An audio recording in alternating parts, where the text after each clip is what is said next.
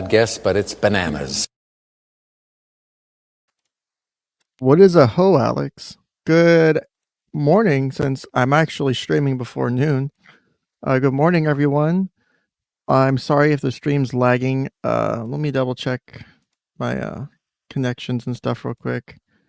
Let me get my backup network connected too. There we go. So hopefully that helps. I'll keep an eye on the buffering. But good morning, afternoon, wherever the fuck you live. Today is Independence Day in the United States.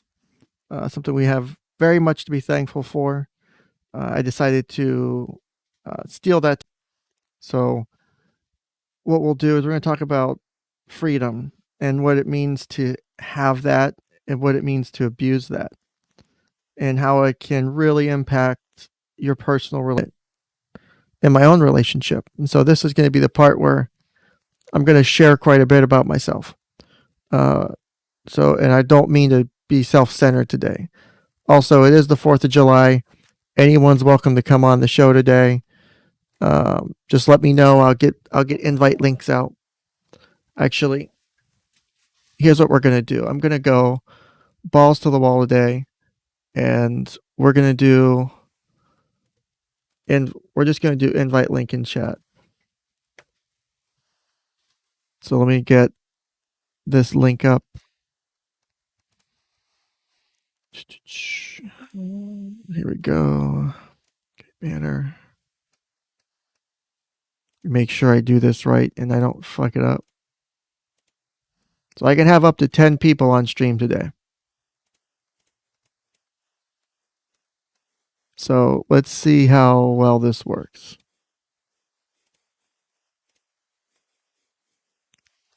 All I ask is no gamer words. Also, I did get a channel strike yesterday for uploading an unlisted video of Hitler doing a downfall parody, making fun of 𝗏𝗏𝗏𝗏𝗏𝗏𝗏𝗏, which I don't know if I want to risk showing on this channel. I think I will upload it somehow to my Electric Boogaloo channel as a backup, because I don't care if I get a strike on that. So let me create this banner, and I will also post a link in chat. Again, you're welcome to come on to the stream. No gamer words. No hard R's, stuff like that. But anyone who'd like to come on and talk about this subject, talk about relationships, family, making bad choices, making good choices. I mean, I'm always open to anyone coming on the fucking stream. So there's your link. If anyone's interested, feel free to pop in. So when I say my own relationship has gone shit in some cases, I've been married for 10 years. Yeah, almost 10 years at this point. It'll be 10 years in a few months. In 10 years, I have done a lot of stupid shit in my relationship. And stupid shit that I've definitely earned the ability for my wife to just walk out if she chose to, right? It would be no surprise to me if she decided to walk out. I have been unfaithful. I have snuck behind my wife's back. But I've also dealt with other things as well. And I will preface all of this with saying, I'm not here to make excuses for what I did. I don't like to do that. Just because I did something doesn't make, just because there is an excuse doesn't mean it was excusable. But I do have a point to make in the fact that it helps to understand why you could take and do something like that. Whenever me and my wife first started our relationship, I had just broke up with my girlfriend of several years, my high school sweetheart, over some really weird shit at the time. And using my freedom and free will, right, I still felt a connection to her at the time. With that, I abused that ability, right?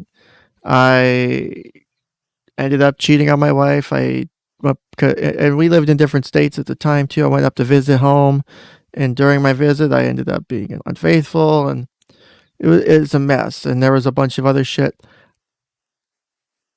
I also over the years, I did other stuff, that I'm not the perfect husband. I know that for a fact. I'm a shitty husband in some regards. I have always been a workaholic, no matter what job I've done, whether it was working 80-hour weeks at the amusement park some weeks during the summer, whether it was working at like Dollar Tree, whether it was doing my stuff in the military, working extra hours even though I'm not getting paid for it because you're salaried, whether it was doing, because I've backed off, for example, at my current job on the IT stuff. I've been getting a lot of pushback on it from my boss. She is making decisions I feel are bad for her company, and I feel that it's best for me to just back off into a counselor role at this point. I know what the right decisions to make in that realm are. I have more control over that, so I'm going to back off and do what I can. So, in retrospect, looking at the things I made mistakes on, so much easier to do, right? So easy to, go look, there's this, and I did this, and I knew I shouldn't have done it. But I've also had I've had situations, and I've sat in therapy sessions with my own therapist where I went for weeks or months. I don't understand why I did this. Why did I do this? Why did I feel the need to do it? And this one really hit me as a counselor whenever, thinking back about when this happened. I wasn't a counselor necessarily at the time when this happened, but whenever I got this realization from my own therapist about the reasons I kept like going and talking back behind my wife's back to my ex and trying to hook, like all that, right? Is because our relationship was in a difficult spot. We were both struggling with a lot of things, and it was easy. It was pretty much what it came down to. It was just easier. I didn't have to put in the work. I didn't have to put in the effort to fix my relationship issues that were going on at the time. So it was just easier to take this other course. Do I wish I hadn't done that? Of course. But I did. That's the problem. The problem is, how do you rectify those kind of mistakes? How do you take a big, big mistake like cheating on your spouse, cheating on your partner, stealing money from your partner's bank account, or spending money without, clarifying it, or bringing other people into the home or into your life that are unhealthy or unsafe for you, your children. Freedom as two people in a relationship is hard. Silly things can cause the biggest hurdles. You can fuck up on something small and it has like lifelong consequences. That's not okay. You shouldn't have to suffer like that, in my opinion. No one should have to suffer, but we do. We make ourselves suffer. We make other people suffer. And it's sad. One of the reasons I push for the things I talk about on controversial issues like the ones I talked about with Dollhouse Phil and Drexel and them on their show on the child sex dolls is because I believe there's viable research there, or the potential for viable research to show it being an effective method to treat sex offenders, which in turn, by reducing the amount of offenders, reduces the amount of people that get hurt and reduces the amount of people that sit across from me telling me the worst things that have happened to them in their life. I'm okay with losing that. I'll find other people to deal with other shit. I'll take the worst of the worst off the table first. We'll deal with the rest of it later. That's an aim. Maybe it's a big aim. Maybe it's asking too much. But yet it's a goal I would like. I don't think that's too much to ask. And if it is too much to ask, fuck whoever thinks it's too much to ask. Sorry. Again, not trying to rant.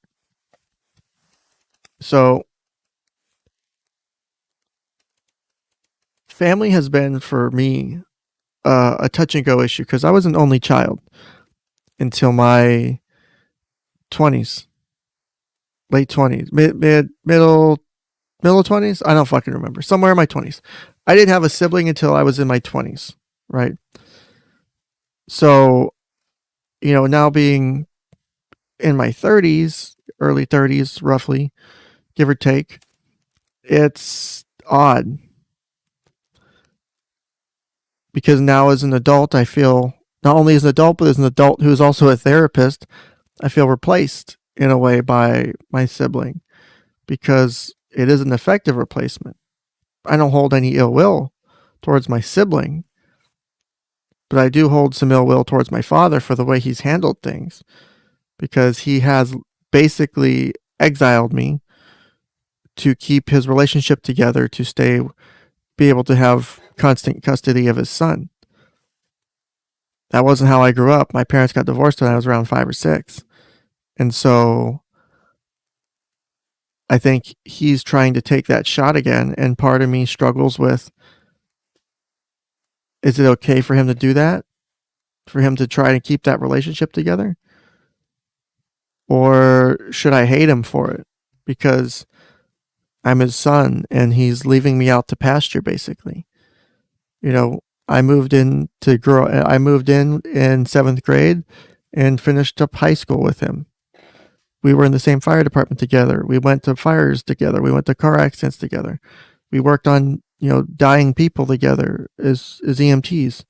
Like, it's a very deep connection you build in some kind of organization like that. When you are a firefighter, you get close with the people you work with because you literally have to put your life in their hands. I've been in situations where if someone else fucks up, I could have died or I would have died. No hesitation because I trusted the people I was with. Trusted my fellow firefighters. I trusted my line officers. I trusted my dad. But could I do the same now? Is a whole question I've not actually really thought about. And that's not to demean my dad. I love my dad. Don't get me wrong. It's the fact of freedoms that we come back to. It's that topic of, so he is a free person. He made his choices. Do we agree with his choices? Do we support them? Because I don't want to be the one to take him away from his son because his wife may want a divorce if she talks to me or if my dad stays in constant contact with me or whatever the fuck it may be, right? And I don't want to be the person to ruin that for him. So when you come into life and you have these big multifaceted issues, you're talking about family, love, relationship. Where do you start to deal with these things? Where do you start to go when you have all this stuff going on? Like, who do you feel comfortable confiding in? If you're having problems with your parents, can you really talk to your parents about the other parent? Especially if they're already having problems, or if you're having problems with your siblings, but normally you talk to your sister, but now your sister's been pissed off at you. Like, how do you do it? That's why I always offer therapy up. That's why on my guest appearance yesterday on 𝐒𝐶𝐿𝐾𝐽𝐻, I mentioned I got into a discussion the other day in a chat room while watching Nick's stream about I can't remember the name of it. I think it was the Unstructured podcast, and the guy was saying that therapists who see therapists or counselors or whatever shouldn't be able to be therapists, and I disagreed for many reasons. I believe it makes me a better therapist. I believe it gives me a connection to people that I don't have in some ways, right? I don't have a billion life experiences. I'm not, 80 years old, 60 years old with 30 years under my belt. I'm still at the sort of beginning-ish, middle-ish part of my career, which I'm happy with. I love where I'm at. I want to see it grow to be leaps and bounds more. But this comes back to other things about freedom and sacrifice, right? Back to that Independence Day theme, right? Is if we make sacrifices for the purpose to get something out of it. When you think of like a human sacrifice, think a ritualistic sacrifice, where you're sacrificing a human person for, their body, their mind, their soul, in order to get X being a good crop yield, rains from the spirits, whatever. Same applies. You make a sacrifice for someone or something. You make a sacrifice for a movement or for a person or for a place. You do it with the understanding of, I'm going to do this because I know what the outcome will likely be, or this is what I want the outcome to be. When you sacrifice your life for someone else, as you willingly are trading your likelihood of living so someone else can live.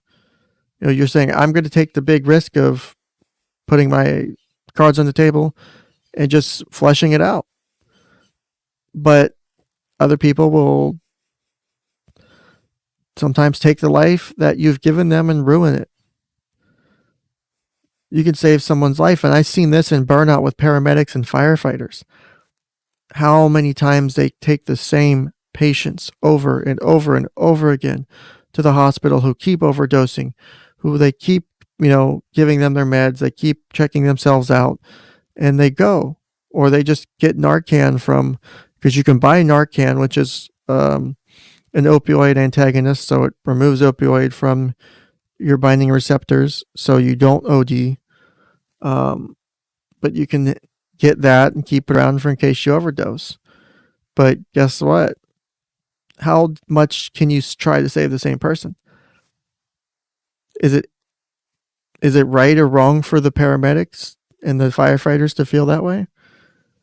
You're constantly trying to save someone who keeps putting their life in jeopardy. You may be just, 3 times a week picking the same person up and taking them to, Main Street General Hospital because they're overdosing or they almost overdosed. And then next week you have to run into a fire because they're in an abandoned building that's on fire to rescue them. You're putting your life at risk for that person who's shown issue with their own life. Should that firefighter have to do that? Is that illegal or moral? Where's the line? Is there one? Should there be one? I mean, it's obviously a very, very big question to ask. The goal isn't trickery, or the goal isn't to bring down, right? It's, what do we do with difficult situations and how do we make them better? How do you take that which sucks, that which you don't want to wake up from, that you could just lay in bed all day and just give me 1 second.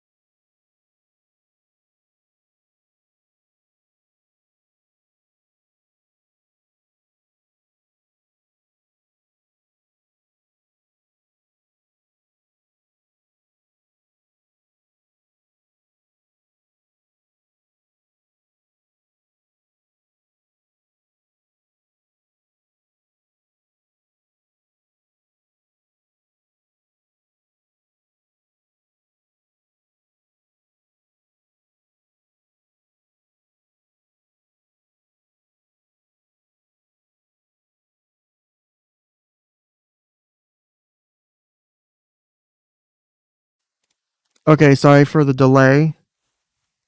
My wife had to call me. She's at work. Had to ask me a couple questions about stuff. We're planning on going to a couple concerts coming up, and she had to make sure she requested off early enough to come to the so that way she doesn't have to go to work that next day. We're trying to go see Three Doors Down and 𝐂𝐨𝐅 and Stained and Korn in the next few months. So we're big fans of both of those groups, or both of those sets of groups. And the ticket prices are pretty cheap. So okay, I'm loud. Let me turn things down a bit. I've been trying to dial in on some of my mic preamp stuff, and is this a bit better? I'm trying to get my levels just right. So let me know, because I know I had comments last time in chat of things are sounding good, but and that the mic was coming across well. I just want to make sure that it's not too loud, or let me make sure that the auto adjust stuff isn't on. Okay, I think it's good now. I turned it down quite a bit on my end, so that should help. I think it might be coming in too hot from here. How about that? That might be better. Okay, hopefully that's better. There we go. So I've got, real quick, because I finally see some activity in chat. The stream, today's stream is about freedom, Independence Day, family, relationships, trying to take a positive approach to things. Talking kind of down a little bit early, but I'm inviting anyone on who'd like to come on. I can technically have up to 10 people on because I have the paid version of StreamYard, which is fucking expensive, but I don't care because I'm still trying to perfect my OBS setup. But anyone's welcome on. Just click on that invite link. I will post it again in chat if you want. Here's the invite link. It's also linked on the center of the screen. If you want to talk about your family, issues with your family, how you've dealt with relationships, how you handle complex relationships. Today is an open line day. I didn't really have a specific topic lined up. I wanted to do the Vic deposition video or the Vic interview with Nick video. But considering I got a channel strike yesterday because of my Hitler video that I created, I don't want to risk getting a second one and not being able to stream for a week or two. I just want to try and keep a low profile for a couple days at least, because I'm going to stream today and I'm hoping to stream tomorrow based on my schedule.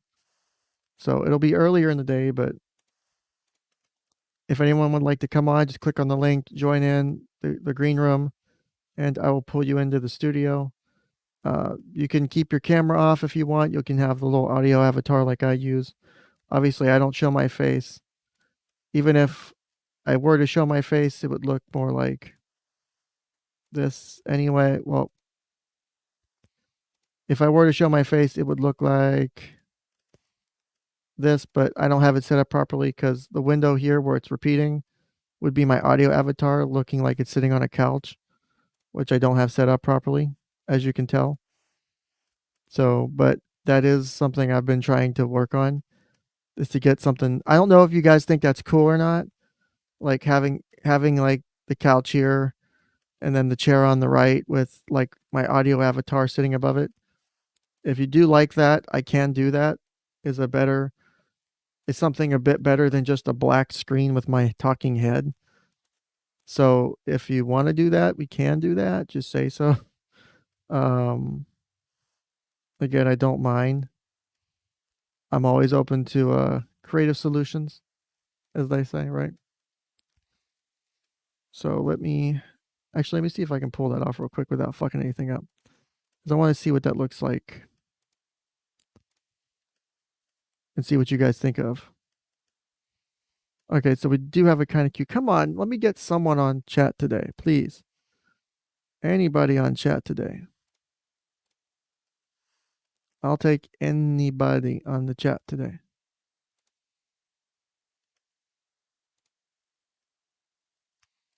So I'm going to try and configure my audio avatar. You guys, someone decide to jump up and join this stream, and we will do that somehow. No pressure, I promise. Again, I'm not here to, get anyone freaked out or whatever.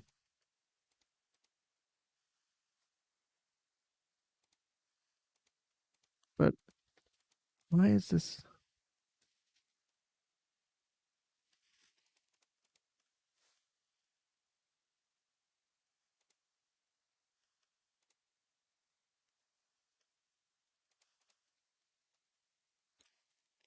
Sorry, I'm just trying to do something backstage in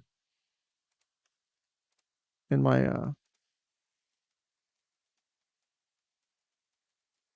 stupid whatchamacallit.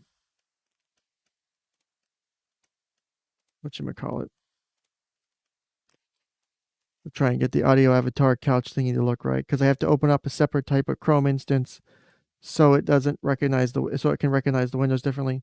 It is a pain in the ass. I also have my actually since it is since we are talking about it being Independence Day and freedom and it kind of chillax day, and I'm offering just my general help to people today. Again, I'm not your therapist. I'm not your counselor, but I can talk to you and just talk things through. I am able to do that. So please feel free to utilize that if you would like. There's nothing, I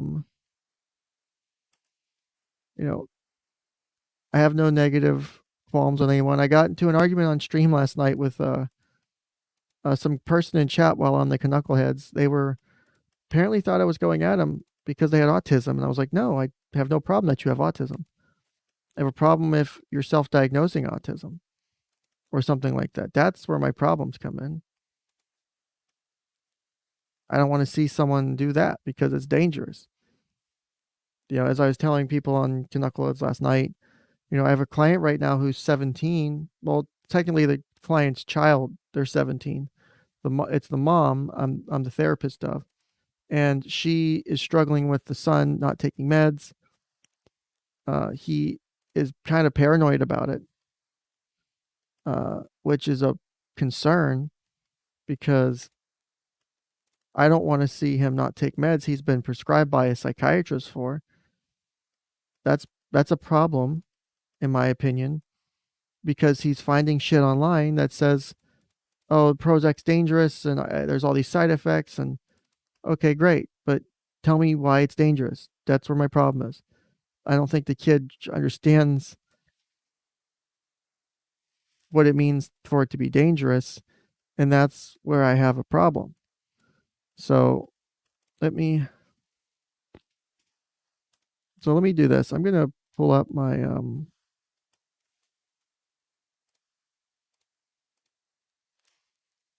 see if I can. I'm gonna pull up one of these Vroid things I have.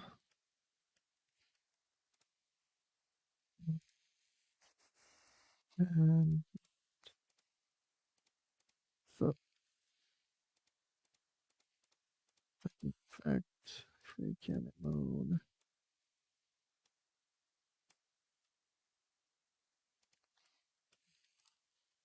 Sorry, I'm fucking boomeranging this right now. This is just unexpected. I figured I've got some activity in chat, and my wife called and interrupted my beautiful flow that was really not much of a flow, but you get the idea. So, um,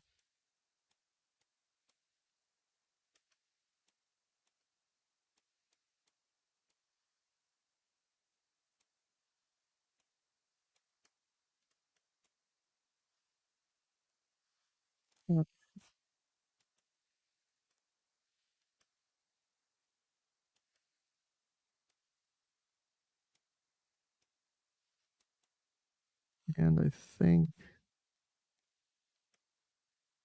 that's about level. Okay.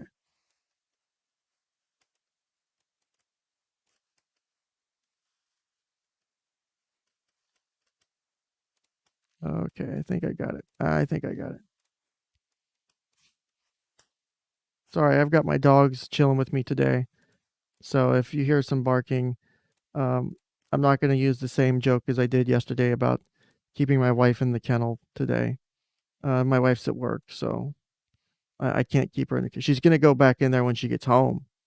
You're damn certain on that one. But as far as today, no, the wife's at work. So we'll do that. So how's that sound? Let me just make sure I get this one setting set properly for sensitivity here. Okay, how's that? Let's see if this actually works, because I haven't done this live on a stream yet. You guys, we're doing it live. Say, we are doing this live. I don't know why. It's a risk. And I'm probably going to fuck it up. But, god damn it. Yep, I already fucked it up. So while I'm trying to boomer this, so I hope everyone's having a good 4th of July so far. I know 4th of July can be stressful, and a lot of people struggle with, that topic in general because of what it is. It's for a lot of people, the 4th of July is not a good thing. They've had issues with stuff in the past, or their parents, or like for me, exact.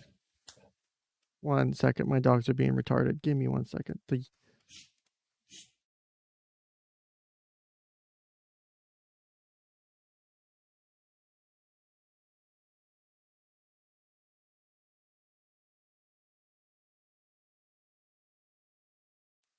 Sorry about that.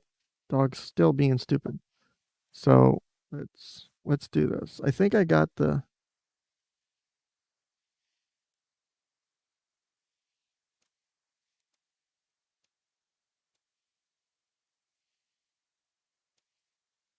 All right, I think I actually got this set up to look half decent. Who would have thought that Ken could? I almost said my real name. Who would have thought Ken could not fuck this up? Say, because that's impressive.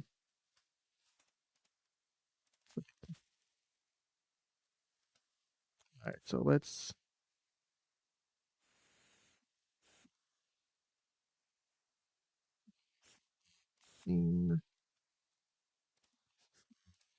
Go instead of that, we will do this instead.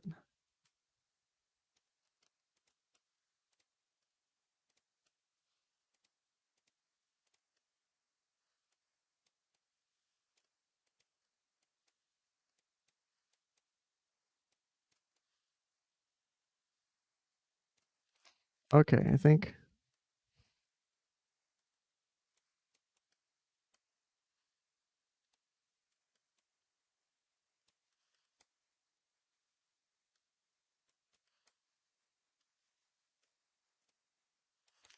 Okay, I think. Okay, I think I got it now. So let's transition to this. And let me see if I can move this a bit closer for better recognition. And let's pull this baby up on stream. If I docked myself today by accident, you guys get to be the first ones to see what I look like with just straight up camera. So be proud, be loud, be gay. Whatever the saying. I don't know the saying, whatever the saying is.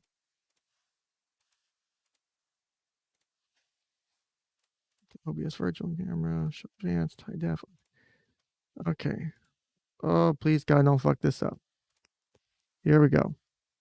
So this is the audio avatar that I have just kind of randomly chosen. I'm still fucking trying to calibrate the position on and stuff. So please bear with, but I don't know what you guys think. Would you rather have this or the regular audio avatar? Because I can do whatever at this point. Right now, I'm just trying to get the eyes to look in the right direction. Because,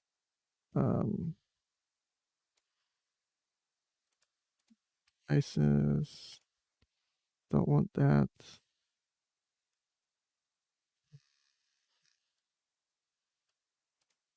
There we go. I think I might know what I'm doing now, or not. Also, I created this funny reaction.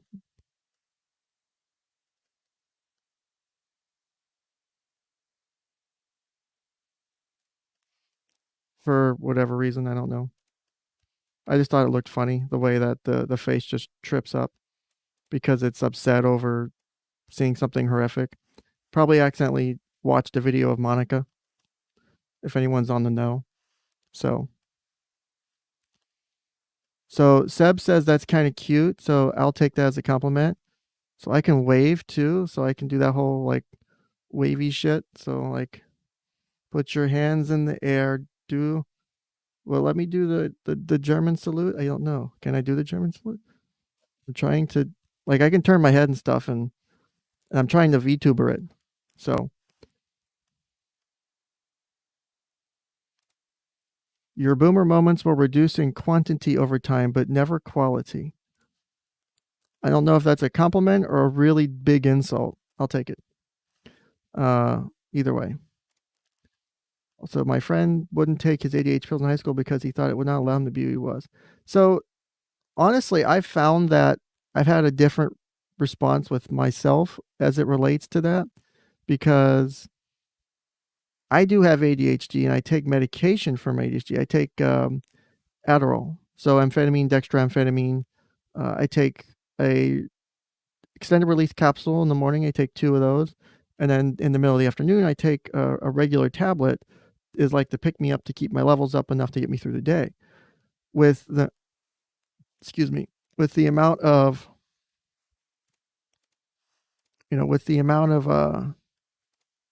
let me adjust my head here. With the amount of medications and stuff I take because of my back, like, it's just better because it gives me actual energy. Plus, there's research showing that Adderall and amphetamines and other ADHD meds can actually help in conjunction with opioids for pain management. So, like, I like it. So I got my script in the middle of the day because I've been out for like a week, and the last week I've been dragging hard on top of being sick. So, also, don't forget, guys, I have invitation. You guys are welcome to come on stream. Please come sit on my couch that's right over here. Like, no, wait, where the fuck am I pointing? Point that way. Point that way. Why can't I point? Put your hands in the air, right? So we were supposed to be talking about something. So again, open invite to the show. Please come on if you'd like. Where did I put that stupid invite link? I just had the damn thing. So if you'd like to come on. I'll even make it free topics today. Anyone. And I honestly, you guys, I see the same names in chat all the time. I'd love to actually talk to any one of you if you'd like to come on. Just if you just want to stop in and say hi, you don't have to go in any detail. You don't have to show your face. I don't even have to bring your avatar up. I just want to get to know you guys a bit better. One, because you guys are my chat. I love my chat.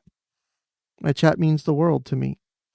2, I want to know what brings you to the show. What do you get out of this process? What do you find enjoyable to come spend hours hanging out with me doing autism? Sometimes literal autism, like we did with the autism show on Tumblr. Like, come on, let's talk about it. And, that wasn't me spazzing out. I was adjusting myself, I promise. God damn it. I had to fix my sock. Yes, even you. Every one of you is welcomed on. Please click on the link and you can come on stream today. Again, the only real rule is like no gamer words. That's all I'm asking. Say, you can actually use the StreamYard thing from a mobile phone. All you got to do is open up in like Chrome or Brave, and you can do it. Just click on the button that shows no camera. If you don't want me to see it, I can do it to where the stream doesn't even see you. And you can just talk if you're worried about accidentally hitting the button. So just let me know. And in the worst case, if I do fuck up, I will end the stream and pull it down. And then I can censor you out. And I just pick the stream back up. So I just private the stream, put the stream back up, and we restart the stream and do that. Also,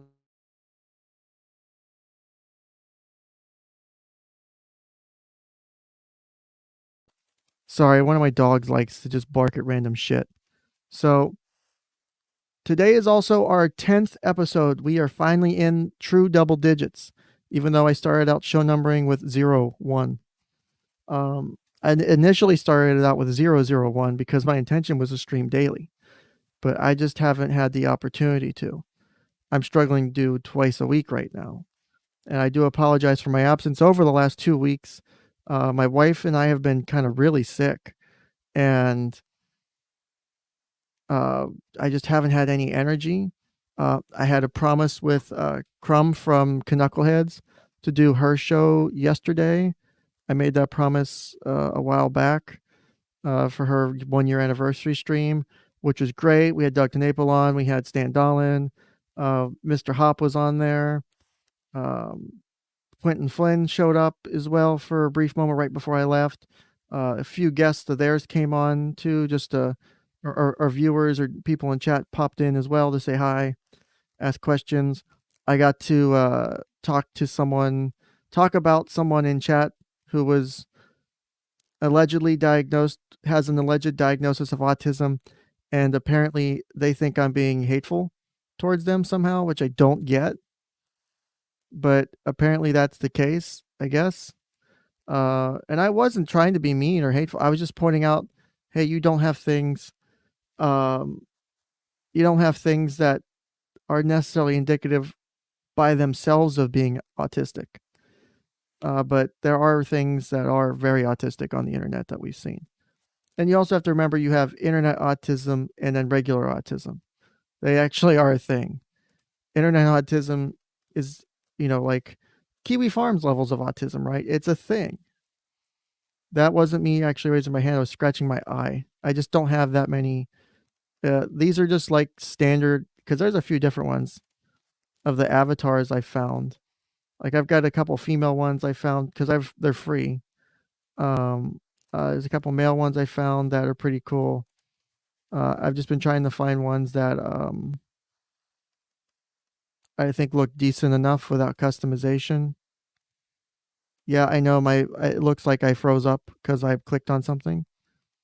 So let's see. Do you guys like the first one, or would you prefer something like this one?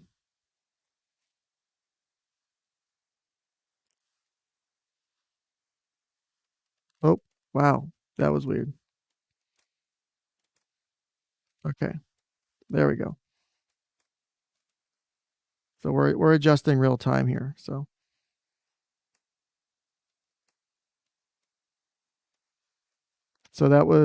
this is another one I've picked out. I don't know if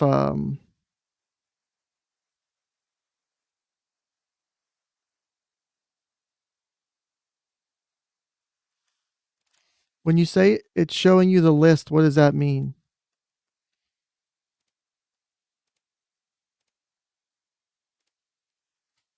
Huh, that was weird. Hold on, I'm gonna pop off this real quick. And let me see what you mean by that. When I did that, what did it do? Oh, okay. Yeah, there's a few of those that are up there. I don't know if you guys liked any of them.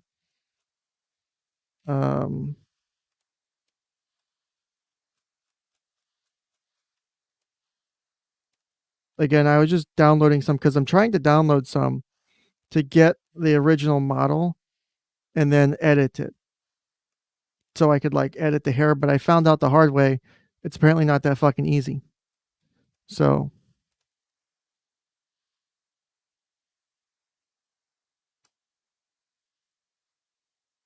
okay, like the first one,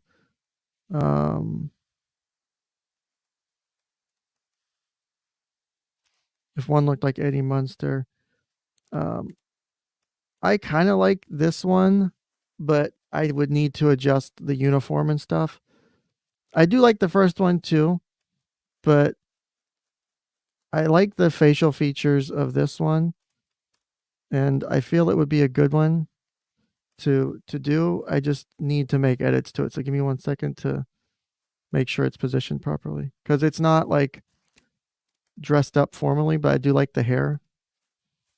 So we center, zoom in, get it right about there.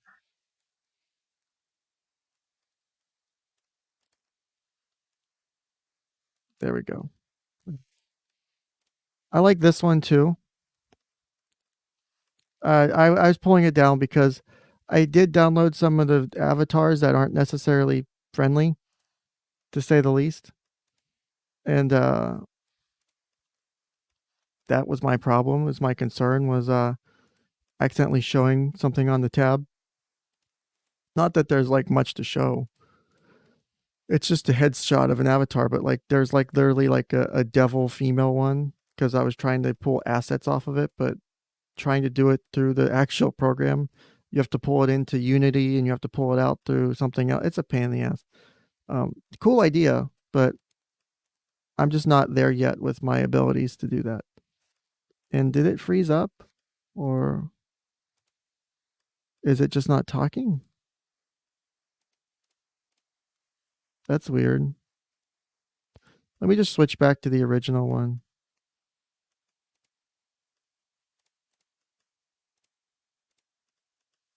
Which is this one.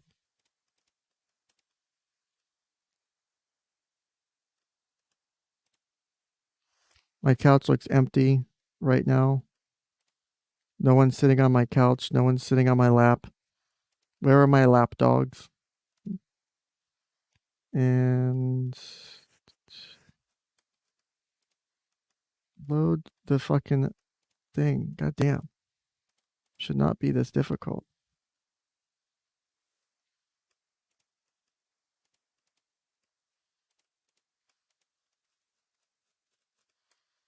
Holy shit, that's why that happened. Character position was way off. Yeah, so I've been playing around with this stuff in my spare time, because I do like the audio avatar, but I don't like it all the time. That's where I have a problem. Is it's nice in certain situations, but I wish it was better in others. So let's see. Calibrate that position properly, and let's bring up. I have that stupid hand gestures thing. Like, it's fucking up because I don't want it doing the mouse thing, because I'm not using the mouse like to where you guys need to see that. But yet it's still doing it. So 𝗞𝗖𝗖 3.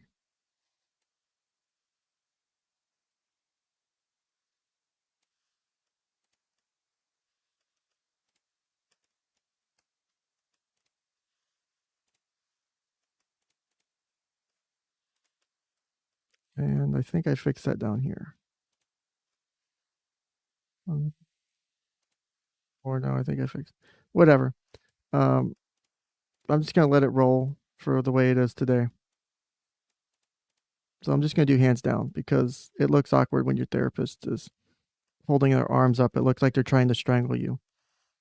People tend not to like that so much when you do that to them. Not that I've ever tried to strangle a client.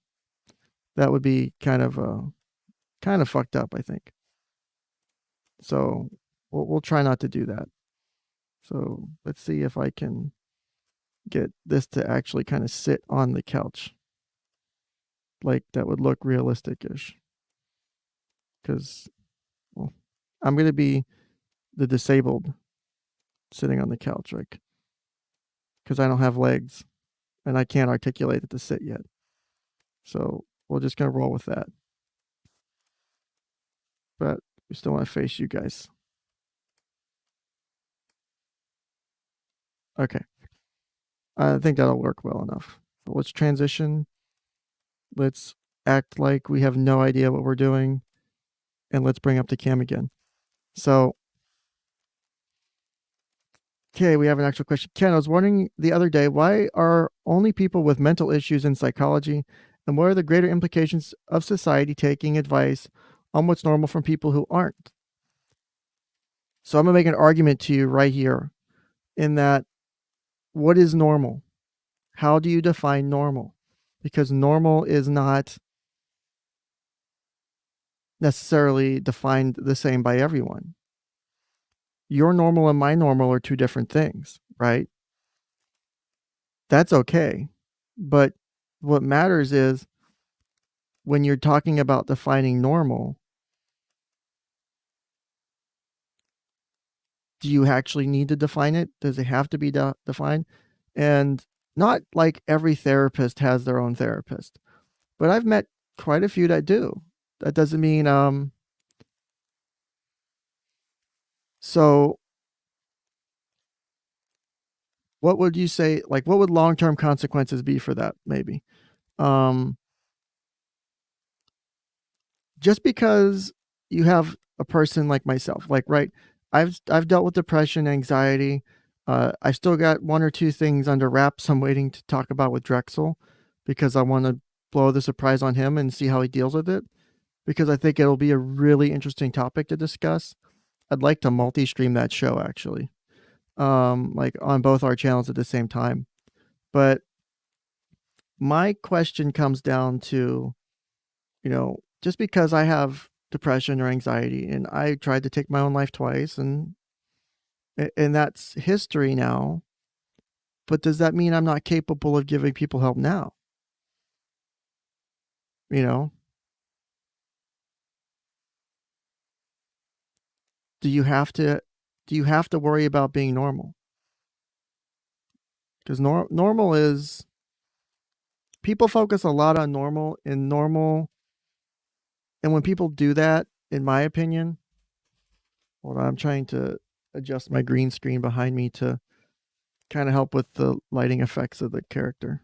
So, but when you talk about normal and people getting advice from people who aren't normal, this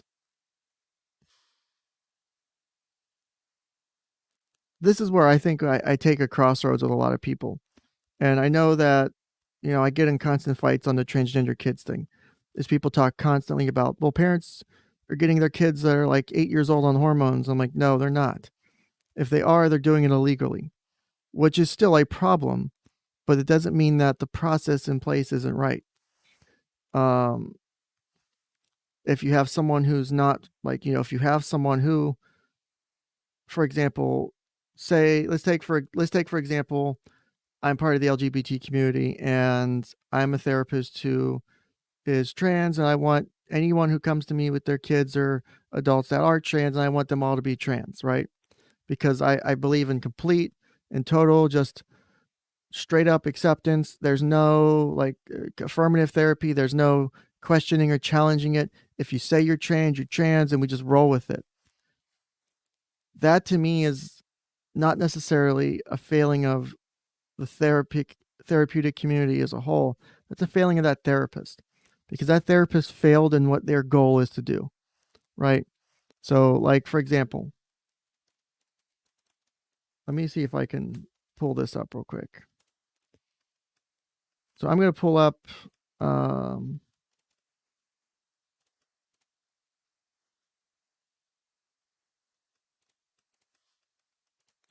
let's see.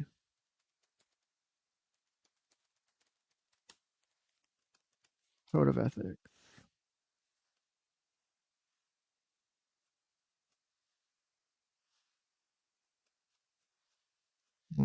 this correct.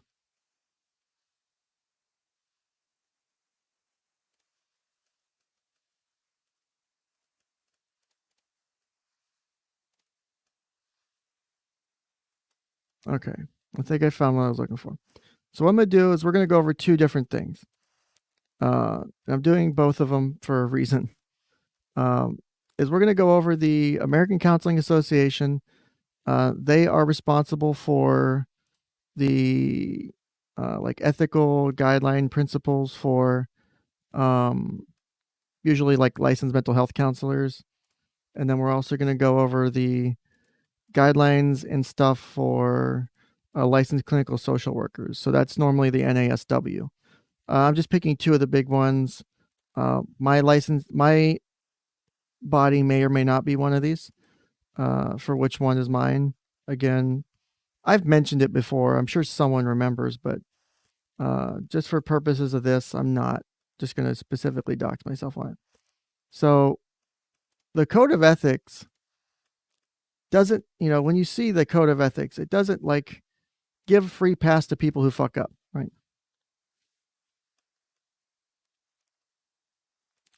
And the baseline existence, Salt, when we go back to the definition of normal, baseline existence, if you want to get if you want to go back a couple lessons to things we talked about before, right? So let me pull this bitch back up because I think it'll be helpful for this too. Here we go. I fucking hate ads. All right, so let me open this up. The fuck did I do that? Here we go. Okay, so share screen window.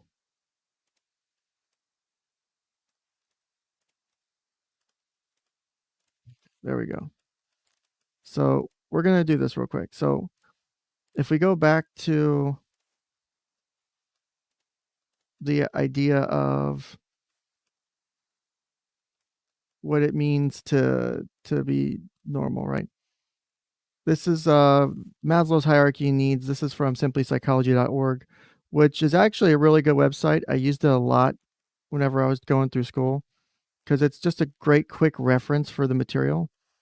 So if we talk about the basic needs of a human being, right, of a person, that comes down to a few things. You have your physiological, let me break out the pen because it's been a while since I broke out the pen, right? So you have physiological needs right here, which is food, water, warmth, and rest. Those are core needs. Then you have security and safety. So safety needs, right? Security and safety. These are the basic needs. You absolutely have to have these. So when you say normal for everybody, is this what we mean? Because those are different for everyone. So that's why I don't like the statement of normal, because normal is too subjective. Right. And that's nothing against you. Like, don't let me come off like as an asshole here. That's not my intention. As Nora Trumbull said, there's no such thing as normal. There's too many variables in life to form a baseline for what is normal.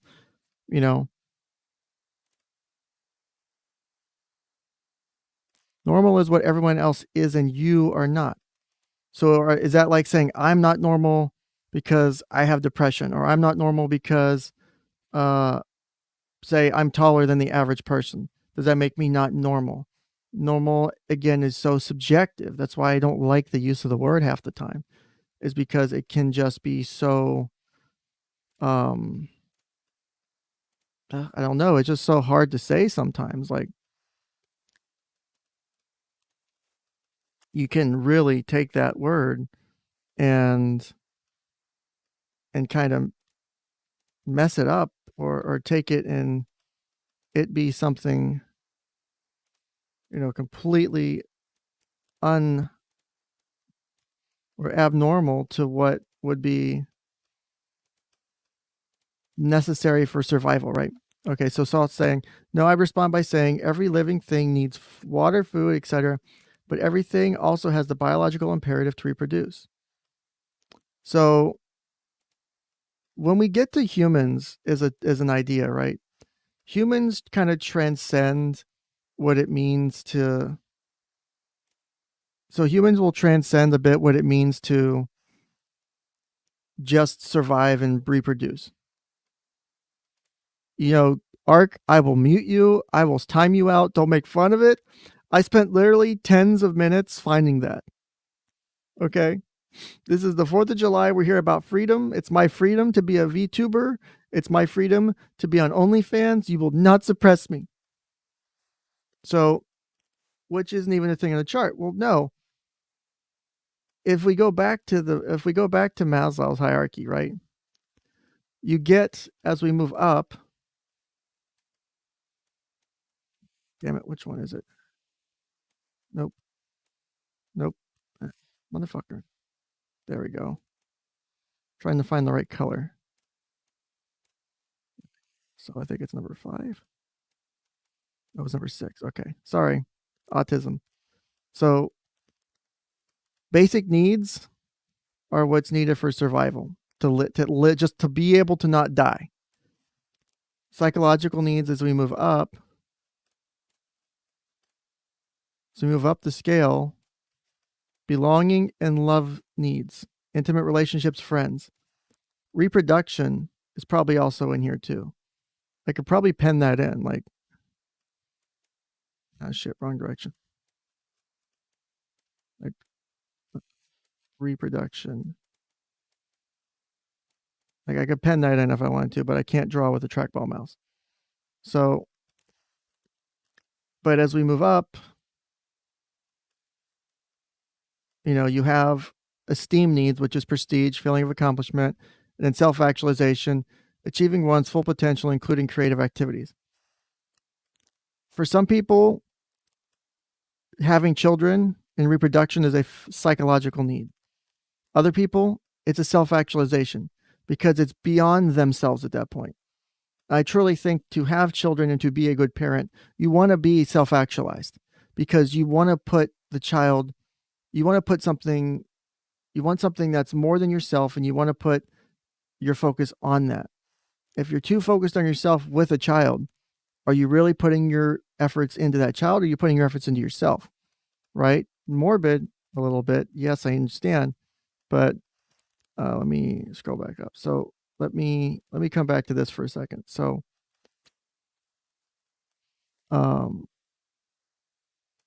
we will do Baby Shark outro just because you did that today. Are you happy? I got copyright struck for that too.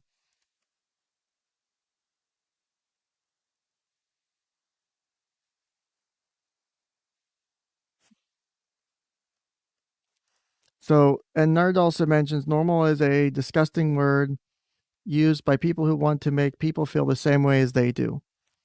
That's not necessarily incorrect, right? So if we look at, and I'll bring the VTuber back up in a minute. I'm clicking around different windows, and I've got shit open from last night from work stuff, so I have to be careful not to accidentally share any work stuff on screen. So, but this is a really good point. So Nerd has a really good point here.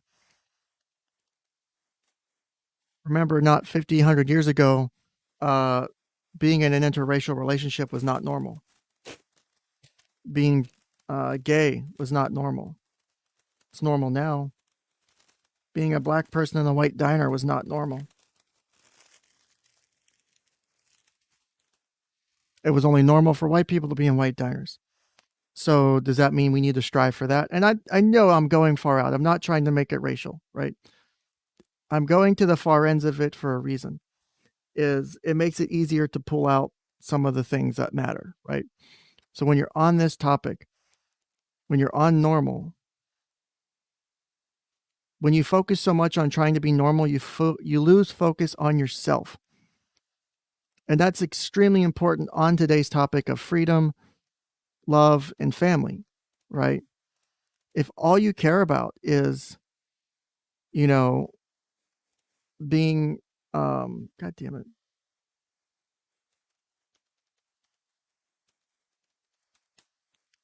Lost my train of thought for a second.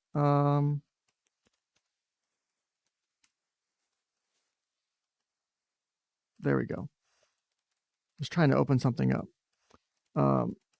When you lose your focus and you worry so much about being normal, you're losing your freedom for yourself to make choices for yourself, right? So like I was telling people earlier, but if you guys weren't here for the beginning of the show, I was talking about my own relationships with my family and with my wife. I've made a bunch of stupid decisions with my wife. I've hurt my wife in ways that I wish I could undo, not only through, being unfaithful, through losing focus on her during difficult times with myself, with making her watch me hold a gun to my head when I went to try and end my own life. I've put my wife through a lot. I, at the time, was a little bit probably focused too much on being normal. If I think about it, I just didn't want to feel the way I was feeling at the time. I wanted to be like everyone else. I hear that a lot too as a counselor. People will come to me, and I've got a client right now who deals with agoraphobia. If you're not familiar with what that is, it's basically someone who struggles to leave the house. Going outside, going into unfamiliar territory causes them severe anxiety. They hit a plateau, which I told them they would when we first started doing counseling, that they'll do a bunch of great leaps at some point and then they'll hit a plateau. And their plateau looks like it was caused by themselves accidentally because they just wanted to be like everyone else. They wanted to not feel that they just wanted to be able to do what they used to do. And so that's where I told them, I was like, you're focused too much on being like everyone else because you were not like everyone else. You've got your own history. You've got your own past. You've got your own traumas, because the same person was giving me, we had a very, very, very good session recently about his history of sexual abuse during his childhood by babysitters and other members of his family. And, as we talk about that, it becomes even more important to, understand that normal is what you define it as. And so normal can either work for you or work against you. If it's normal for you to leave the house every day in assless chaps, and that's what keeps you going, and that keeps you good, and that keeps you healthy inside, and it doesn't hurt anyone else, that's great. That's great. That's what I ask of people. I don't want anyone to focus their lives on being like someone else because you can never do it. Just like when I have the talk with people who are trans, who are clients of mine, especially younger kids who are trans. And, they have their identity issues, their gender identity issues are coming up. It's causing them clear distress. I always make sure I'm clear with that topic. Like, you will never be a biological female or a biological male.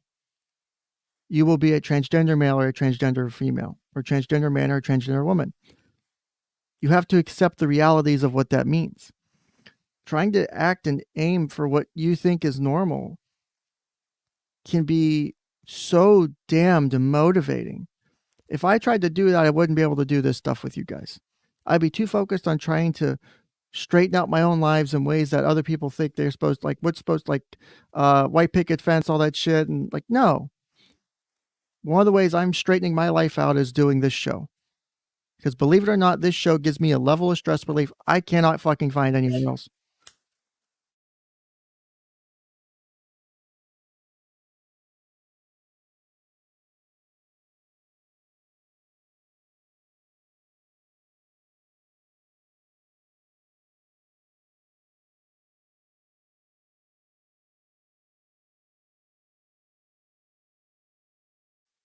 Sorry about that. My dogs are barking again.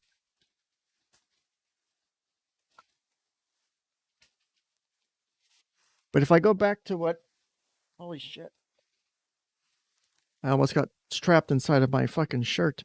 As I was saying, people think what they think normal is, and they're usually wrong.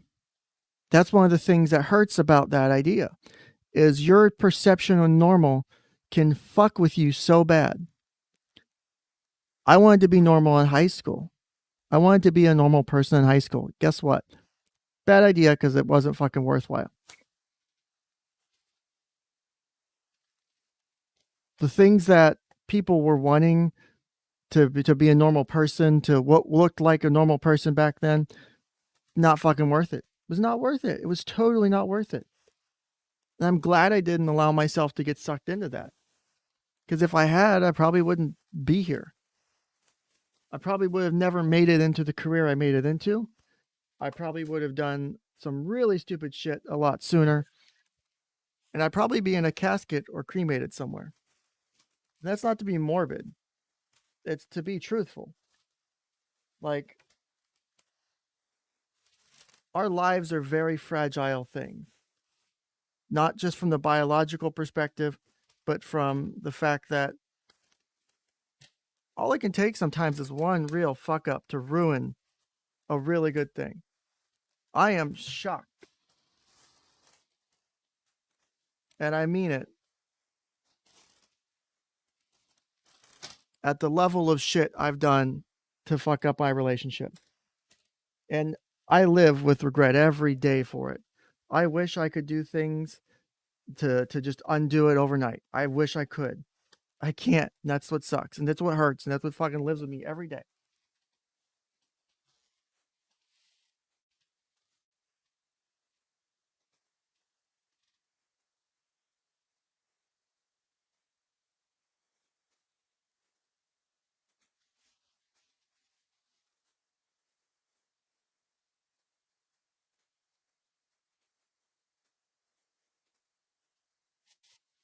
Okay, there we go.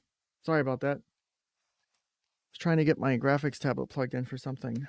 I have two of them. I have a smaller one that was like $7 I found. And then the other one's the big one that's got all the fancy buttons and shit. But they're both very useful for things like this. Because now we're going to probably segue off into some weird shit. So, as I was saying, don't focus so much on being normal. Focus on being you, because that's what really matters. So have I been outside recently? It sucks. Yes, I have.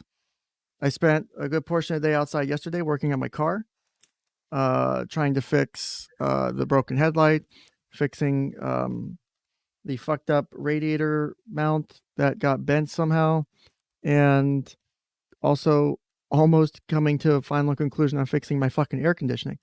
So, and then Nerd Jumble is, again, a far out example, but, the Nazis thought they were normal. Look what they did to people they thought as animals.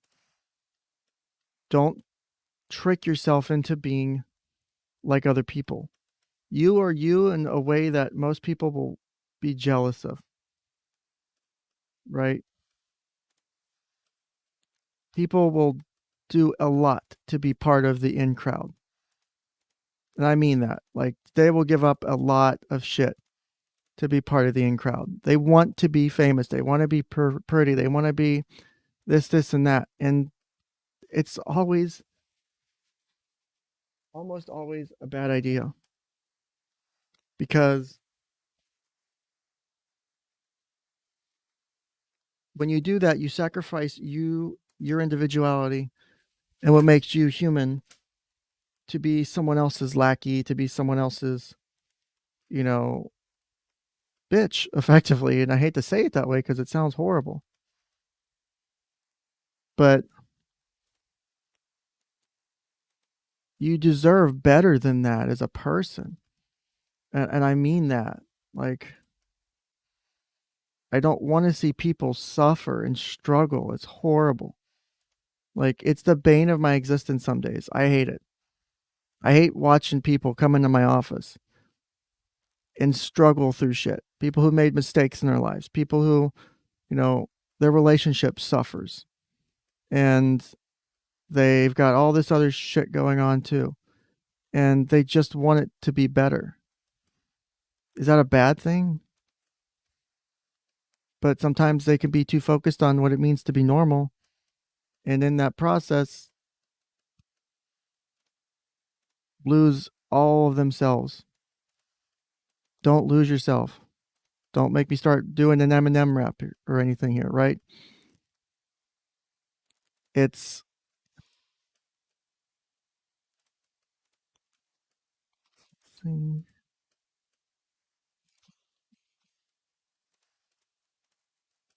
sorry, I was just trying to make sure I had the right settings set up for my pen tablet.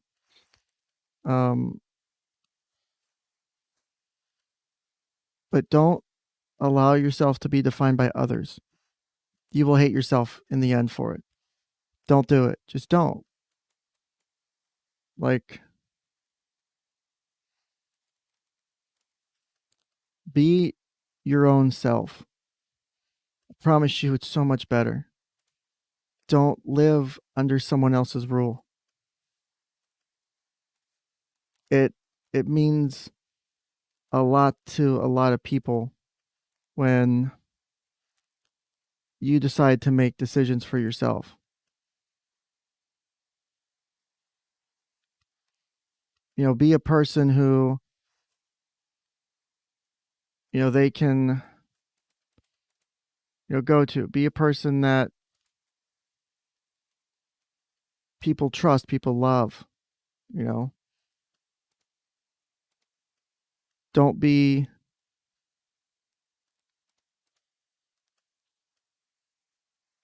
sorry. I'm just trying to finish one more setting thing.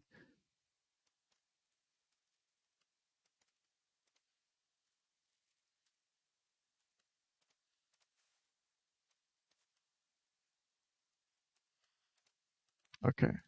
And save. Perfect. I also had to adjust my screen resolution in that time period too. I was having my monitor stopped working and it's been driving me nuts because now I can't juggle shit on two screens. I have to alt tab on fucking everything. And I've been trying to find a replacement monitor for my fucking house to do this. So, but all right.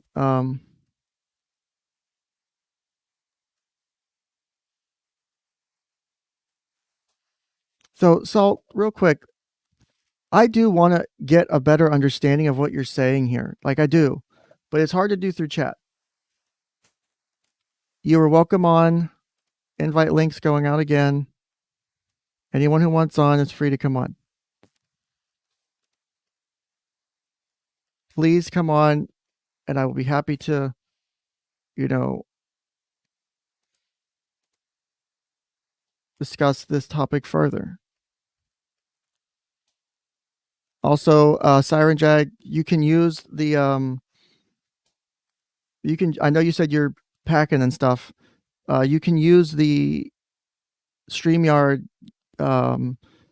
link in a mobile browser and still get on the thing. And I can do it to where it doesn't show your video or stuff. So that way you don't have to worry about getting doxxed or whatever. Also, I was going to bring up the topics of normalcy and shit. I hadn't gotten there yet. But I'm trying to read chat because I've been moving in and out of stuff. 𝐂𝐨𝐼 said, the most liberating thing I've ever come to realize is that I'm not normal and never will be, so why bother with trying to be normal? Doesn't mean I don't have stuff to work on with myself, though. That is a beautiful thing. Actually, I'm screenshotting this so I don't fucking forget it. Because that's actually a very beautiful thing in the way you worded it. And I did something like that when I was in high school, in middle school, when I was dealing with bullying. Is I was being bullied so bad, and it was awful. And I felt like I had to, because they would try to egg me into a fight, goad me into a fight and shit, like all the time. And of course, I'm like a geeky, nerdy kid, so like me fighting is not a good thing. Don't let other people define you. That we literally, in the late 1700s, fought a war over freedom. Freedom is more than just not having a king tell you what to do and setting the laws and forcing taxes on you. Freedom is making decisions for yourself. Sometimes you have to give yourself a revolutionary war in your own mind to be able to set yourself free of the chains that can bind you with the idea of being normal. I get the desire. I get wanting to be normal. You know what? Fuck it. You guys get it today, right? I'm gonna open up today. I've two other people know that I've told in private that are in the online communities that I do shows and shit on. But I'm going to open up to you guys today, and I'm going to share it with you because I think it's really fucking important to this, and it really gives context on at least one of my suicide attempts, right? So this might be a little hard for me. So if I stutter or whatever, it's nothing personal, right? I haven't really thought this part through, so I'm gonna be kind of winging it. So, you know, let me figure this out as I'm kind of going. So breaking news. So let me go ahead and just.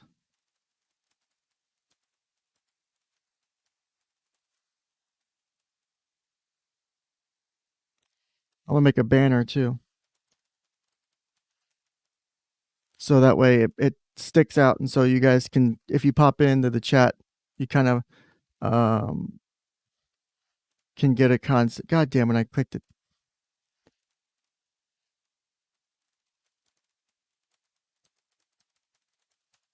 And this has been something I've struggled with for years now. So here we go. I'm opening up to you guys about this now. It's really difficult. I was hoping to save this for an episode with 𝗏𝗏𝗏 because I think I love 𝗏𝗏𝗏 too, and I don't have any hatred towards him, and I don't think it'll impact our relationship at all. I just thought it would be really cool to spring it on him, right? So breaking news, right? I have gender dysphoria, which means technically I'm transgender. I was born a biological male. I still present as a biological male. I will likely not ever transition to female. There's a whole bunch of reasons for it. Primary one's my relationship. My relationship would not be able to survive if I did that. And that would also prohibit me from having children, which I hold to a higher regard than my desire to, my feelings with my dysphoria. One of the reasons I've been in therapy so long is related to this. My therapist specializes in this topic, right? There's a reason I'm passionate about this topic too, because I've seen the sides of the coin of knowing what that feeling is like, but I've also been in support groups where I've been called misogynistic, racist, sexist, internalized transphobic, all of it, everything. I've been called it all under the sun. And my thoughts weren't even that out there, right? So, and the reason I'm opening up about this today on the 4th of July, on Independence Day, is one of the things that kept me depressed for so long was I didn't understand who I was. I was going through different bouts of, this was during the years where I was cheating a lot. I was trying to discover myself. I was trying to explore my sexual identity in ways, and I couldn't understand what was going on with me, and it was depressing. I never felt right, and I wanted to feel normal. I felt so bad. I hated what I had become. I hated all the shit I was doing. I wanted to end my own life because I never felt I could be happy. I pushed myself to the edge of the earth, effectively, to try and chase this idea of normal. Because why can't I just be like why can't I just be like a normal guy, right? It's a big fucking issue. Why can't I just be like a normal guy? Why do I have to deal with this? Why do I have to struggle with this? Why can't I just think of it like this or that? It's horrible. One of the things that helped me was realizing is that normal is what I decide is normal. It's pretty abnormal for most people in my situation to withhold transitioning, and knowing some of the consequences of that means I have to battle symptoms of dysphoria the rest of my life.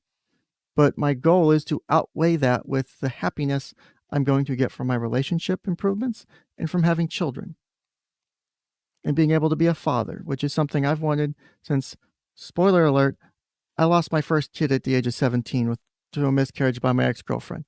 I had 2 miscarriages with my ex-girlfriend. My wife and I have had about 6 or 7. So something I've wanted since I was a teenager is to be a father. I would give that up to transition. So I am purposely taking on pain with the pursuit of a higher goal, a better ending in my life. When I leave the world, whenever that may be, I will hopefully be happy. Am I happy right now? Not as happy as I want to be. My goal is to be happy. My goal is to help other people in my pursuit for happiness. Because somehow, miraculously, through 3 back surgeries, through a dozen screws in my back, through taking at one point up to 120 milligrams of morphine a day to deal with the levels of pain I can have, I can still see a bright light waiting for me at the end of the tunnel. I know that I can be happy. And I know that the shit I've had to deal with in my life and all this awful shit can be useful. That is why I don't have a problem with therapists who have seen a therapist or are seeing a therapist. As long as they're stable and able to practice, then there's nothing wrong with that. Now, if I tried to, say, commit suicide tonight, or I had to go get put inside of a mental hospital tonight because I lost it, then no, I couldn't practice. I would have to be put on the hold and I'd have to be evaluated. There are pieces of stuff in place for that. But if we, and also as a profession, how would it look as if we say, well, you're supposed to go out and ask for help. If you need help, get help. But as a profession, we say, well, if you need help, you can no longer do your job. Just because you have some things that don't put you at 100% doesn't mean you can't do your job. There's a lot of things I can't do at 100%. My relationship's one of them. I suck at it. I've been trying to do better. I've been fighting shit for a long time now about myself, my identity, why I've cheated, why I've done this, why I can't seem to be a good husband. And I fight that and I struggle with it. And I can't do 100% on that. But one of the things I can do almost 100% on is I can get up, I can go to work, I can turn on my computer and I can do a video chat with a client. And I can put in 100%. I can give that effort and I can put it out there and I can say, you are able to, I can say to myself, you are able to do something with your life. You may not be getting exactly what you may want. It may not be what we wished, but it's okay. And I'm okay with that. And I know when people leave my office, when they end the call with me doing a telehealth session, that, because I always ask them, are you okay? How are you at the end of this session? I know I did something that day to help them feel a little better. Because when I was in my darkest days, that's all I needed. I needed to feel a little bit better. I needed to feel like the entire world wasn't going to fucking collapse around me. One of the things that really helped was knowing I didn't have to be like everybody else. Being in my position with my history, my identity, my mental health issues, all of it. Normal would be for me to get if we're talking normal in that context, right? Normal would be for me to fully transition and, try and force my wife to stay with me, but my wife isn't attracted to women. So that would be not fair to her. So where's normal? We're coming back to where's normal. Normal would be for me to do that, but people think it's abnormal for me to do what I'm doing.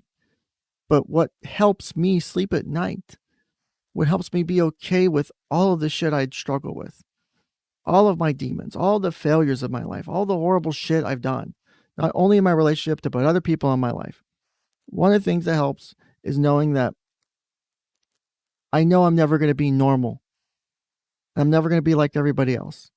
But I'm going to be a better version of myself today, and I'm going to be a better version of that person tomorrow as well. And I try to do that every day. Yesterday, my wife asked me to get the headlight fixed on her car. I had put it off for a couple days because we were sick. And I was like, well, shit, I got to get this done. I'm out there, I'm working on the headlight. While I'm doing that, I'm like, well, shit, there's some other things in this vicinity I want to work on too. Let me look at those while I'm here. I spend an extra few hours working on my car to get other things fixed. Because I don't want to just, even though I'm feeling better, I don't want to just lay around the house on my days off. I do want to do things. I want to keep, upkeep the house, take care of my pets, spend time with my wife, spend time with my pets. Because that's a better version of me. Because there was a version of me at one point, because both due to depression and pain at different points, wouldn't get out of bed. There was a point where I was in so much pain because the meds I was on at the time weren't working. I was literally in bed all the time. I would get up to use the bathroom. The short walk to the bathroom would be painful. I would go lay back down and I would suffer in agony and try and sleep. That went on for a long time. If I had a flare up because I bent 1 degree the wrong way, or I twisted, or I was in bed for days. Awful. Fucking awful. I know what that's like, and I don't want to be like that. I want to be better. I want to have more energy. Do I need meds right now to deal with that? Yes, unfortunately. I don't like that. One of the goals of mine is to get off of meds in general at some point, hopefully, get rid of all my meds and do better. I'll get off my meds and do other things. That's the goal. Will it ever happen? No fucking idea. I'm trying. That's all you can do is try. And it's okay if you make a mistake. It's okay if you stumble along the way. That's called life. Don't let anyone else tell you what to do with your life. Don't let anyone else make you feel like you have to live up to their expectations. If you choose to live up to that expectation, that is your choice. Do not feel forced or compelled into it. Period. Don't do it. If you want to live up to the standard that your mom and dad set for you or they expect from you, and you're doing that for you, that's okay. If you're doing it only for them, that's not okay. You need to make your decisions for you in your personal choices, in your romantic and intimacy choices, and in life, career, everything. Family, all of it. Don't let other people dictate your decisions. If you're going to do that, just let them tell you what to do with everything. Do that for a day. If someone's telling you that you need to do this or live up to that, do everything they tell you to do for a day and see how it feels. I guarantee you walk out of that day going, wow, that was shit. That was awful to deal with. I don't want to be told what to do. It's not their fucking place to tell me what to do. No. It's your place to decide what is worthwhile in your life and why you want to live it. It's hard. I have days where it's hard to get out of bed. I have days where, if I sleep out on the couch because we're watching TV or something, I have days where it's hard to get off that couch. Not only physically because of my back, but mentally because, well, shit, I got work to do, or shit, I have this or this to take on. But I do it. It's okay if I have a bad day. It's okay if I feel really down about myself.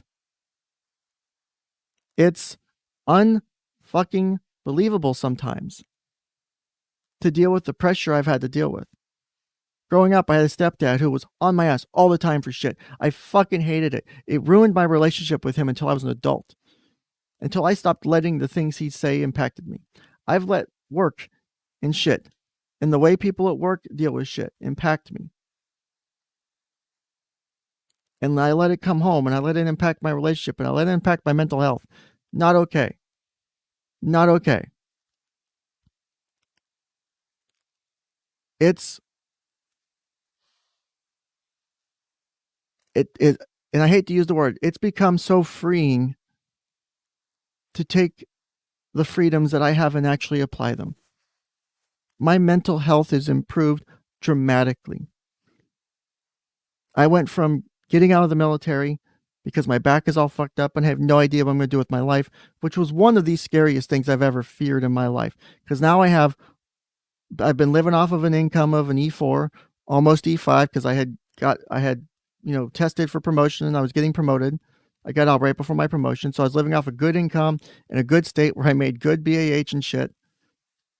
And now it's all going away and I have to figure out what the fuck I'm going to do with my life. I had no other, I can't go work at McDonald's. Can't just do this. I had to come up with a plan and I came up with it fast.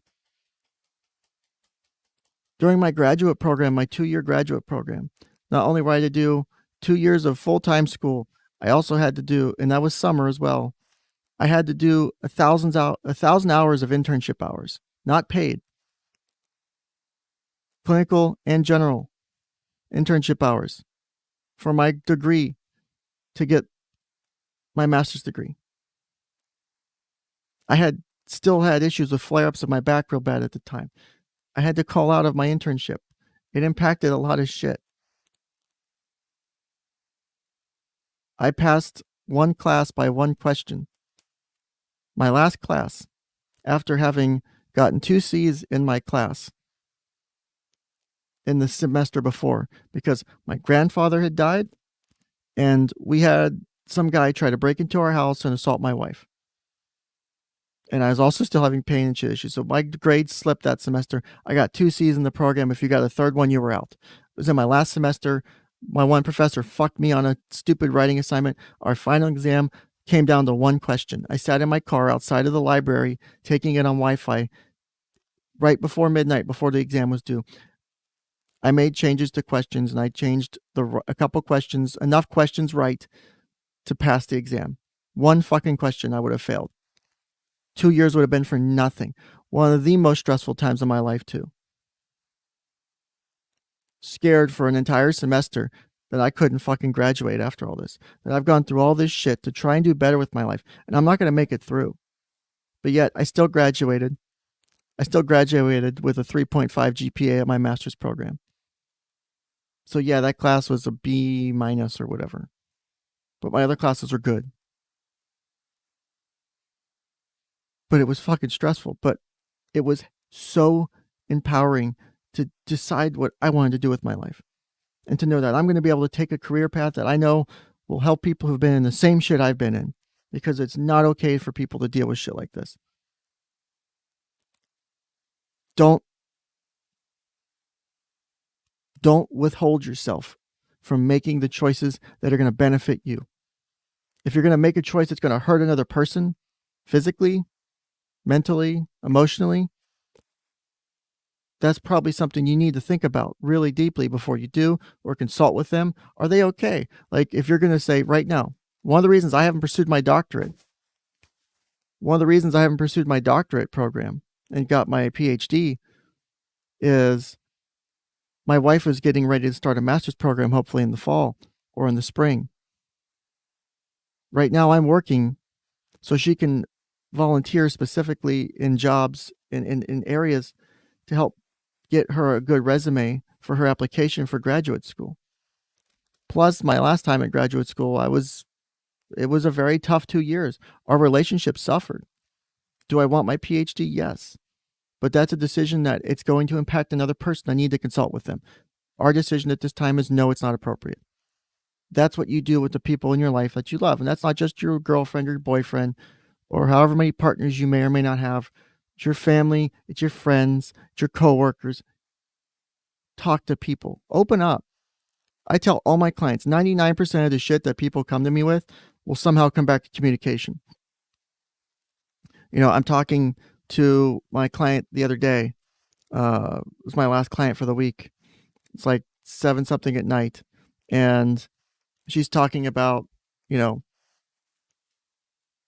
her boyfriend's staying over. They've been dating for a few weeks. The boyfriend's parents had to go out of town or something, and her parents were the only ones they trusted. And he and her had started dating recently, and we talked about, you know, would this have happened when we first started counseling about 10 months ago? About 8-10 months ago, right? So, and they were like, no. She's like, no, this would never have happened. My parents didn't trust me, all this and that. You know, I was talking to people online, strangers online, you know, and the root of that was not like seeking out sexual activity. She was a year or two younger at the time, and she was in desperate need of social connection because of COVID, because of being in trouble. She was pulled from all of her social interactions. And so any connection with a person was her reason for seeking out people. And some of those people took advantage of that. And she feels guilty. And she feels bad when it comes up. So we spent the last session talking about how do we take that negative and turn it into a positive. Because she's talking about, you know, when I think about it, I feel bad. You know, I feel bad I did this. I feel bad that I did this. Yeah, but what's different now than it was then? Well, I kind of throw it out there too, as I was kind of having her answer. I'm like, you've gone through therapy, you've come through counseling, your and your family's relationship has improved tremendously. You have a newfound trust in your parents, and you share things with your parents that you would have never done before. One of the things that we did as an experiment, because when the kid had lost her phone at one point, right? She's 13 now. But at one point, the kid had lost her phone privileges because she was messaging people and on Snapchat and other things. And so her parents couldn't trust her. Her parents, on a leap of faith for Christmas, gave her a phone because they had destroyed the other one, literally throwing it in water and destroying it. And they gave her a new phone. And mom still felt the need to kind of like look at stuff every now and then. And then I asked the mom, I was like, give her a week.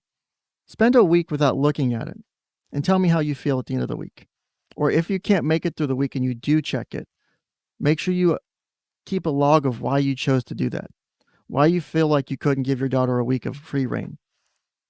And doing that experiment with the mother, because the mother was very concerned. And so, of course, during this whole time, I've obviously gone off track a bit here. During that time, we went into, how to improve family trust and how to communicate better. But the mom, at the end of that week, it actually turned out to be a month because just other sessions came up that were kind of priority. And she was like, I don't feel I'm not worried. I feel like she's going to do the right thing. I don't feel like I have to worry that she's not going to do the wrong things. And that was the goal from the get-go, was that this kid she's a smart kid. She's very smart. She excels academically. She's in sports. And we took that family relationship being on the brink of disaster. Kid had been threatening to run away a little bit. And now this kid's now got her first real boyfriend. They've, done their first kiss, I think. And the parents are very supportive. Obviously they're working together as a family to deal with stuff. There's still room to grow, but in 10 months or whatever it's been since I started seeing them, I've seen such profound changes in this family. And it's been beautiful to watch. And it makes me happy to watch. And it lets me know that even if I've got really bad shit going on in my own life, if I'm having a real bad day, if I'm having relationship issues, if our marriage is suffering, at least I know when I went to work that day, I spent that hour or so with that family, I did something right. I made everything better for them that day. And in the 10 months or so I've been with them as a client, having them as a client, not only seeing the kid, but seeing the whole family, seeing the parents separately without the kid, and just focusing on different issues. We've wrapped up major issues that have been consistent in that family for a long time. We've changed parenting styles. We've done things that allow her to be a kid, allow her to make mistakes, but yet allow there to be a system in place for support and discipline and communication. They're all there now that they really weren't before. And that makes me so happy to see, because you have a really good kid here who's wasn't comfortable sharing the reasons, and still isn't to some extent, about why she made some bad decisions. She was comfortable sharing them with me. I always feel that's a privilege. Yes, I have to hold confidentiality legally, but I still hold it generally. Like, I don't talk gossip and shit about clients to like, oh, Amy Adams, blah, blah, blah, blah, said this to me in counseling. No, like, I don't tell my friends or shit. Like, no, I don't. I talk about it like this, but they're not connected. Another reason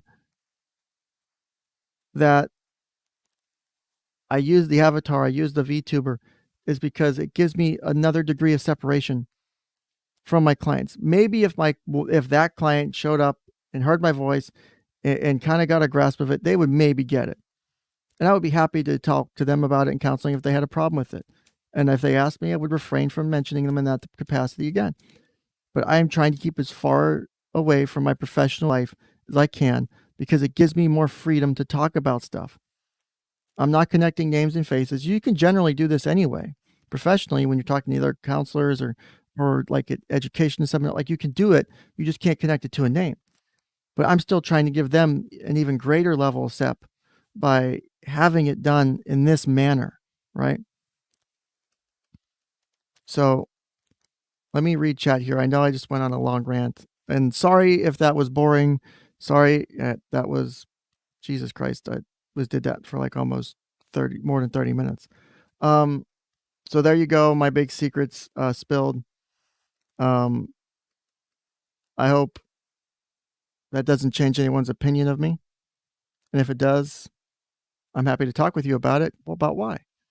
But, in general, that was kind of the reason, using that as a basis. You could kind of see, I don't know if you heard it, but that's been something that has been a big foundational issue for me personally, and how it's impacted my relationships.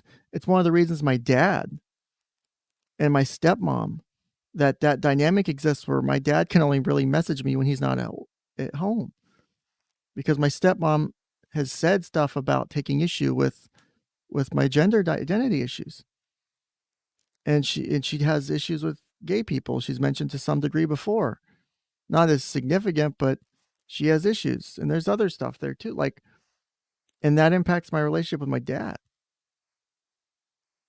So I'm sitting here, struggling with all that. But one of the ways I deal with that is being able to help other people. I don't think the things that I've dealt with or the things I'm currently going through prevent me from doing well. Maybe fucking up on administrative side, like being late on notes or whatever, or something, like maybe I'll fuck up on that. I have no problem. I don't ever fuck up with clients. It's like the one thing I've sworn to do is to really never try to fuck up with clients. Like major fuck ups. Like, I might make a mistake, we get off topic or this or that, or maybe the things we tried didn't work. That's different. That's part of the process. But like, fuck up where I do something to ruin their ability to come to counseling, that I've tried not to do. And I've tried to do very good at that. So let me go back to chat here, because I know I've abandoned you guys for a bit. Yes, I did go on kind of a freedom rant, Keck. It's a bit of a freedom rant from my personal life, and on why using the freedoms I have as a person, as a therapist, as a husband, how I've abused those freedoms, and how I'm trying to redeem myself from the misapplication of my freedoms, right? And then 𝗏𝗏 said, I'm the most normal person there is. Don't know what the fuck is with everyone else. Well, what does it mean to be normal, though, 𝗏𝗏? Do you have any physical, mental, emotional problems going on right now? You have a bad back? Do you have a bum leg? Do you have, have you been feeling sad, depressed, anxiety? Do you have a person like, do you have a good job? Are you where you want? Do you barely getting by? Like, normal can be misconstrued, though. That's why I don't like the word. Normal is a relative term. It is not an absolute term. Normal is a relative term that you define inside of your social groups or in your social situation. For example, normal cleanliness of a household for one family will be different than another. What would be normal for, say, a hoarder's cleanliness, like them cleaning, maybe their level of clean in their house is having clear walkways and abilities to cook on different surfaces. For them, that's normal. For a lot of other people, that's not. So for them, they know it's really bad when they can't keep clear pathways and then they can't cook because they've let it get that bad. And then they finally reach out for help because they thought they were okay. But their normal is different than your normal or my normal. Does it mean they're wrong? Depends. There's a lot of subjectivity in these ideas. That's where, I take the issue with the word normal. I've never found using the word normal to work. Also, Salt. And Salt, real quick, before, I don't want you to feel like I'm coming at you. Again, you're also invited on. Links in the chat. If you want to talk about this vocally on the stream, no video, you don't have to show video. I'd love to. Anyone who wants to talk about this, feel free to come on. It's a really good discussion for today. Salt says, it's not so much that I think people strive to be a certain way, but I feel like saying, nah, man, whatever you want to do is normal is bullshit, or is bullshit advice. Well, you're right to a certain degree and you're wrong. I'll give you that, right?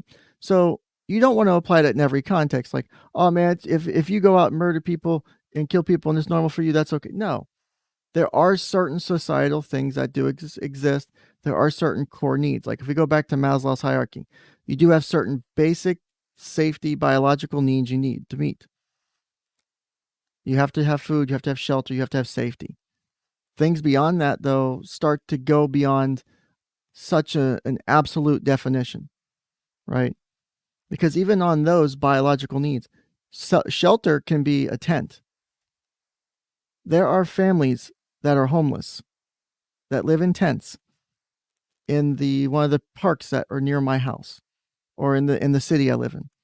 That there's a campground up there. Families can only afford to live in the campground in a tent because their financial situation, they have some income, but not much. They can't afford to get into a house right now.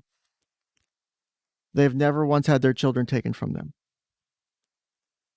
They're comfortable where they are at now. Their families are okay. They're happy. Their kids are happy. The parents are happy. Is that normal? Is that okay? Is that bullshit to live that way? Like, how do you define that?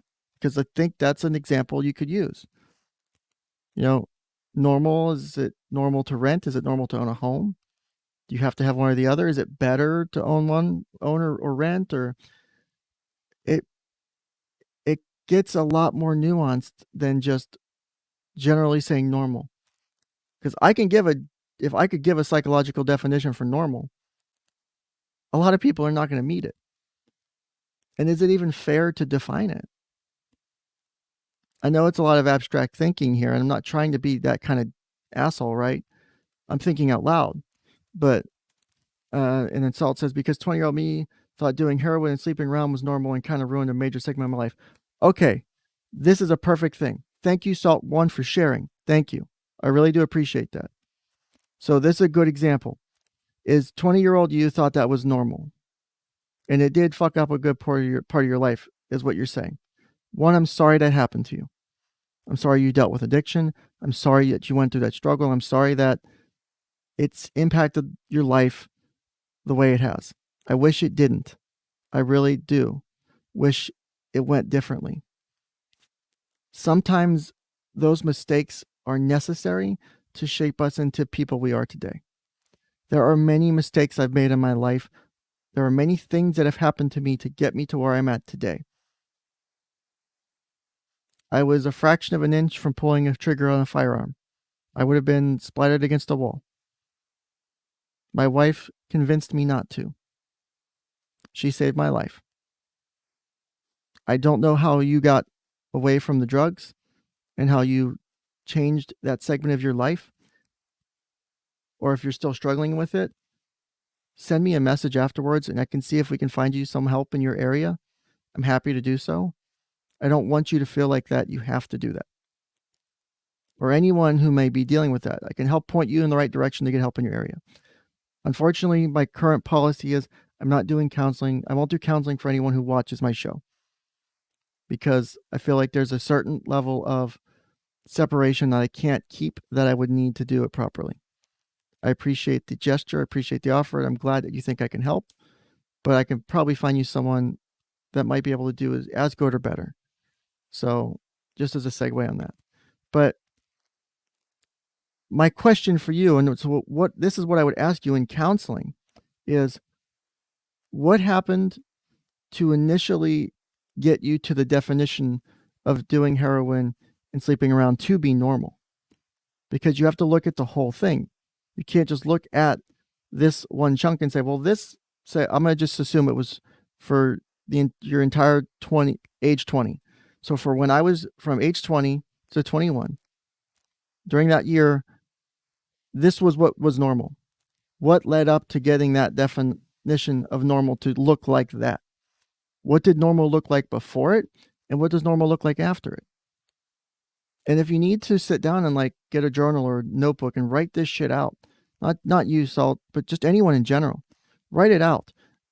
Get it out of your mind because it's a lot more helpful than you think. Talking out loud to yourself when no one's home or when you're working outside or something, just hearing the words or saying the words can be more powerful than you imagine. And that's why I recommend doing it, because it is a very helpful thing. So let's see here. Let me scroll down chat. So thank you, Salt, for sharing. I do appreciate that.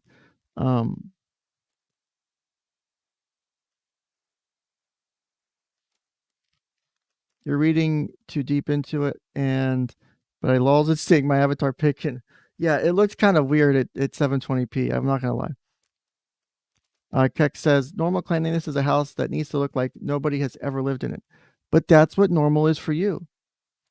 I'd routinely tell parents, if you are trying to set a goal that is unreachable, then you are failing yourself in the process. That may be a normal level of cleanliness for a house that is up on the market for sale. If someone is living in a house, that is an unrealistic goal. If you have a toddler or younger kids in your household, what's a realistic goal for cleanliness? And I ask people this question: what would be realistic? Is it realistic for the floor to be vacuumed, maybe a few of the kids' toys are out, but it's not like a bomb went off? That's probably realistic. And realistic would be to pick up this room may take 5 minutes. There's nothing in, there's like no like nasty leftover food, like nothing like that. There's not like shit on the walls, like obvious like major things. Like, but if it's just organization and tidiness, and you're stressing so hard to try and keep it literally perfect, like nothing out of line, nothing out of place, does it harm you more in the process? I've seen people struggle with this, where they're so focused on trying to keep their house spotless, they're not caring about the things they really need to work on. It's okay if there's a couple dishes in the sink. You can get to them later tonight. That's okay. Do them tonight. Throw them in the dishwasher. Run the dishwasher at night. Put them up in the morning. Come up with a system. Come up with a schedule. It doesn't have to be all done at that moment, at that section in time. A house is meant to be lived in. It's not meant to be a museum. So, and that's one of the things, I talk about with parents, is because parents will sometimes focus too much on keeping the house perfectly spotless because they're afraid of what someone, a friend comes over to pop in to, give them cookies or grab a piece of bakeware. If they see some of the kids' toys laying in the living room, that, they're going to think they're horrible. Fuck that person. No. Don't care. I don't give a shit what they think. They have a problem with it. They should know who I am. Don't let, if they're true friends of yours, not just acquaintances, a true friend will go, man, what the fuck's up with all this shit, man, laying around, like joking around, playing around with you? Like, a good, true best friend's going to come to you whenever there's a problem and say, hey, look, I've seen it the last few times I was here. I've noticed things are really not like they're normally kept. Is everything okay? That's what you would expect from someone who's close to you to do. And you should try to establish that level of communication with at least a couple people in your life. It's like if you walk into their house and it's normally like maybe semi-messy, right? It's not the greatest, but it's not perfect. Or it's not like a fucking tragedy, right? It's just messy. It's lived in, right? And that's normal for them. Their family's happy. No one's sick. No one's no one's life's in danger. But if it goes from that to like semi starting to be hoarder situation, and you've seen that the last 3 weeks you've come over, maybe that week they were moving or getting ready to move, or they were packing up old stuff or doing a deep cleaning. So that's why shit was moved. So maybe once or twice there's an excuse for it. Or maybe for a few days or for a week there's an excuse for it. When it becomes pattern behavior and it's going on for more than that short time period, then it becomes concerning. That's where you as a friend, family member, lover, coworker, whatever, says, hey, this is bothering, I'm worried that this is different for you. Is everything okay? That's where you want to step in, because if you try to push your level of standards on them, you may just push them away. So, and yes, you just need to, if you haven't send me the Sigma Mail stuff in Discord in a PM or DM so I don't forget it. I see your messages. I do read them. I just know sometimes it doesn't always look like I've read them. because sometimes I just flip down my notifications and see them. But that will be a topic for another day. And so when people use the word normal, they usually mean average. True, but again, what is average? Because average can be very weighted if you have outliers that are involved. If you take 100 people, and if 50% of the people, if 50 of those people keep their house moderately clean, but like 3 people keep it as a hoarding situation, that drops the average. So is then a kind of shitty, dirty house considered average and normal then? Maybe median would be better. So also, Salt says, I'm good, Ken, thanks, been clean for a while. That's awesome. Everyone, please, Salt, that's fantastic. Please give Salt a round of applause and support. That is a fucking difficult thing to do. Anyone who's had to come off of a substance, an addiction, whether it's a substance, whether it's an activity like or something like a porn addiction or like a gambling addiction or a pharmaceutical addiction, those are all difficult things. So Salt, I congratulate you on that. Continue that process. I hope you continue to stay clean. I'm glad that you've been able to turn your shit around, or you're on the path that you want to walk on. Continue doing that. So Keck says, no, that's the normal my mother has enforced upon me, and that's why she's perpetually disappointed at me.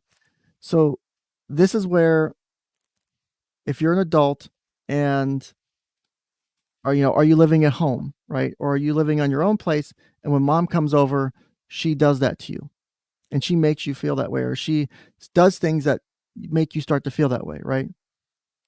That's where you need to address that. Don't let it go unaddressed. This is not counseling. I'm not your counselor, all that shit, right? So in this situation, how I would deal with it is you need to have a talk with your mother. If your mom is coming into your house, right? Say you live at your own place and your mom's coming over to visit, and if your house is clean to an acceptable standard, maybe if you want to use socially acceptable standard, maybe there's a few things laying around, but it's not like the carpets are disgusting and they need clean, like 10 times vacuumed over, but it just, things are out and about because that's how you live. It's your house. You get to make that decision. It's your house. It's your apartment. It's your dorm room. It's your prison cellar in the basement that you keep people in, like whatever works, and whatever works for your household. Your mother does not have a right to come in and do that. Nor should you let her. You have the freedom to tell your mom, if you're not going to treat me with respect in my household, I'm going to ask you to leave. That's hard to say. Back to the same topic of that 13-year-old I'm working with, that the family relationships improved. The grandfather came to visit, I think over the holidays or something, a few months ago. And the way that mother in that family was raised was extremely strict and way different from the way my client's being raised. And there was some worry about how that situation was going to be handled. I told them, you're the parents, you get to decide how discipline is handled in your household. If you do not want him disciplining things because you guys have changed the discipline system, then outside of emergent, life-threatening things, he needs to come to you and you guys decide the discipline, right? If he has a problem with that, then he does not get to be in the household. Don't let someone else dictate what your life is. That is, Keck, your mother dictating what this is. And if she's suffering this perpetual disappointment of you, fuck that. No. My mom would probably be perpetually disappointed in me in some things. Like, my house is nothing like the way she keeps her house. My right now my shit's a bit kind of fucked off because we're getting rid of a storage unit we have to save some money. So we're storing stuff in an extra bedroom. So I've got shit laying around. It's not pretty, right? But it doesn't mean I need to let, if my mom wanted to come over, which, she lives out of state, but, I would say, hey, look, I've got shit in my household right now. It's kind of all fucked off because I'm doing some rearrangement. We're getting rid of our big storage unit. Can I pay for you to come to a hotel, or I'll split the hotel cost with you or something? I really do want to visit you. I just don't want you to feel, out of place. If this is going to bother you, I'm willing to make a concession with you. Agree, negotiate, bargain, communicate, compromise. Any relationship, whether it's an intimate relationship, a romantic relationship, a family relationship, a friend relationship, compromise and communication. You're never going to get everything you want out of a situation. Don't ask for it. It's almost an insult to ask sometimes. Maybe the situation warrants it. Maybe someone fucking wrongs you bad and you're asking in return to get it fixed. Okay. But like in general, for example, Keck, using your mom as an example here, your mom is disappointed in, say, your household and the way your house is kept clean. And she, say, comes over twice a week. So she comes over on Tuesdays and Fridays because she, whatever, right, brings over stuff. Or she's just checking on you, wanting to catch up. You guys, I don't know, play Scrabble together or something, whatever, right? Or My Little Ponies. I don't care. But when she comes over, if she's like doing that thing where, and I know parents do this, and I know it's fucking annoying and it's frustrating of, well, you could really clean up around here, Keck, or, this is, this seems a little bit odd, or why do you do it this way? It kind of, I like to do it this way at home. And that's where you can, if you have to, if you're in the middle of an activity and you have to stop because it's getting too bad, just like I tell anyone when it comes to anger or discussion, if you're going to start yelling, there's no point in continuing the conversation. Say, I need to take a break. I'm going to walk away for a few minutes. I'm going to calm down.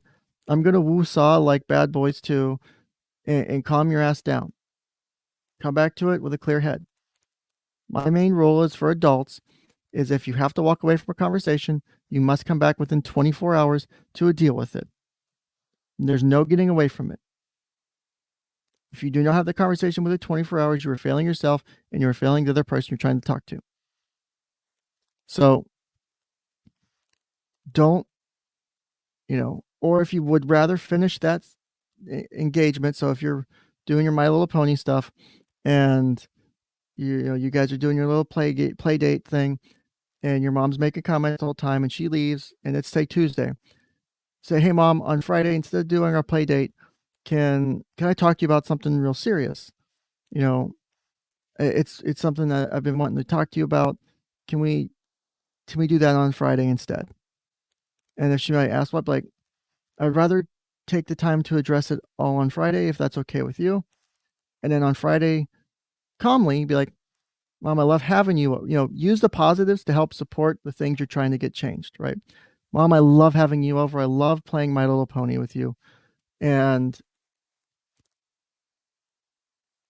I appreciate the way that you raised me growing up. I appreciate the house and, the house we kept and the company we kept and you being able to take care of me the way you did. But this is my home. And for me to function at the level I'm at, this is the level of cleanliness that works for me. This is how my organization style works. I know how you organize stuff is based on this way. I organize and clean based on another way. This pattern and method works for me. I know it's a bit different from the way you did stuff at home, but I promise you I'm okay. The house is okay right now. I would request that you don't, and you can break up the conversation. You don't have to like lecture her, right? I just, when you're over here, I understand that you don't like it. I want us to be able to spend time and focus on us while we're playing My Little Pony together. Can we somehow find a way to minimize that? Or if you want, if you'd like to come help me or help teach me better ways, I'm open to that as well. But don't let your mom be the person that's constantly sitting there making you feel like that. Start to take back control of that situation. This applies to any situation in your life. So, and then I'm jumping down here to Lido real quick. Lido and Chan said, my mother's a hoarder and she still tells me that. That's not necessarily abnormal, right? Because a hoarder will, like, for example, you hear the thing of people who are like smart. Like there's that thing of people who are smart or intelligent. Their desks and shit, they're messy, they're organized. But for example, I'm the same way. Like my desk right now is a fucking disaster because I've got, like I said, we've been moving shit around the house and now the storage and I've been working on multiple projects. Like I've got my two little graphics tablets that I bought to do streams and shit with laying on my desk. I've got a monitor mount that supports my laptop for doing streams. and all this other stuff. And so, but that's my normal. What's probably happening is your mom either A, may not realize she struggles with hoarding. And if that's the case, then that's a whole other topic to deal with. But B, don't turn it necessarily around on her whenever she's criticizing you, right? If your mom's like, oh, this, you really need to clean up your house, or you need to make these adjustments, don't say, well, have you tried doing the same thing at your house? Because you're just going to take the conversation real quick to an argument. It no longer becomes beneficial. It becomes a negative situation at that point, because she's now offended. She's now upset, and the conversation will no longer get anywhere. You have to take what it is, and in that moment, and it's usually best to dedicate time to talk to people about important shit. Don't try to do it in the moment. You're going to be upset in that moment if your mom's doing that. You're going to be upset and struggle. So finish that day out, finish that time period out, set up a date and time where you can prepare ahead of time, think through what you'd like to say, how you want to say it, the message you want to get across. And like I tell people with goal planning, and let me see if I can pull some of that up real quick. When you set goals, your goal with mom is to get her to not be on your ass about everything about your house cleaning, right? Because it's fucking frustrating, right? It's annoying. And you want to be able to spend time with mom without that shit being the center of attention. Aim for small goals at first, right? Your goal is a small goal.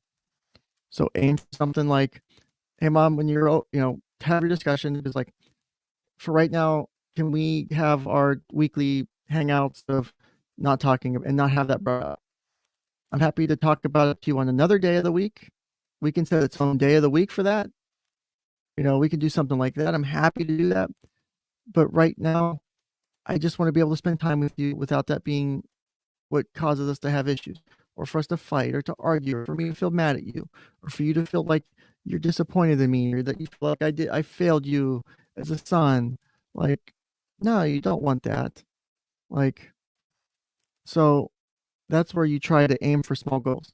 And so real quick, we're going to do goal making real quick. So this stream completely went off the fucking rails for my intentions. I think somehow we're still on topic. I don't know how, but we're rolling with it. So also, live chat is running over on locals. I am specifically keeping an eye on that too. So if you are a locals member, you can talk in live chat over there, and I will be specifically taking time to respond to any direct questions over there, because I'm still working super chats up. I'm having issues with PayPal at the moment. So PayPal is being a bit of a bitch.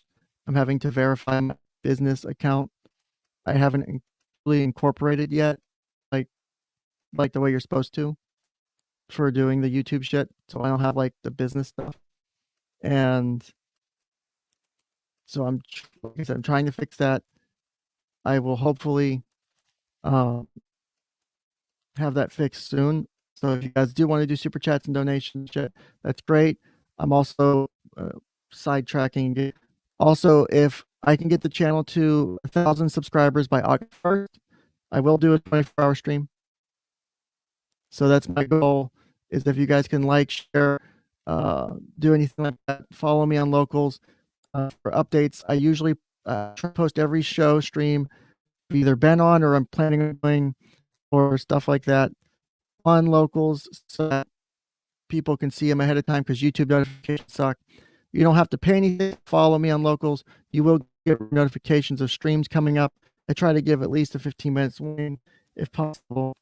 I normally streaming right now on Sundays between 11 and 12 in the morning time. And then Mondays I'm trying to do something similar as well. That's my current schedule, and then I'm doing other shit during the week as necessary. So also feel free today, anyone welcome to join the stream. Share the invite link again.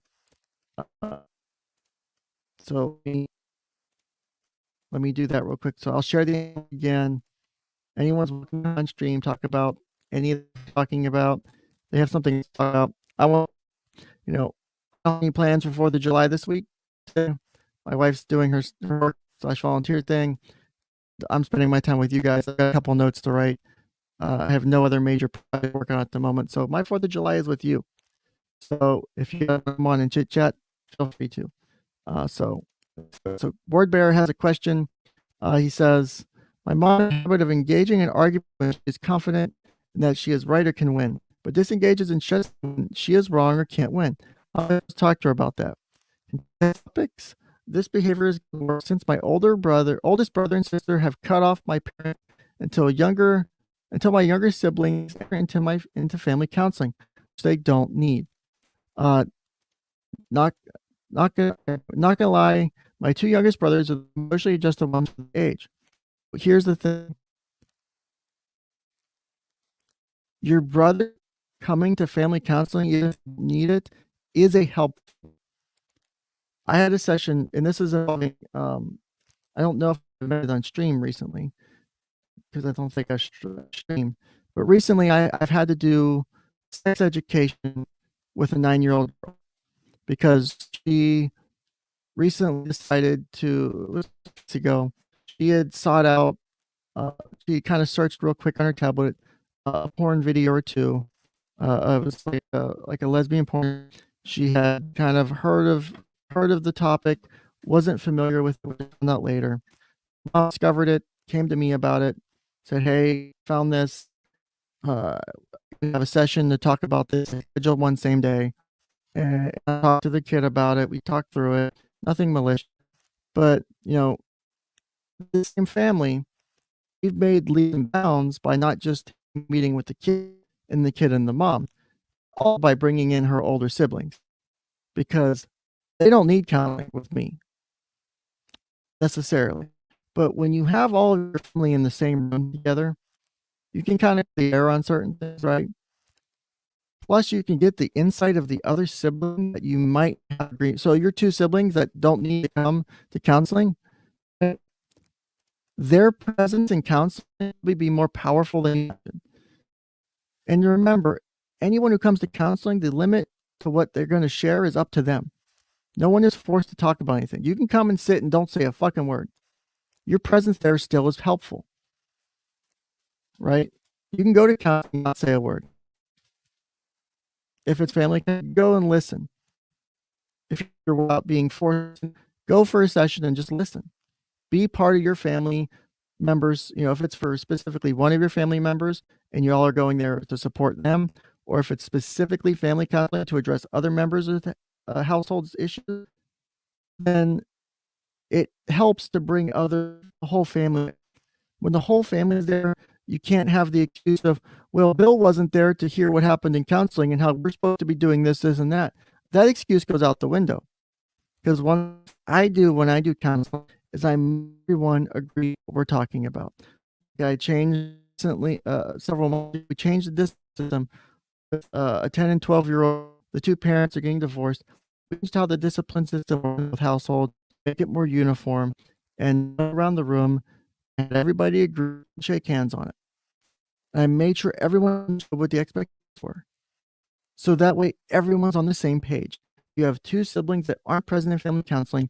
They're honestly hurting themselves in a way and how to help the family and part of the family and help the family grow. And it's not that they're doing it intentionally. It's just the effect of what happens when you do a whole family there. If I can't have a whole family counseling, I hate it. I still do it if I have to. If it's a counseling, I'll do it. One session, the 9-year-old, her mom, and the 2 other siblings, I gave them a free hour of counseling because I ran an hour because of just all that we ended up getting into. But I was willing to give an hour because what happened in that session changed the course of my client and her mother's relationship. It helped the siblings see the sibling in a better light. It helped the client, older siblings in a better light. They are more agreeable now. They get along now. And I will sacrifice now time for that because now I can help them deal with more shit. And it was worth it to me. the shit that I would get paid in. If I can have those moments where I can get paid in that versus getting paid in money because I'm asking people from my job. That's why we have people who do billing for that purpose. But I was happy because it was great. Your brothers coming to counseling would be very beneficial. Give them an opportunity, give a session or two to adjust, learn what's going on, to understand the context. You know, the counselor normally at the outset, hey, brother 1 and brother 2 are here to be supportive. You know, we're not going to focus specifically on that questions or talk.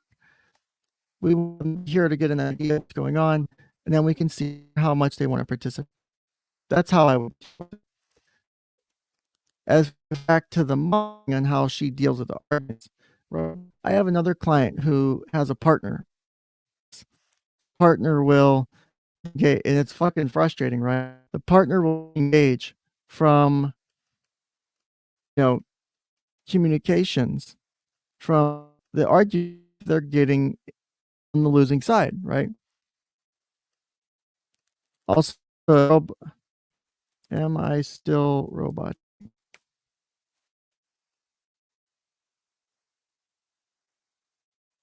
So, I'm trying to fit fucking internet. Let me disconnect from this wireless. Let me connect to this one. God damn it.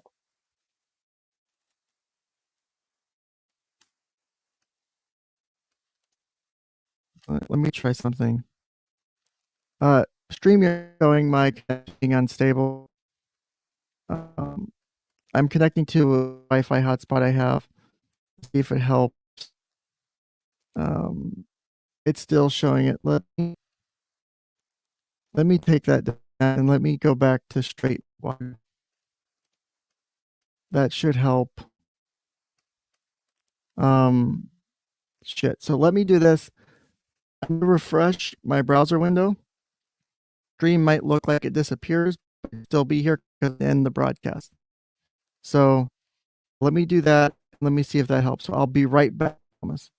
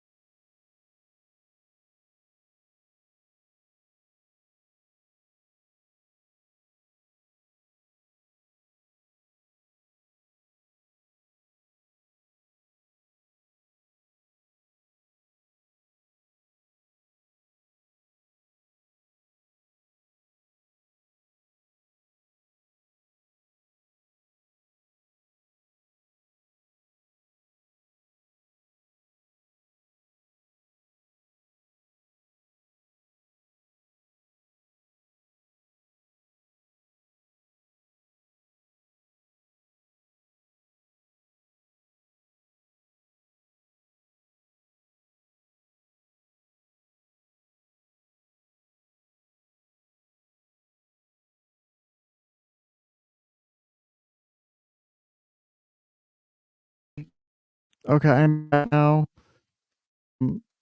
still okay. It so it's still roboting now.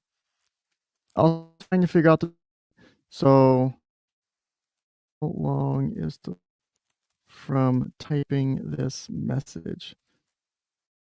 So when I hit enter on this message, I want you guys to try and count how long the time you see the message till the time you chat on the voice, so I get a rough idea how behind I am, because it's general helpful. Okay, so it's still running. God damn it. Let me connect again. I don't know what the fuck my. Bet it's got something to do with my switch, my network switch. Let fucker, I'm so mad now. Give me a second. It might be something else. Let me advise. Okay, I don't think it's the actual audio processing. I think it's something else. So it's got to be the internet connection. Okay, roboting improved. Just let me keeping an eye on chat. I've got a wired and wireless to my computer for when I'm doing streaming for this very fucking reason. So I don't know what the hell's going on. It's actually pissing me off. So let's do this. Let's bring back up the cam. We'll do it for a moment. So I'm getting them out. So let me as far as the VTuber and shit goes.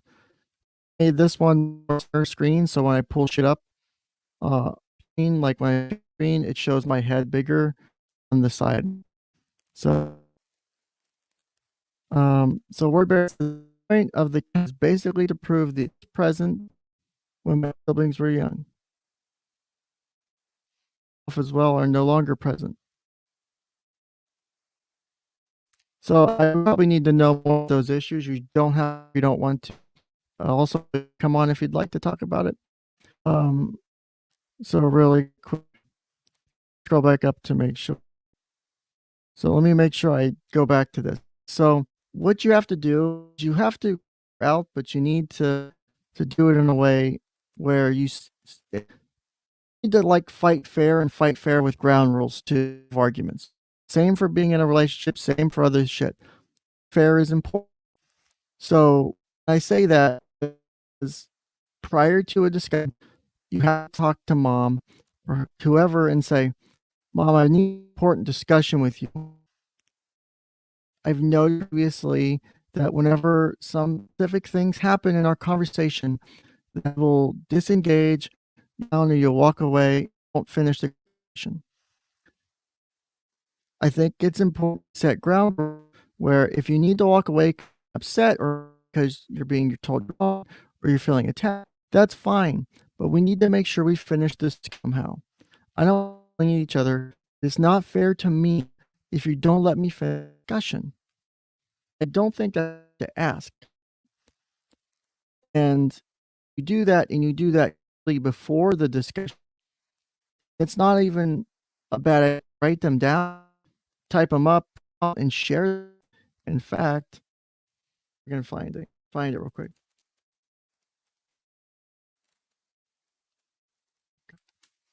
My boss has this, and I think it's extremely helpful.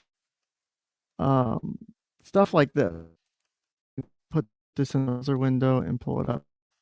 And I still haven't forgot about goal making. It's on my list. I've still got the image pulled up to go over. Right? So, real quick.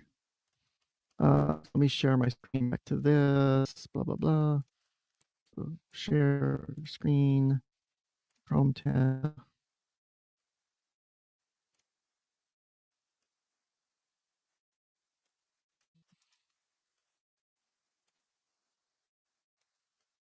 So does that still show? Or do I have to? Okay. Fair fighting rules. All right. So here's how this will work. So let me add this to stream real quick. So actually, let me just blow it up to the whole stream real quick. So let me zoom in a bit. So let me just make sure you see that. So fair rules, right? These are important, right? Let me pull up my pen. So we'll go pink, right? So fair fighting rules. Screen, fuck it. So fair rules. So these things that you don't really have to do these for your specific family, right? You can do different rules. You can come up with a better rules, but what matters is sure that you have a set of rules for family types of discussions. Sorry, I'm just trying to get size on the thing. There we go. Okay. So for this set of rules is before you begin, why you feel upset. Are you angry your partner left the mustard on the counter, or are you angry you feel like you're doing a share of the house? Is this just one more piece of evidence? Take time about your own feelings before starting an argument. This part is so important. One topic, right? Don't let your in the sink turn into you watch TV. Issues that get off topic or get heated and less likely to solve the original problem. Choose one topic to it. Totally agree. No degrading language. Do insult the person you're trying to talk to, right? So discuss the issue, not the person. So put down swearing, name calling. Degrading language is an attempt to express negative feelings while your partner feels bad. Doing some more characters while the original issue is forgotten. That's absolutely true. So don't do that. Fucker. That was all right. So if we go back to pointer, so next one is your feelings with words. So I'll hurt when you my phone calls. I feel you yell. Structure your sentences as I statements. I feel, emotion, and event. No one makes you do anything. It makes you feel, right? You can change how you feel in response to something else. So someone does something doesn't mean they make you feel that way. Feel about it though is within control. So say your spouse, so if it's a very far out there one, and it would get off topic real quick, but spouse with another person. That's you. You don't really have to be upset if you don't want to. Say that's it too. You can choose not to be upset about it. Be like, I was upset about it, but now I'm not upset about it. Obviously, weird, far out example, but you in control of what you choose to feel. So back to this. So feel emotion and to express how you feel while taking responsibility for your emotion. That's critical. Make sure this. Own up your emotions. Don't hide them. If you feel like shit because of something happening, I feel like this happened, right? I feel like shit because you cheated. Like shit because this, or that's going on. That's fine. So you can't judge your feelings, right? You made me feel, no, we don't. I felt when this happened. Starting with, I have a license to ignore the other fair fight, which is, so take turning. Don't hog the fucking right. So if your full attention, partner speaks. Avoid mentions or thinking what you want to say. Your job is to point of view, even if you disagree. If you find out to not interrupt, say a timer of 2 minutes for each person to speak without interruption. And you could always a chess clock too if you wanted to, if that works for you. That's one of my biggest things. The system that works. So next part, stonewalling. So sometimes the easiest way to respond to an argument is to get into your shell and speak. That's exactly what we're talking about. This is called sling. You might temporarily, original issue remains unsolved, and your partner will feel more upset. If you absolutely cannot go on, your partner, you need time out from the discussion, just like I was saying. You have to agree to the discussion. Don't fucking forget to do that. How many times people do not do that? So what might be happening for you is mom in this, she might be getting upset. You guys are calling her shit. Expected that way. But it's okay if she's not letting you guys get your turn. That's where I take problems with shit. So, god damn it. Did not work. There we go. So next step is this comes therapist, which I use shitload of those when I can. Obviously, don't there and grab shit, but and education on there. Like for for therapists. Have treatment stuff on there. They have a paid version that's like a month. Totally worth access to like interactive games and shit you can play with clients. So next level, or next thing here is no yelling. Yelling help, and the yelling doesn't help point of view. Instead, it sends that only your words matter. Even if you intimidate your partner into giving, the underlying grows worse. I have a rule I tell pretty much all my clients is if you are in a session and someone yells, the entire session is lost. 2 hours having the most in-depth, fucking awesome conversation of your relationship, of your family, but the one yells, all the important lost, and the only thing people remember is the shit they were mad about and yelling about. Don't yell. Walk away. Take a breather. Woosah. Fucking something to keep from yelling. If you need it in increments, like, hey, we're going to talk for 10 minutes. We're going to watch TV. I can do another 10 minutes. Find what works for you, right? So kind of take a time out to heat it. That is next, right? So take a time out. Nothing wrong. People forget, like, hey, the chill. I'll admit I suck at this. I feel I don't finish the conversations, my wife and I'm not going to get my side communicated. I sometimes feel like I keep this list. And it's not that I'm trying to like take over. I'm hurt because of what's been going on. My own struggling with whatever it doesn't mean that I need to the conversation to get to.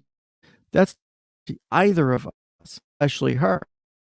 So if we go over here, so world, all follow these rules all the time, but it works like that. When the arguments become personal or heated, out. We're in a time to come back and discuss everyone is. So hey, look, everyone kind of pissed now. Everyone's getting good and start in an hour and see how we feel then. Come back, you talk. We'll meet back here at 3 o'clock. You go do what to do to cool off. Go watch TV, shower, go rub one out. Be back at 3 o'clock and we'll see how it's doing and we'll again. Need to take an hour. We'll come back for an hour if it's too continue. You can't don't give up on yourself. Don't give up on your partner. You want to have these the communication, this level of shit and discourse is critical to maintain a relationship. Romantic, intimate partner, a family member, best friends, be able to share, need to be able to talk about aren't comfortable about.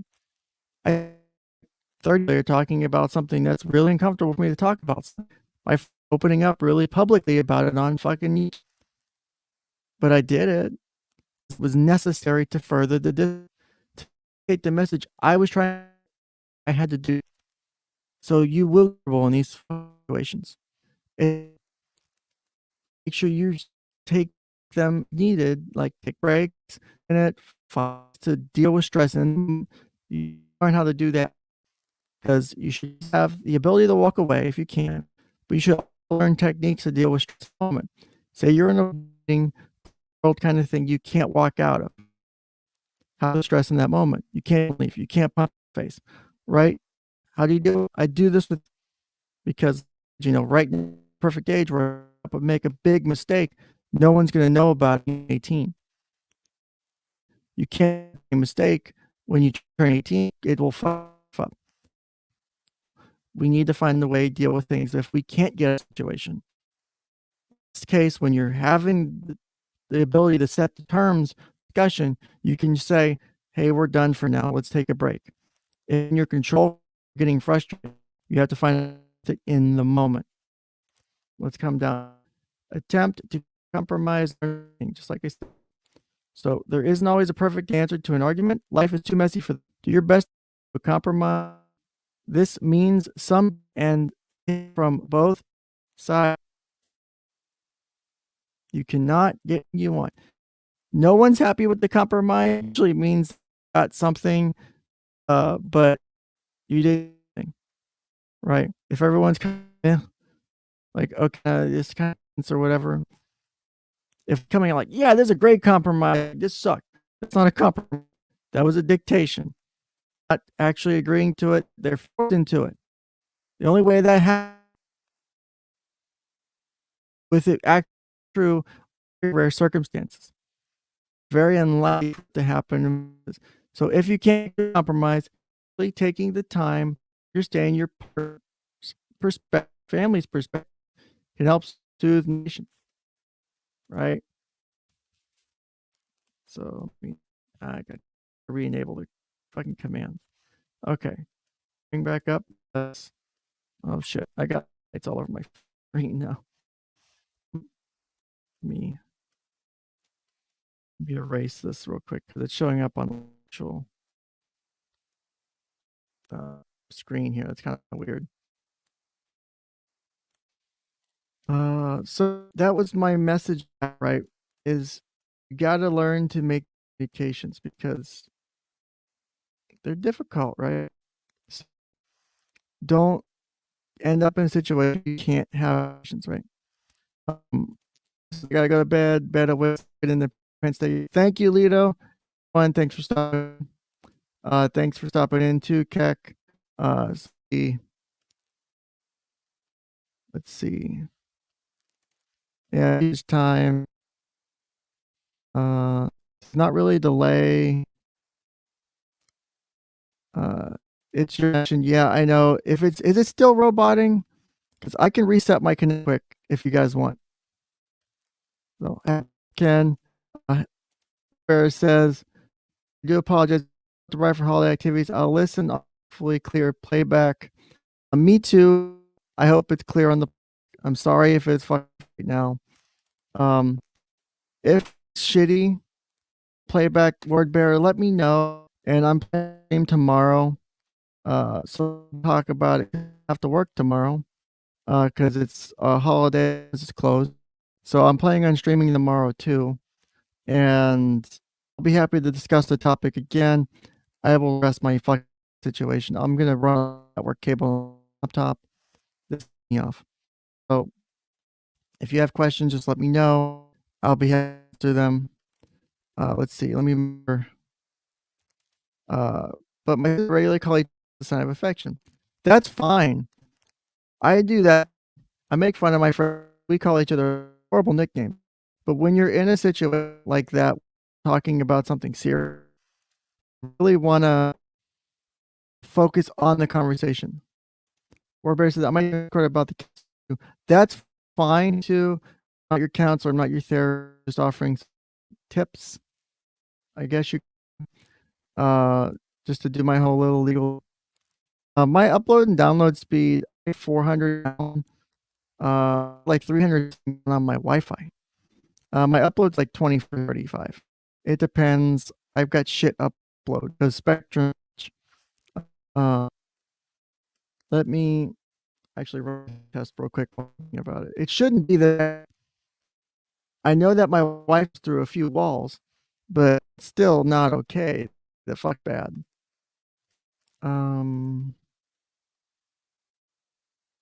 Okay. Hopefully going over that fair thing was helpful. I know it was a bit information to cover. So am I still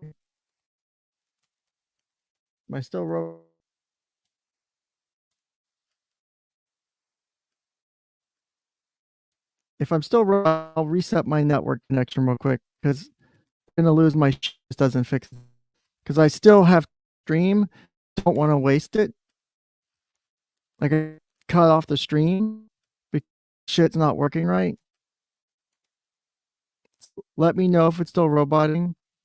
And I'll reset that connection real quick. I'll keep the stream going. So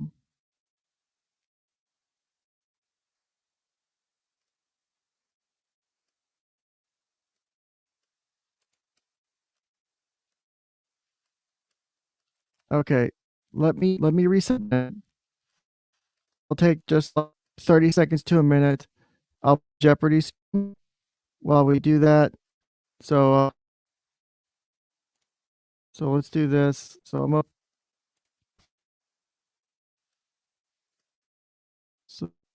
I will play one of the accounts while we wait.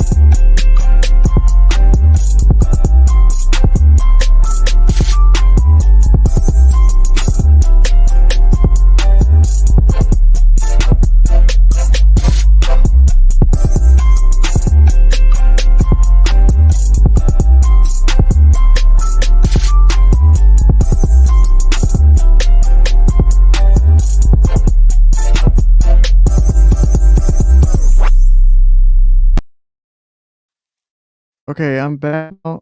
Let's see, improving it all, because this is me off.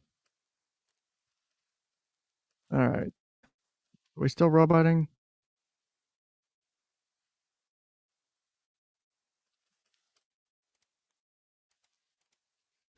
Why is there an issue?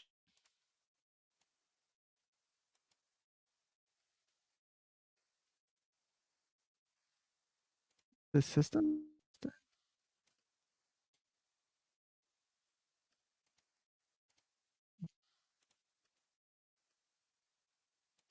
Let me do this. Let me kill the 𝐕_roid. Make sure that's not the problem. I'm using some system resource, because if that, I'll just kill that for now.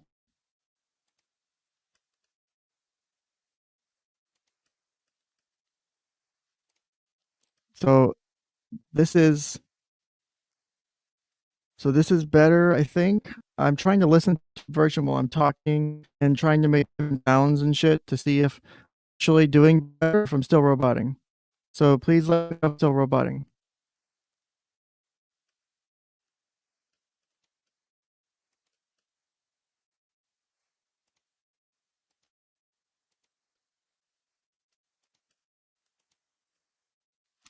And not speak to a face lawyer about this. I will speak to anyone, a blackface person speaking to this person. Let me close that. Actually.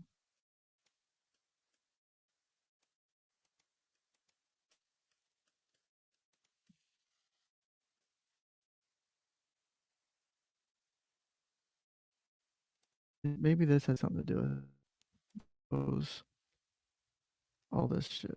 I've got. Also, if anyone wants to watch down with me in October, I'm happy to have along. Obviously, no doxy agreement will be required.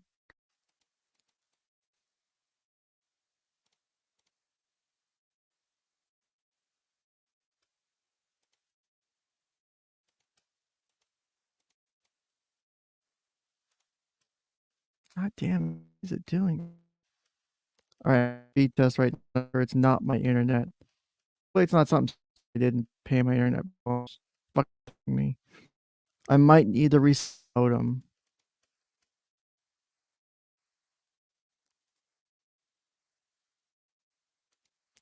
So now if we go to laugh on stream. I laughed very bad when we were watching toddlers getting thrown out of windows of hotels, and when we were watching toddlers in the snow. 911 ending of the Sophie Part 2.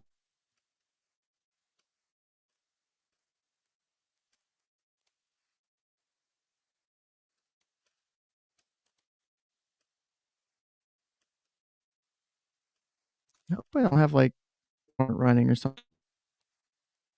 Oh wow, my speed is fucking horrible right now. And I'm running wired into my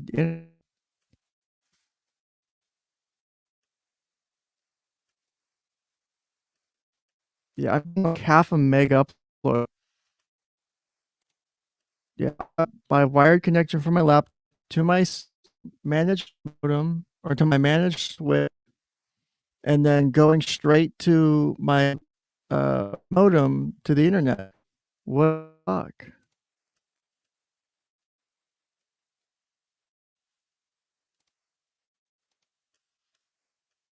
Fuck you, man.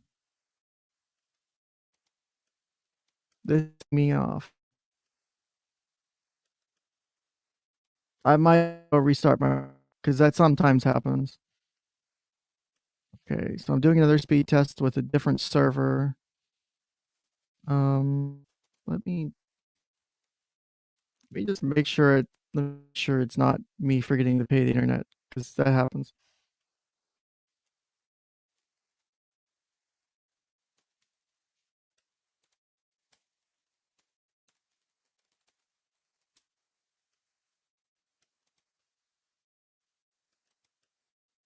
Yeah, I'm point five. Okay, there's some usage issues. Aspect.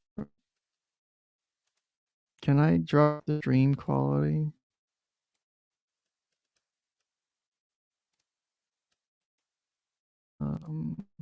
Camera and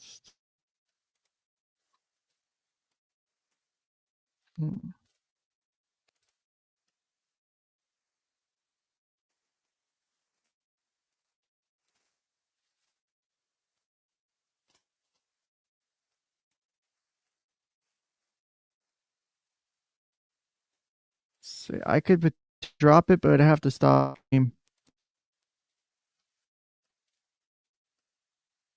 Which I don't know if I want to do.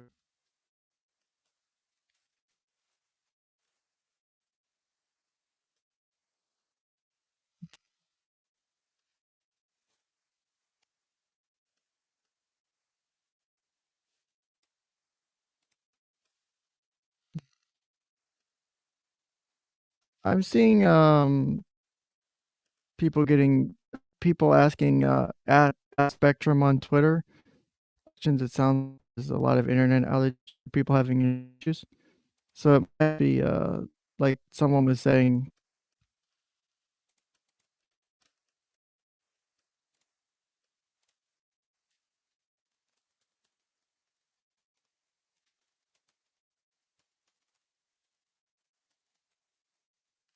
So here's what we'll do.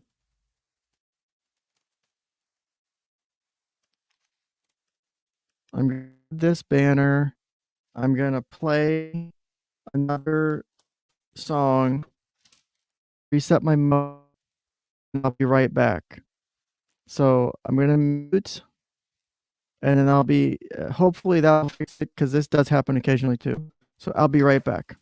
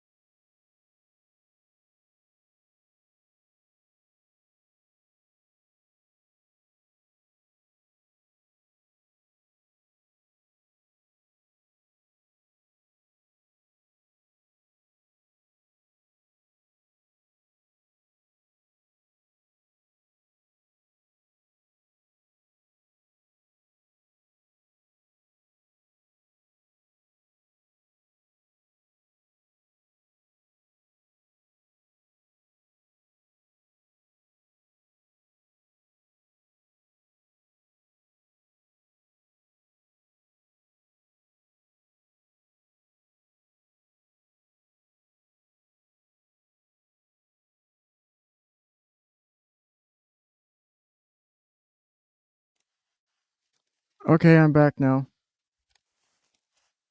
Sorry for the delay. I'm still getting kind of shit uploads on speed test. So I don't know what the hell's going on. I'm about to call fucking Spectrum once I get done here and bitch. Because how am I supposed to make money whenever I can't even stream on a stream I don't make money on? It's a paradox. Well, I do make money. I make money from supporters like you who follow my locals. If you like the content, if you want to get access to members only live chats, if you really soon, I think I finally got it figured out. I just got to finish putting in like the rules and stuff. I went ahead and I don't know if anyone's familiar with Discord, but I did one of the new Discord communities things to where I can have access to like the stage feature and some other stuff because it looks pretty neat and the features are pretty cool. So I think that'll help. This show is sponsored in part by Ken's Actual Job, which is brought to you by, because I don't have the fucking shit set up right now, and I'm not doxing myself. So let me refresh my own YouTube version of this. It sounds like I'm still roboting a bit.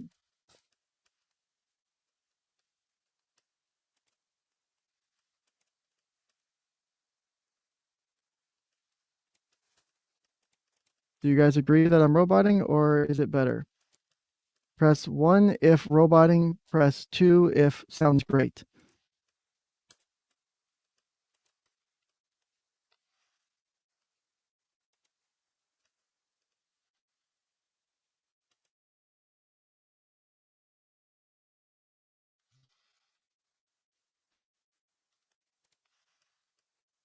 Yeah, this doesn't make any sense. Why my download speed pro?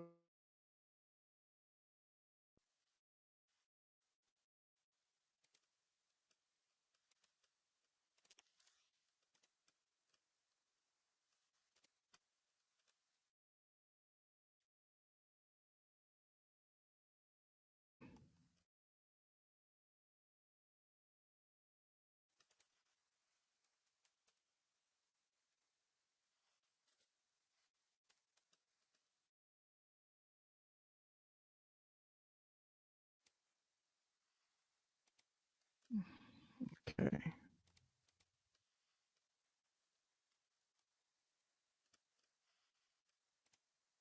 I think.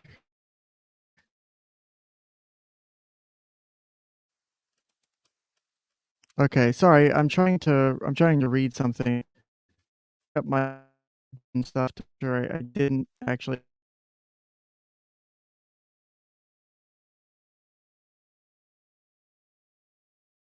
enough to warrant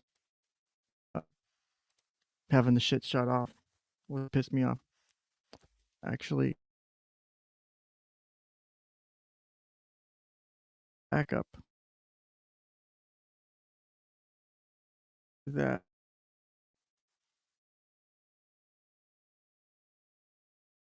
Let me try that. See if I get any better fucking bandwidth with it.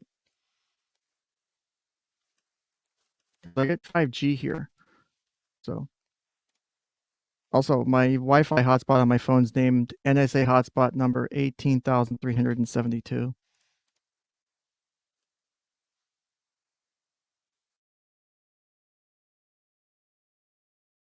Let me put this close to the damn window.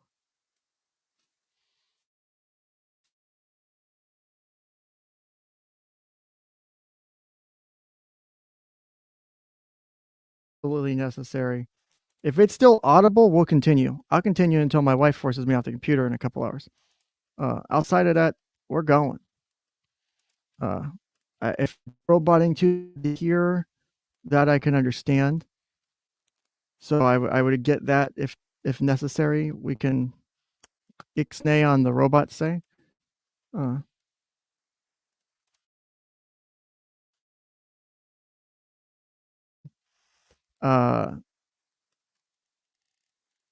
Okay, so minimal roboting 1.9.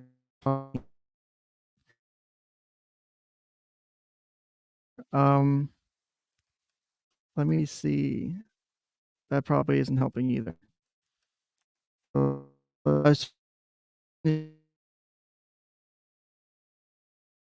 See what I get with that, because I've got a Ethernet connection and a wire.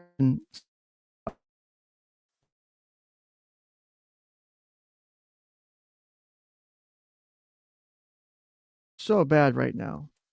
It's like I've been like looking forward to streaming for like the whole fucking week, and it feels like it's getting taken from me. It feels like social services is coming and ripping away my baby from me. Levels of shit. Like it.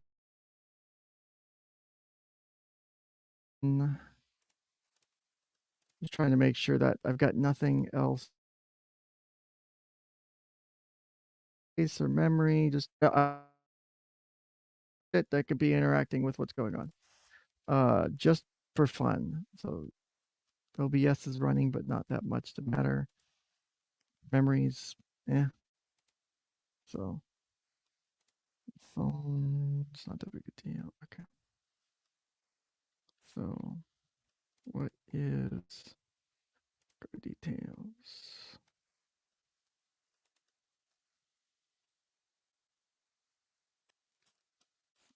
All right.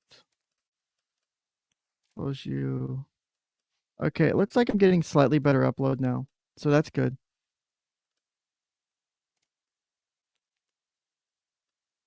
I say the Ethernet connection shouldn't be that bad. I switched to Wi-Fi, and I've got my Ethernet. I've got my Wi-Fi 5 gigahertz going, which I get really good signal on, because not only do I have the built-in one for my with my modem that comes with from Spectrum, I also bought one of those Unify Enterprise access points. That's one of the Unify 𝗡𝐴𝐵𝐶s. It's the square one, not the round one, so it's an older model. But I've got it running too, in a way, so it has the same name, so it should be getting me good throughput on my internet. So that's okay. I'm getting better uploads now. I'm seeing 5 meg, 4 meg. I'm getting something better. And so that's me doing a speed test while streaming. So I am uploading too. So I'll take that as a win for now. All right, let's continue the shit we were talking about, which I completely lost fucking track of it now because of the fucking internet. So I know we lost a few people to, I swear to God, that little icon better go the fuck away or I'm going to lose my shit. Your connection is unstable now. Go to hell, fucking, I'm so pissed right now. So sometimes it will try and switch between network devices. You sound pretty good right now. Okay, that's the goal. So let's try and go back to what we were trying to do earlier. So real quick, I do want to touch on SMART goals, because that was one thing I do really like to do is SMART goals, because a lot of people don't understand goal making. And in my attempt to have a positive 4th of July stream where we don't talk about depressing shit and sad shit and shit like Sophie Long getting abused by her mom's boyfriend, like we did the 2 streams prior. Also, today is the double digit stream. Today is episode 10. So I don't know if you guys saw that on the thing. I don't know who was here earlier, but I might have mentioned it, or I think I mentioned it earlier. So we're finally in the double digits. I am 20 subs away from 400 people. So if you guys can share the message, get me up to 400 subscribers on YouTube. Also, if I get to 1,000 subscribers by August 1st, it's a big ask. If you guys can get me to 1,000 subscribers by August 1st, I will do a 24-hour stream. I will talk about whatever you guys want to. Nothing is off limits.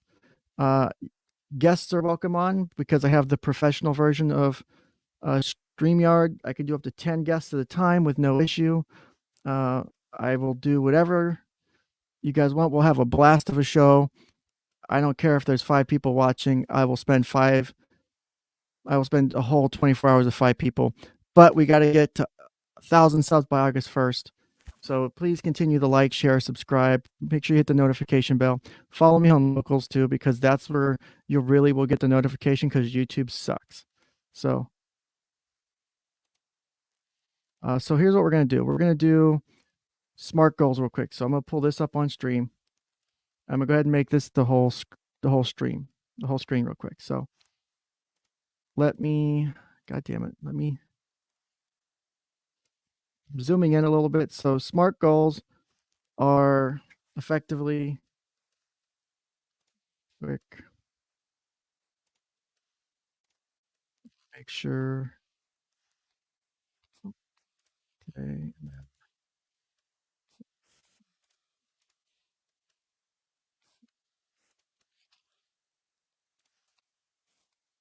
Just making sure that I had the right pen settings set up here.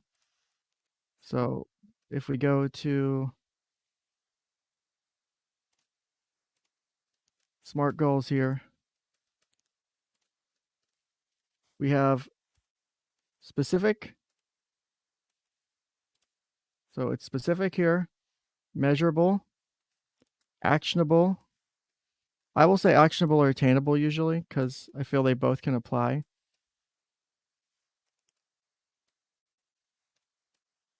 So actionable, realistic, and time bound or time oriented. So what that means is, so we'll start with the first one. So I'll zoom in a bit to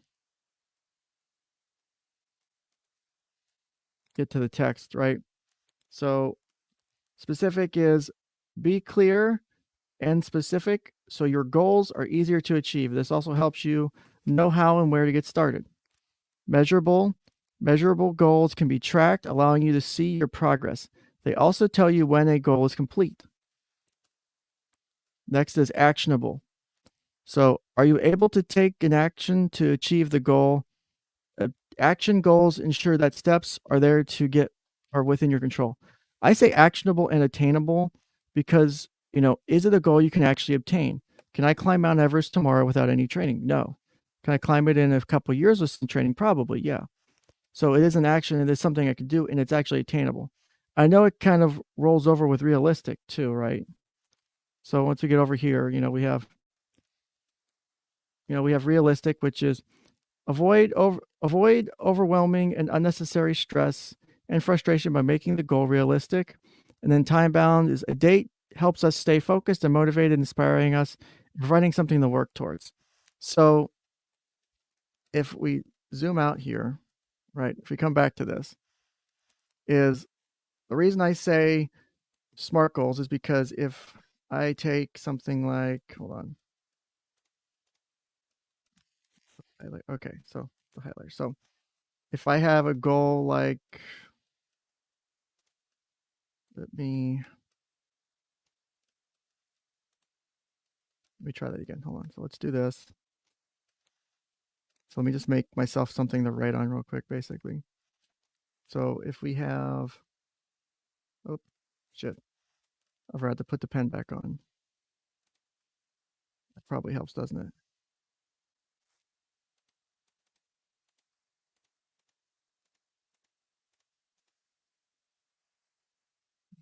Option for that.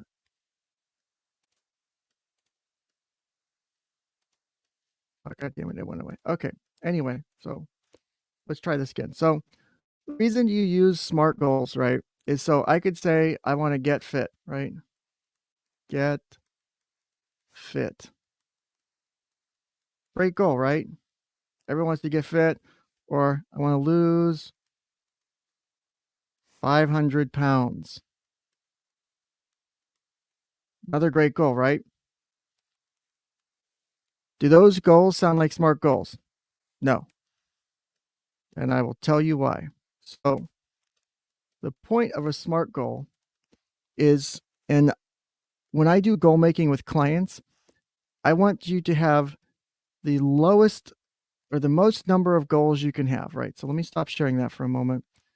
And can I open up my whiteboard here without doxing myself? Because I know the name sometimes pops up. Let me do this.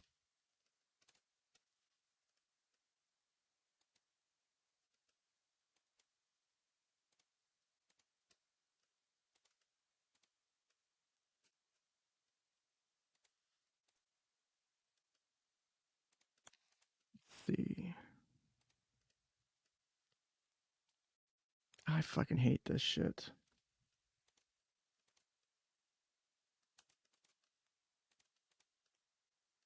Fuck it. We're just gonna open up Paint because I just need a white background. The rest I can do with my other fucking program, right? So let's try this.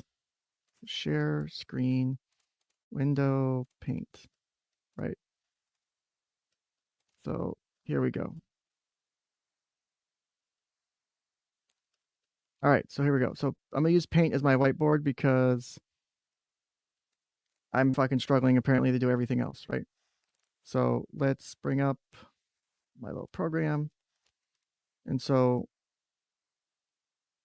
start with this. So remember SMART goals.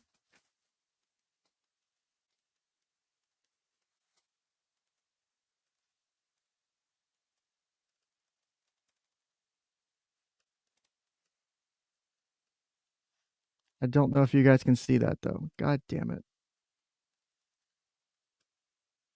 Can you guys see the drawing on the screen or is it not showing up?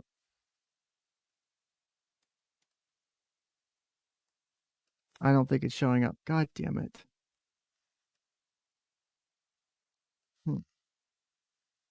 How do I fucking fix that?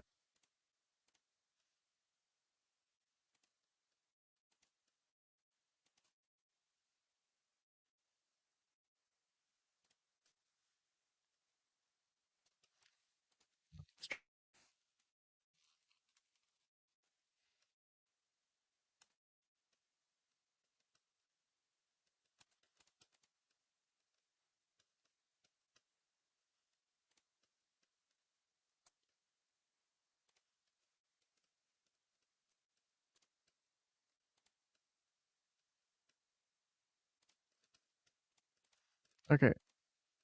Hopefully this fucking works because I'm getting tired of it not working. So I went ahead and just found an online whiteboard thing because I'm frustrated now.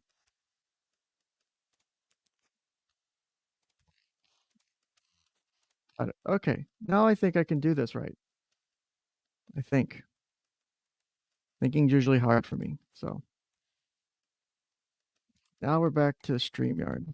Okay, so let's share that screen with whiteboard. Paint wasn't fucking working, but why should I have ever expected Microsoft Paint to work? That was just dumb. I'll take that hit. You guys can make fun of me for that. I'm okay. So let's add this to stream, right? So when we're talking about goal making, so what can I do text? So remember we're back on SMART goals. So SMART goals.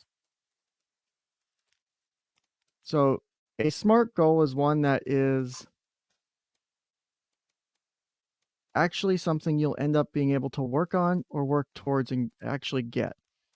If you pick a goal that is, you know, too big, too much for, it's not going to work.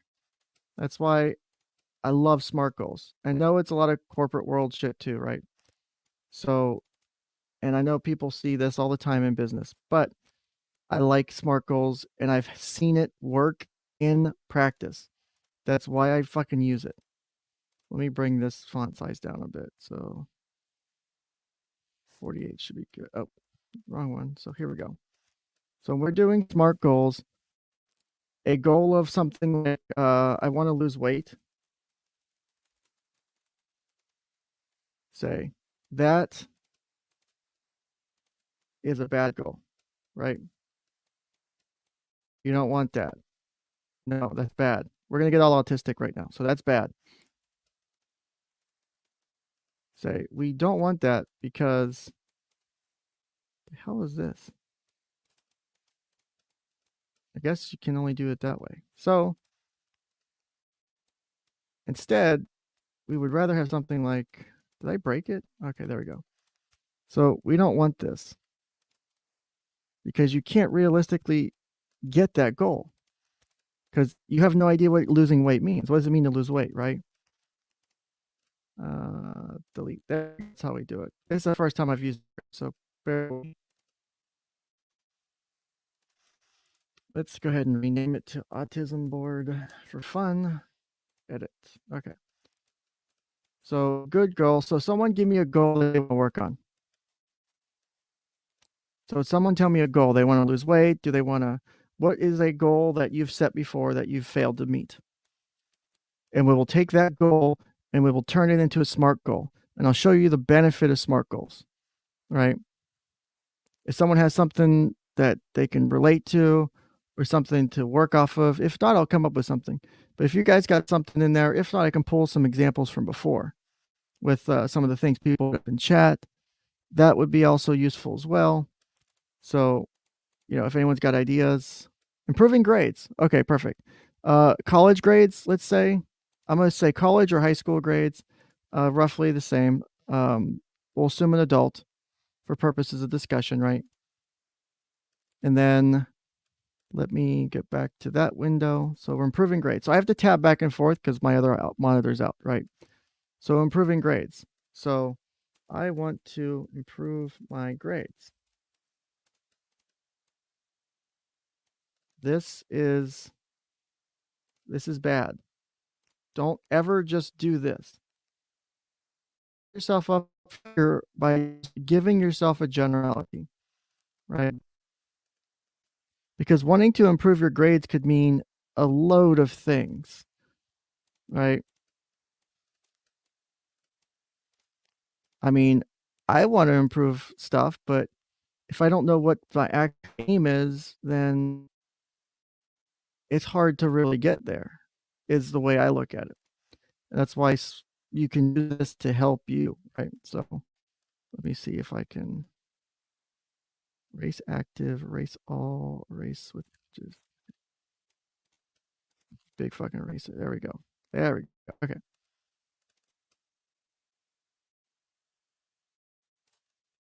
Let me read this out like the autisticness I'm doing right now. So no, bad. We don't want to just improve grades.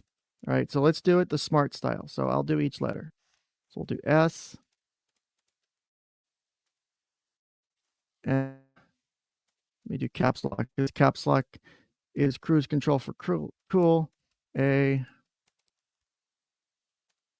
R, and T, right? So I'm going to remove this here so I have room to do this, right?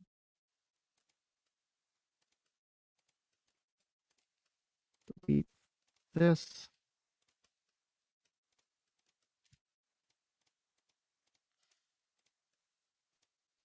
Delete.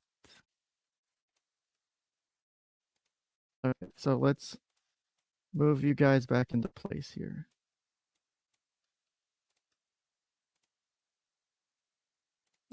Show.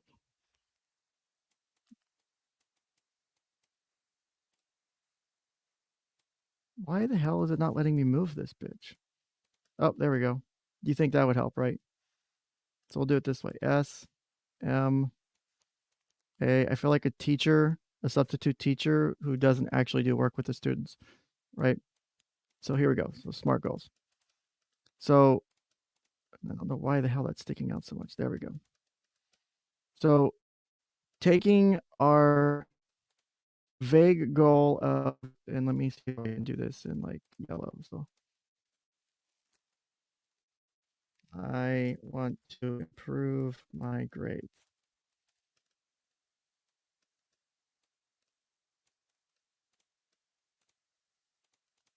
Green instead. What the hell? We control A. I want to improve my grades.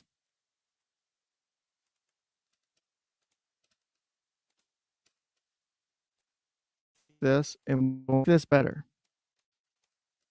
After I take the finger and I move shit around again, because apparently I don't know what I'm doing. There we go. Jesus Christ, too long. Sorry, I feel like an autist. Am I cool now? You've always been cool. Everyone's here. Cool. Let's see. And you are the coolest. Everyone in chat agrees. So using a SMART goal style for this, right? I want to improve my grades. It's too vague. How do you know when you've met your goals, right?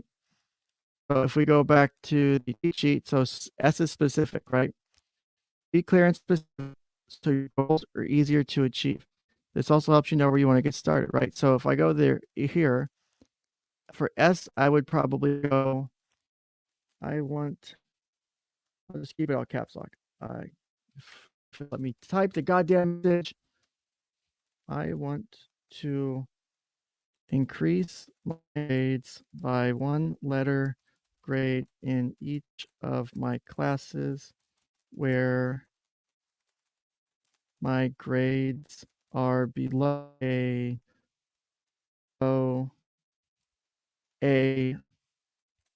over the next semester. Okay. So what I did with this, right,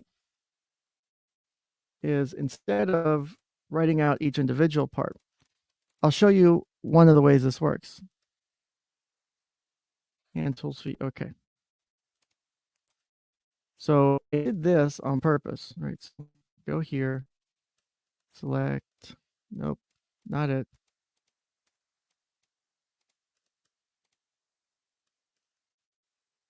So go V, click here. I like this, fucking green, like I've been wanting you to do. Okay, so if we remember, so specific. So we'll go in here and edit everything.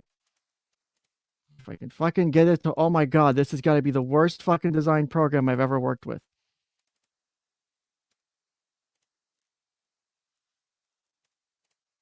Okay, I'm going to calling someone's manager later. I can't put this. Measurable. So fuck it, we're doing this because I'm tired of this. Specific, table, achievable, realistic, time-oriented, right? So fuck it. I cannot believe this program is this difficult to use. Or I suck bad at technology. And I didn't think I was that bad at it. And considering I do coding and shit for fun. Holy shit. I feel so stupid right now.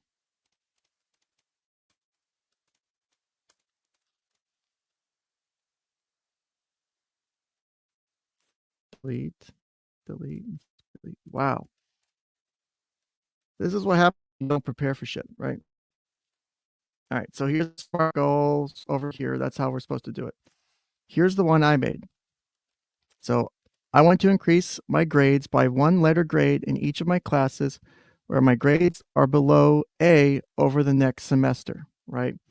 So with this statement here, with the green one, did I hit every of these? You guys tell me, did I hit every one? If I did, press 1. If I didn't, press 2. And if I did, tell me how I did. So can I zoom? I guess I can make that a little bit bigger.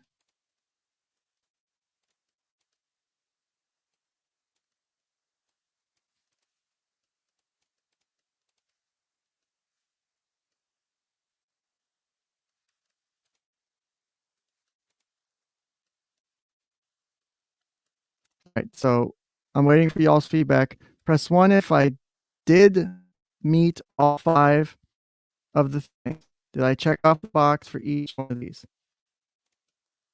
Was it specific? Was it specific? Was it measurable? Was it attainable, achievable, or actionable? Was it realistic, and was it time? If it wasn't, tell me how. Dude, I fucking hate this program. Remind me never to use this. I am so fucking sorry that this sucks. This is totally not me. This has got to be solely on this program. Like, there's no way this is Ken. Ken is not this bad. That's right. This is not just Ken. This is not Ken. Ken for any of this, right? So I was never on book test. So it says the one on Balm says seems legit. All right. I know the amount of people has dropped down a bit, so that's fine. So I'll show you exactly what I mean by this being all of them, right? Let me get a color that I'm not using. Opacity, fill, and tip. Okay, that's good size. Okay. So we'll start with specific, right? So we'll start with specific. What the fuck? It won't let me draw over top of this thing. Is there a fucking setting I'm missing here? Set as background. Thank you. Lock. There we go. Now let's fucking try it. Can I draw over it now? Yes, thank God. Jesus. Holy hell. All right. So we'll start with S. I haven't used my pen tablet in a while, so this is just an excuse to use my pen tablet. So we'll start with S. We'll start here. So is it specific? So I want to increase my grades by 1 letter grade in each of my classes where my grades are below A over the next semester. Can you tell exactly what I want to get out of this goal? Does it make sense to do, right? When you're talking about specific. So I think I have another graphic or two on SMART goals that might help. I think I like this one too, and then maybe this one. If they would fucking pull up. Jesus Christ. So we're on specific. Yes, it seems to meet that requirement, right? Here we go. Open image in new tab. Perfect. Boom. I have to put this up here. So let's go to this one. I think this one will be more helpful. If I can learn how to copy shit like an adult. All right. So let's try that. All right. So this is the same thing kind of we discussed before. So we're on S. So we'll go on the S right now. Your goal is direct, detailed, and meaningful. So does this here seem direct, detailed, and meaningful? I mean, I wrote it. I would think so, right? So the next one is measurable. So if we go back to here, so M is measurable. Your goal is quantifiable to track progress or success. I want to increase it by 1 letter grade in each class with a certain criteria over the next semester. So with this information, can we track and measure that goal? So over the next semester, if I have, 5 classes labeled, let's say I have, English. I know I'm gone to small tablets. I don't have that much room. So let's say math, art, autism class, and shit posting. Okay, so I have these 5 classes, and then over the next semester, I want to get my letter grade up 1 in each of these classes, because right now, my grades are, I'm an A+ at shit posting. I'm probably a C in art. Definitely, no, I won't give myself too much of a grade. Say I'm a B- in autism. My math's probably a C, and then my English is probably a C-. So I want to get up 1 letter grade for each of these, but remember our criteria of if it's below an A, right? So if it's below an A, those are the ones we're focusing on. So we don't need to focus on shit posting because I'm already an expert at shit posting. So next would be, we want to get English from a C- to a B-, math from a C to a B, art from a C to a B, and then autism we want from a B- to an A-, right?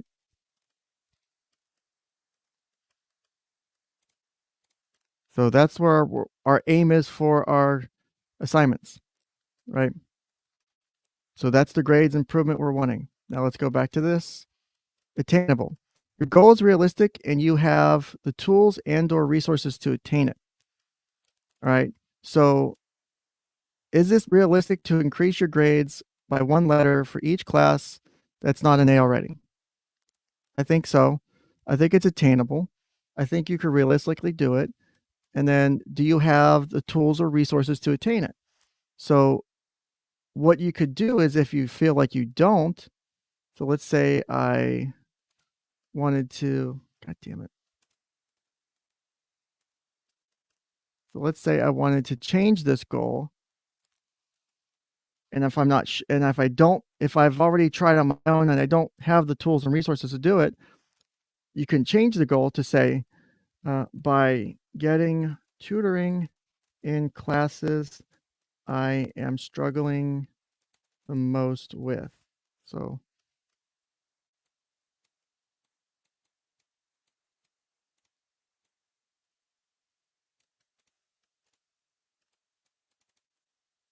how the fuck if I can do that? That's weird. Okay. So if we do that, right? Oh my God, this is ridiculous.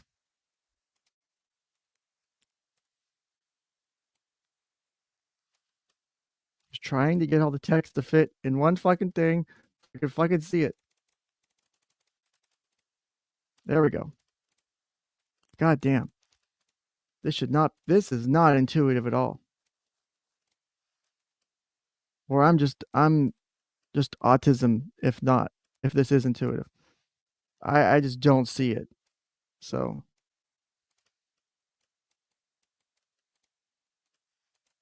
like I've been able to pick up Photoshop and use it much easier than this, right?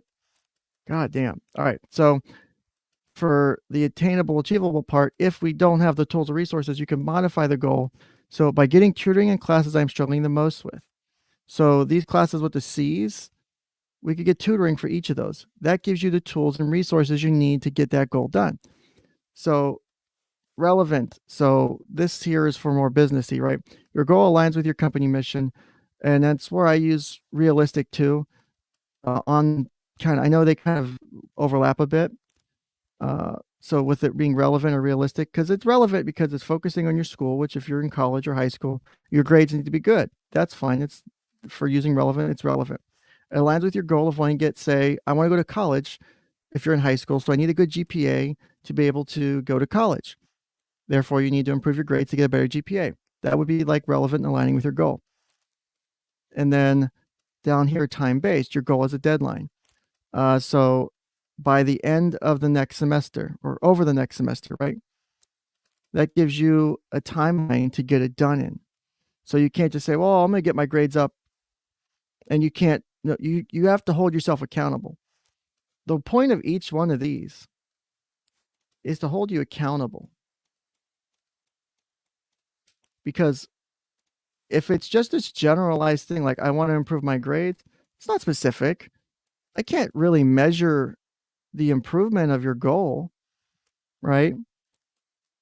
How do you know what you're aiming for or how you're going to achieve it?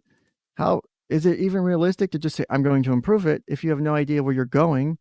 Because improvement could be, well, I have a 50 in all my classes. Now I have a 51. I improved my grades. Is that real? Is that realistic? Is that really what you're trying to obtain or achieve here? And then there's no time there. There's no time orientation. So that's where I take issue with like this. It's not specific enough. It's not a SMART goal. Because this is a big, you do need to improve your grades. If your grades are bad, you want to improve them. That's a realistic goal. That's a goal you want to work on, but you have to be able to hold yourself to it, right? That's how you hold yourself to it. So someone else, let's see. For example, let me do this real quick.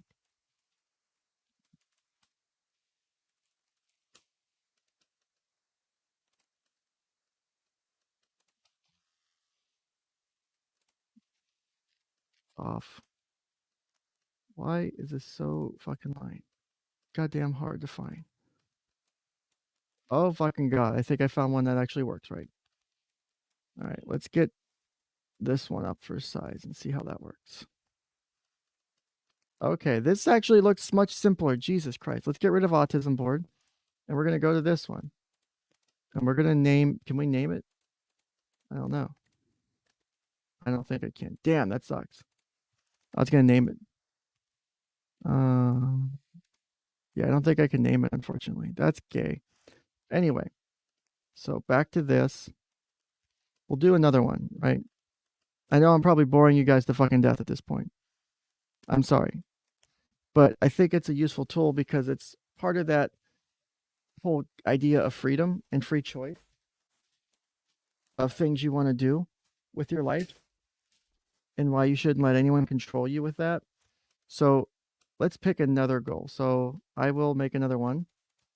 So we will say, I'll use another general goal, right? I want to improve. So I'll use me. I'll use, for example, I want to improve my relationship. Okay. Shit. So much for the intuitive part. Delete, delete, delete, delete, and delete. Okay, I see how it works. Size 40, border 2.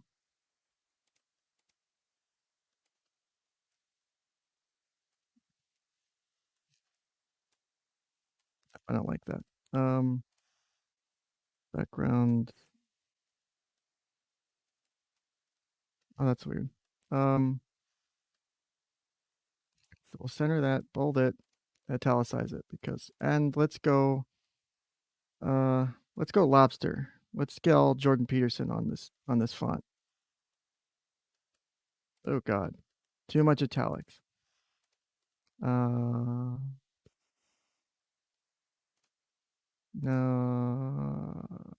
lobster 2. God damn, I forgot how fucking.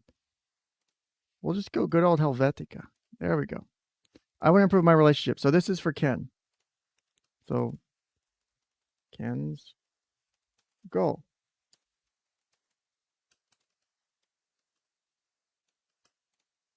We'll make that bright fucking pink because why not? So Ken's goal is I want to improve my relationship. And let me do it like this. I'll explain why in a moment. So if we go back to that whole SMART goal shit, I want to improve my relationship. Well, my relationship's not so great right now. Like I've had some, like I mentioned earlier, had some relationship issues. Recently, you know, me and my wife, we've kind of drifted apart a bit. We've been dealing with some ongoing shit. There's some other stuff going on. Obviously, stuff I'm not going to get into with you guys online. No offense. My wife has asked me to hold back on it, on certain things when I talk to people, which I'm fine with because it's our decision it's her decision too to share. So I'll start with this. So I want to improve my relationship. So right now, we haven't really done date nights in a while. We haven't really spent a lot of time cuddling, being intimate together. And that's something we want to jump on and improve, and that I'd like to do better for our relationship. So if we go back to, can I actually copy this and bring it into the whiteboard?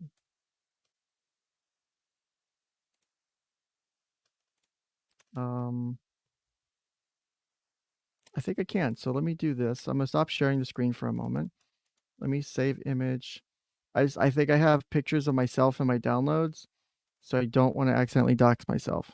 So my wife was wanting me to send some of those pics to her recently. So, you know, can't let you guys just see those without going to my OnlyFans to pay for them. You guys get it. So, oh, fuck off. It's only WebM, or it doesn't accept that. Okay, let's do this one then. I hate when websites don't support WebP or WebM because they're actually really nice file formats. Let's try this one too. Oh, that one's a JPEG too. Look at that. Perfect. Okay, now let's try it. So import. Fuck. We'll do this one. I like this one better, it looks like. Holy shit, that took up a lot of space. All right. So we'll leave, let me make this a bit smaller. We'll put it over here for reference, right? So we can come look back at it. Put this down here in the corner. You can sit in the corner along with some of the other people from chat who are not listening right now. So we'll start with, how do I want, so let's make a short list of things I want to improve about it. And then we'll figure out how to work that in, right? So let's say God damn it. Let's say bring back date nights.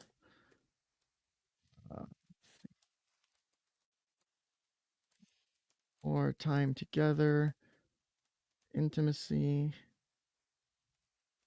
improvements,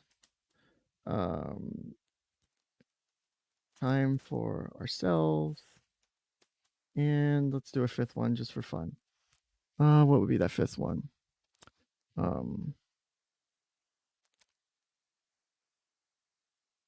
Working together for us. All right. So that's my goals right now with my relationship that I'd like to achieve somehow. But as I discussed, we need to make sure they're actually something that can be met, that you can actually, do something with them. So this is what I would like. So this is a list of likes, right? So would like to meet with my goal. And we'll up that to like 35.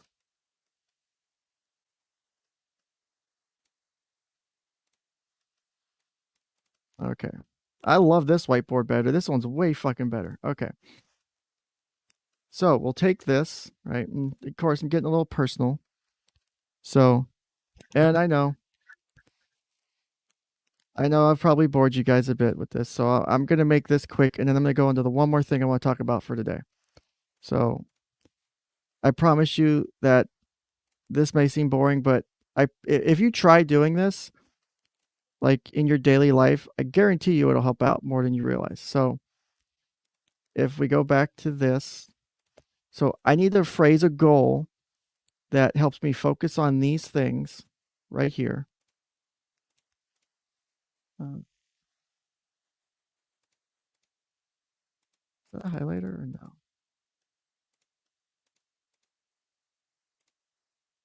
I don't think I have a highlighter on this one. Or is that it? Oh, that's cool. I can change the background color. Fuck yeah, we're going dark screen. Oh, you can do lines and shit. This is a nice fucking board. Holy shit. Wish I'd have found this first. So, and then there we go. So if we look at all this stuff here,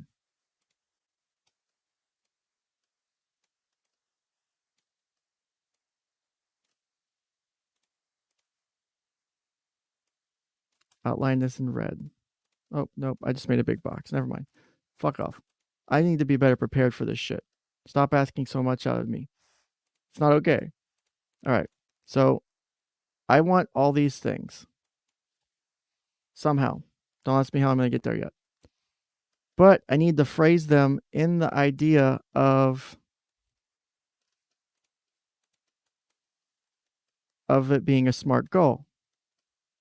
So remember, specific, measurable, attainable, relevant, or realistic, and time bound.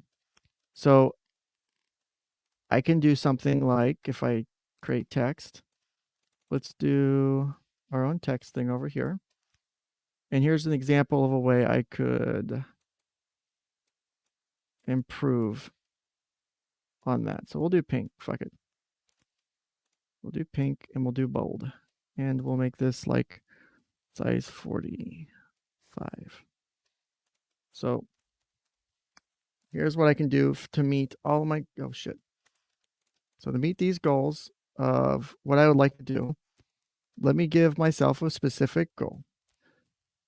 So make sure caps lock's on, is over the next 3 months,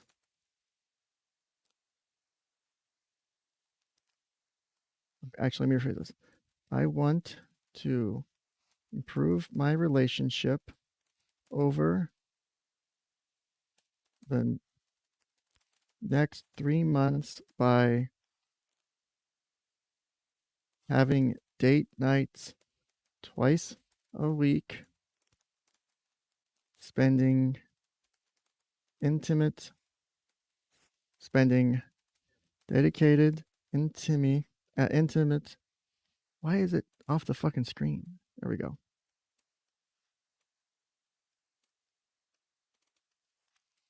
Time. Guess I got to do that part in time together. At least twice a week.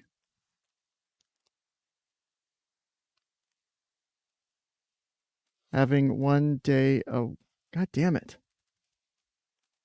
Day a week for ourselves, for personal hobbies, interests, and seeing a marriage counselor at least twice a month. All right. So let me move this over here. And I don't know. I don't want sample text to be my goal. So we'll get rid of you by delete there.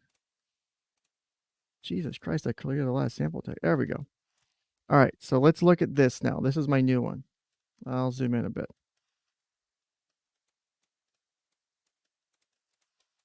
I'll move this stuff down a bit so we can focus on this. So here's the goal. Now let's see if it meets all of these. Remember, it has to be specific, measurable, attainable, relevant, and time bound. So the initial basic bitch goal was I want to improve my relationship. Okay. Doesn't really meet any of our SMART goal shit. So now let's go back to the paragraph of shit I just typed up. It's a good thing to have goals that are typed out like that, because then it's easier to determine if you're actually like on the right track with what you want and stuff like that as well. So let's start here. Is it not letting me draw? I thought I did that. Whatever.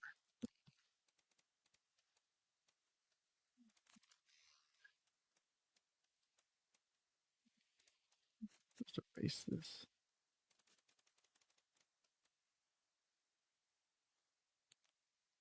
I know I'm coloring basically while you guys watch. I feel like an art stream. All right, so we'll start with S.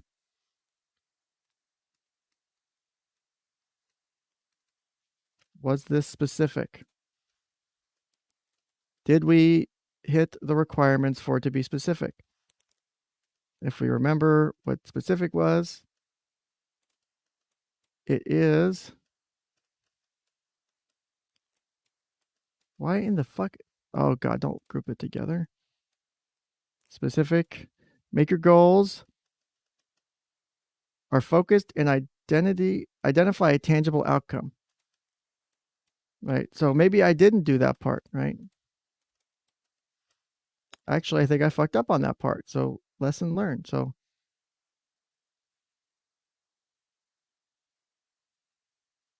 oops. I think I just erased the picture a bit.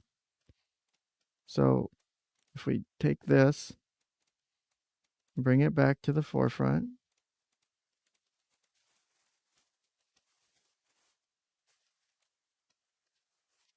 I don't know why it's, there we go. Oh, that's how I can make it bigger, right? So let's do that. All right. So specific, make sure goals are focused and identify a tangible outcome. Without specifics, your goals run the risk of being too vague to achieve. Being more specific helps you identify what you want to achieve. You should also identify what resources you're going to leverage to achieve your success. So in that regard, did I meet the goal for specific? Did I hit that? So if we can see this here, did I hit specific? What do you guys think? Is that a specific goal? I could probably improve it, and you don't have to get it right your first time. That's okay too. So if we go back to here, so I didn't necessarily identify a tangible outcome. So what I could do to fix that is by at the end of 3 months,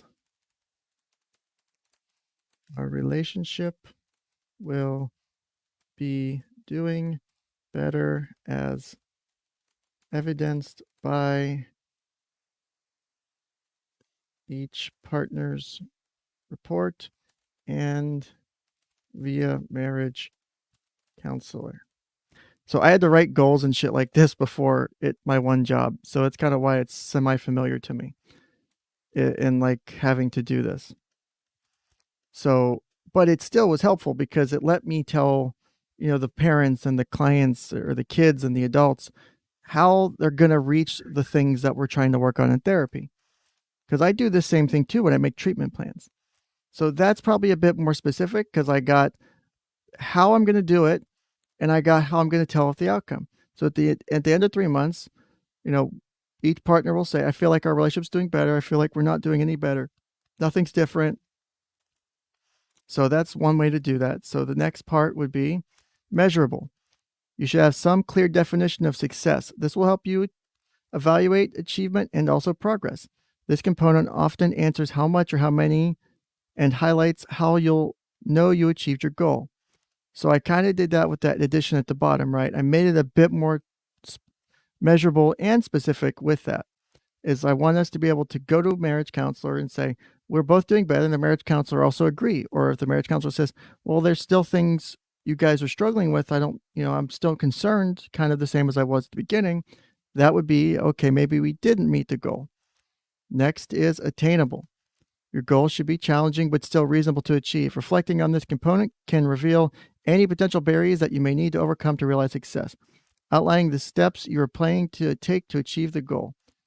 I did just that. So next 3 months, we'll have date nights twice a week. We'll spend dedicated, intimate time together at least twice a week. We'll also have a day to ourselves each day of each week to where we can do our own shit. And we'll see a marriage counselor as well. So that's how I'm going to attain my goal. That lets me know how I'm going to get the goal done. So relevant. Is this about getting real with yourself and ensuring what you're trying to achieve is worthwhile to you? Determining if this is aligned with your values and if it's a priority focus for you. This helps you answer the why. So this is relevant. I do want this general thing. I do want to improve my relationship. I don't like where it's at. It can always be better. It definitely can be better than where it's at now. But I can do that through this, right?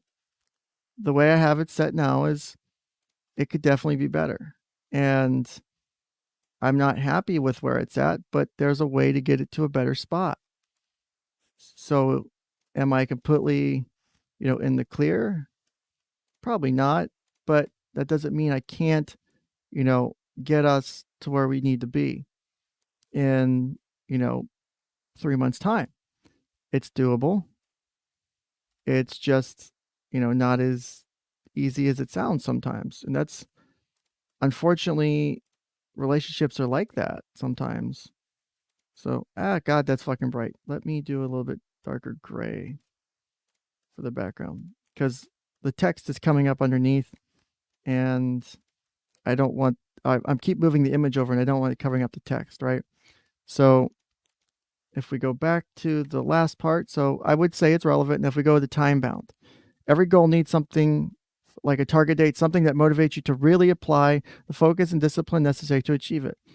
This answers when. It's important to set a realistic time frame to achieve your goal.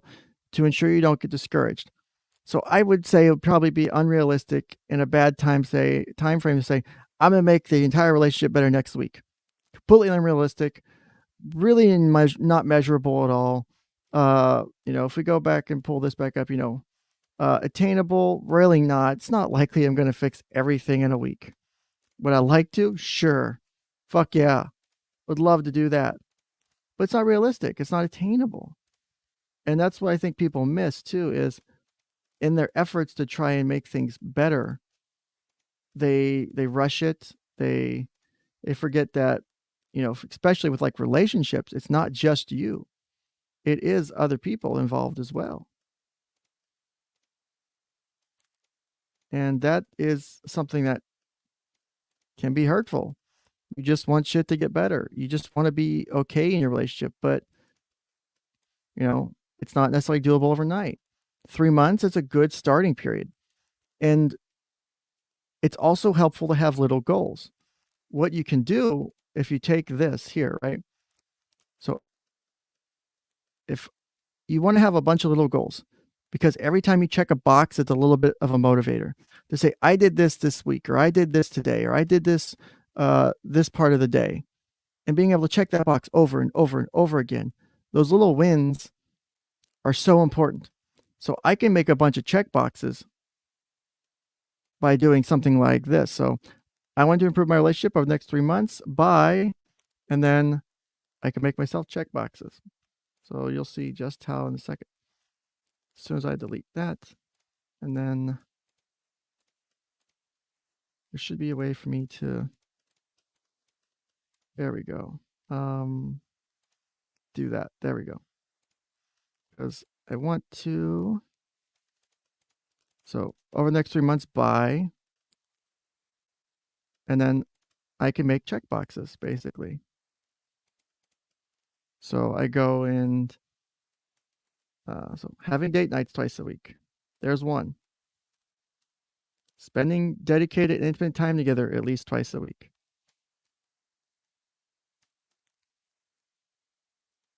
Having one day for each of our hobbies and interests. And then seeing marriage counselor at least twice a month.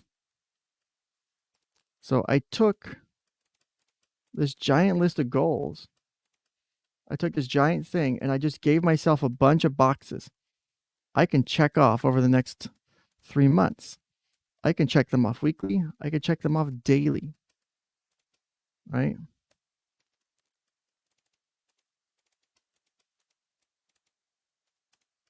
Why the fuck won't it let me edit? Okay, maybe I don't like this whiteboard as much.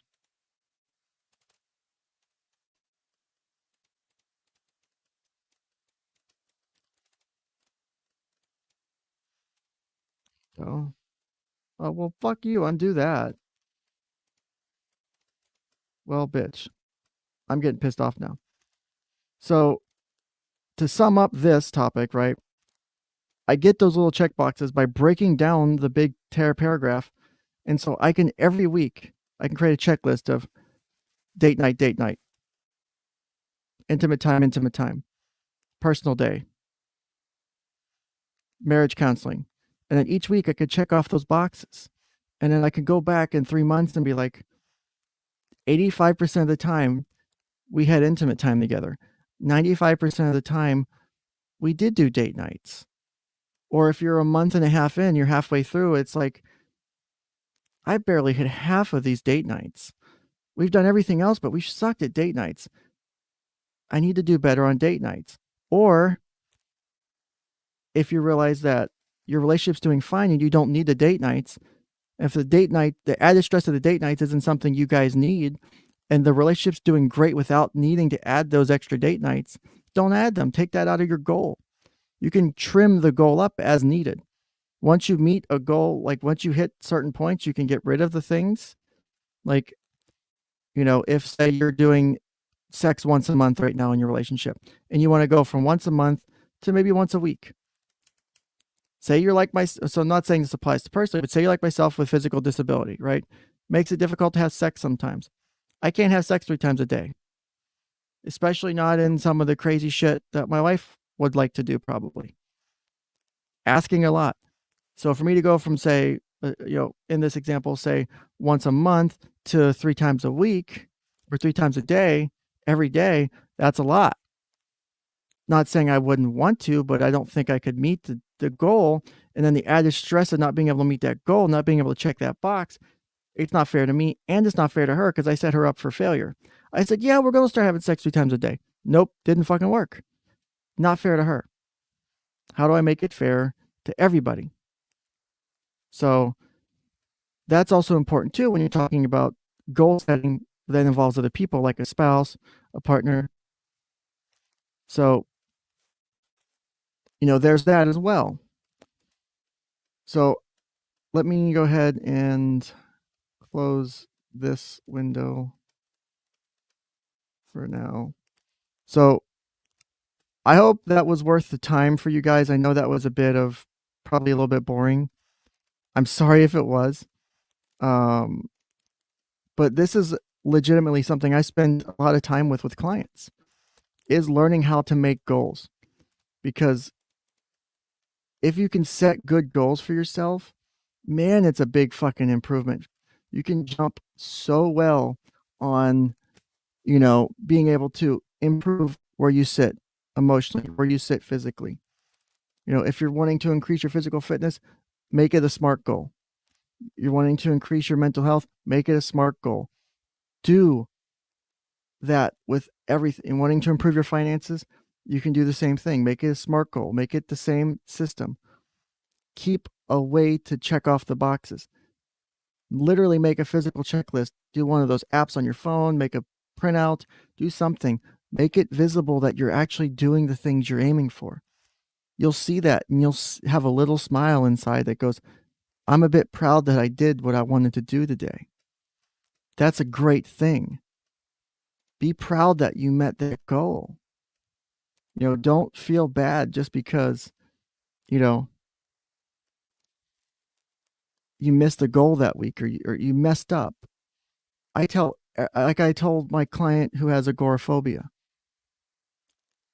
I expect, I told him already, he's made leaps and bounds of progress more than I would have ever expected him to do. And that's not an insult. That's just, I was expecting to have to take it slowly because you would want to take it slowly with that kind of client. So to go from where he was to where he is now, but now he's bottoming out, he's hit a plateau because he hasn't been able to extend the distance of leaving his house.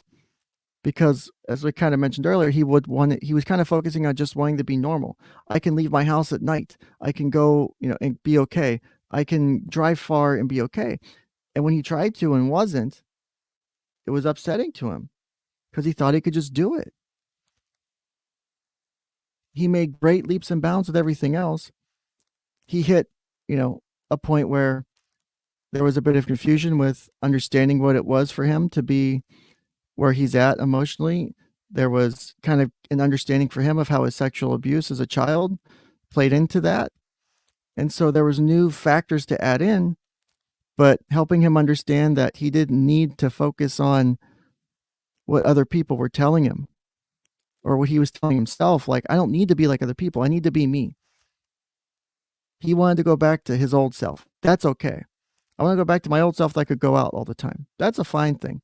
I want to be like a normal person. There are normal people who don't leave the house much. I don't leave the house much. In fact, we've done a couple grocery ordering in the last couple months, and it's been fucking great. My time is stretched. Like, spending 5 hours here today talking to you guys, because it's probably going to be 5 hours by the time I get off of the stream, which I'm glad to spend.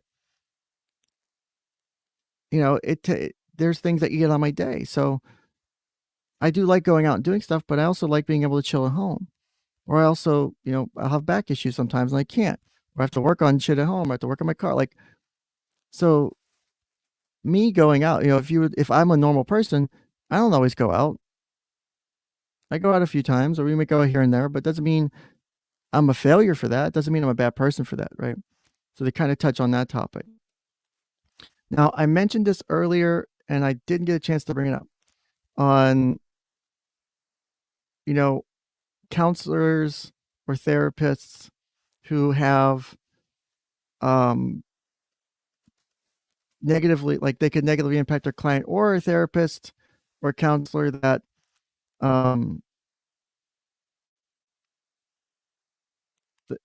is seeing their own therapist. Like how someone mentioned earlier, I forget who it was, I think it was Salt, was talking about how that can impact the perception of normal. So if I bring up this, so let me do this. I think I can do this in a way that allows me to draw on screen. So, because at this point, I'm just all over the place. So window capture, okay, of this window here, the title must match, okay.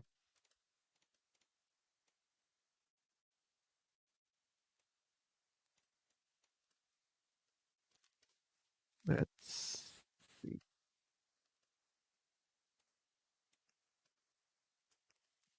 This.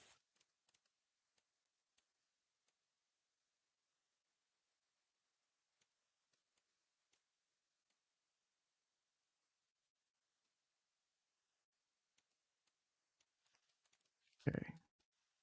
And then if I do that, and then we transition it over, and then if I draw on that with this, will it show up?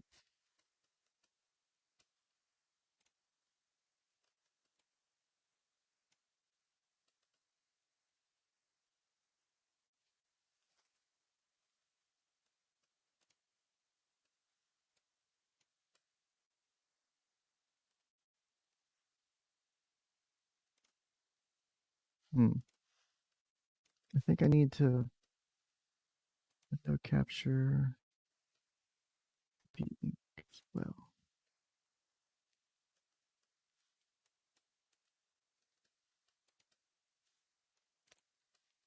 Do that.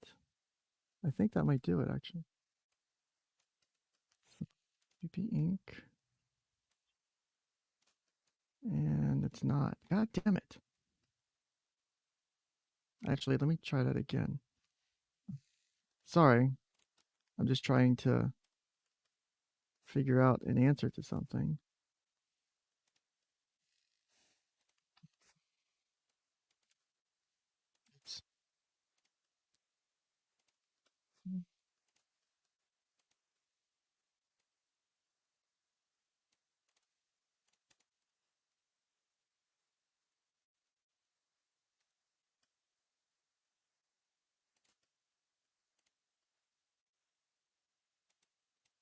Oops.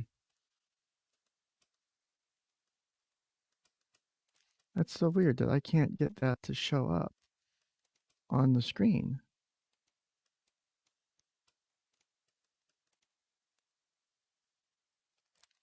Yeah, that's definitely odd. I will have to figure that part out because that's bothering me. Capture.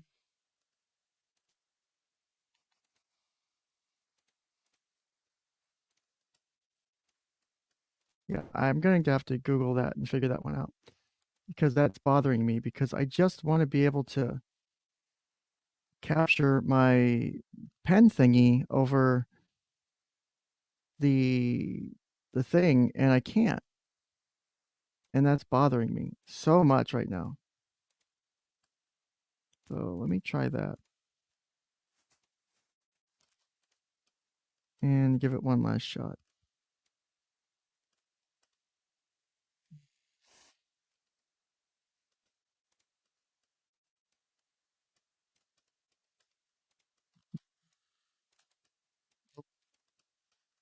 Can't get it to work. God damn it. That's gay.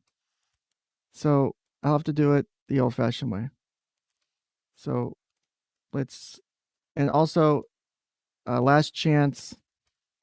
If you guys want, you can pop into the show, StreamYard invites, come in. I'll be happy to talk to you with whatever time we've got left. And we can discuss whatever you like, open to anything.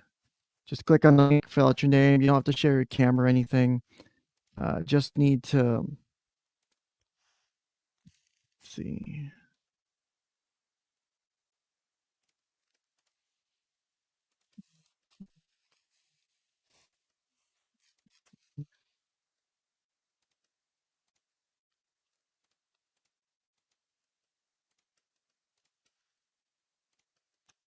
Let's try that again. Share screen. Hey, Embalmed, come on, man. I am offering you to be my guest today. Come on. I want you to come on here. Don't fucking worry about what anyone thinks about it. Just come on and have fun. Come on and talk about this interesting subject. You know you want to. I'll peer pressure you into it if you. No, I won't do that. I'm not that mean, right? But no, I'd like for anyone to come on who'd like to come on. Just click the link. My voice sounds dumb. I hate my voice. I've always hated my voice, but I still do this shit. I guarantee you, you'll have fun. I guarantee you, you'll have something to learn as well if you come on. So, come on. Get on the stream. The subject is now we're going to go over one of the master's level. So there's the different types of licensing you can get for being a counselor or therapist. There's a licensed clinical social worker. There's licensed mental health counselors, licensed marriage and family therapist. There's licensed professional counselor in some states. So this is the code of ethics. This is one of the codes of ethics from one of the organizations. This one's from the National Association or National Association of Social Workers. So this is one of them. So these are normally LCSWs you'll see, like licensed clinical social workers. So I'm going to go through the ethical standards because I think they're kind of important. And I think it plays into the whole question of normal. No way, my neighbors hear your voice and they are applying themselves to you right now. I don't know if I should take that as a compliment or if I should click on the link. Click on the link chat. I want one person to come on and talk to me. Okay, I've been on stream for 4 hours, 36 and 38 seconds now, and no one's come on. You know, it's all the same shit over again.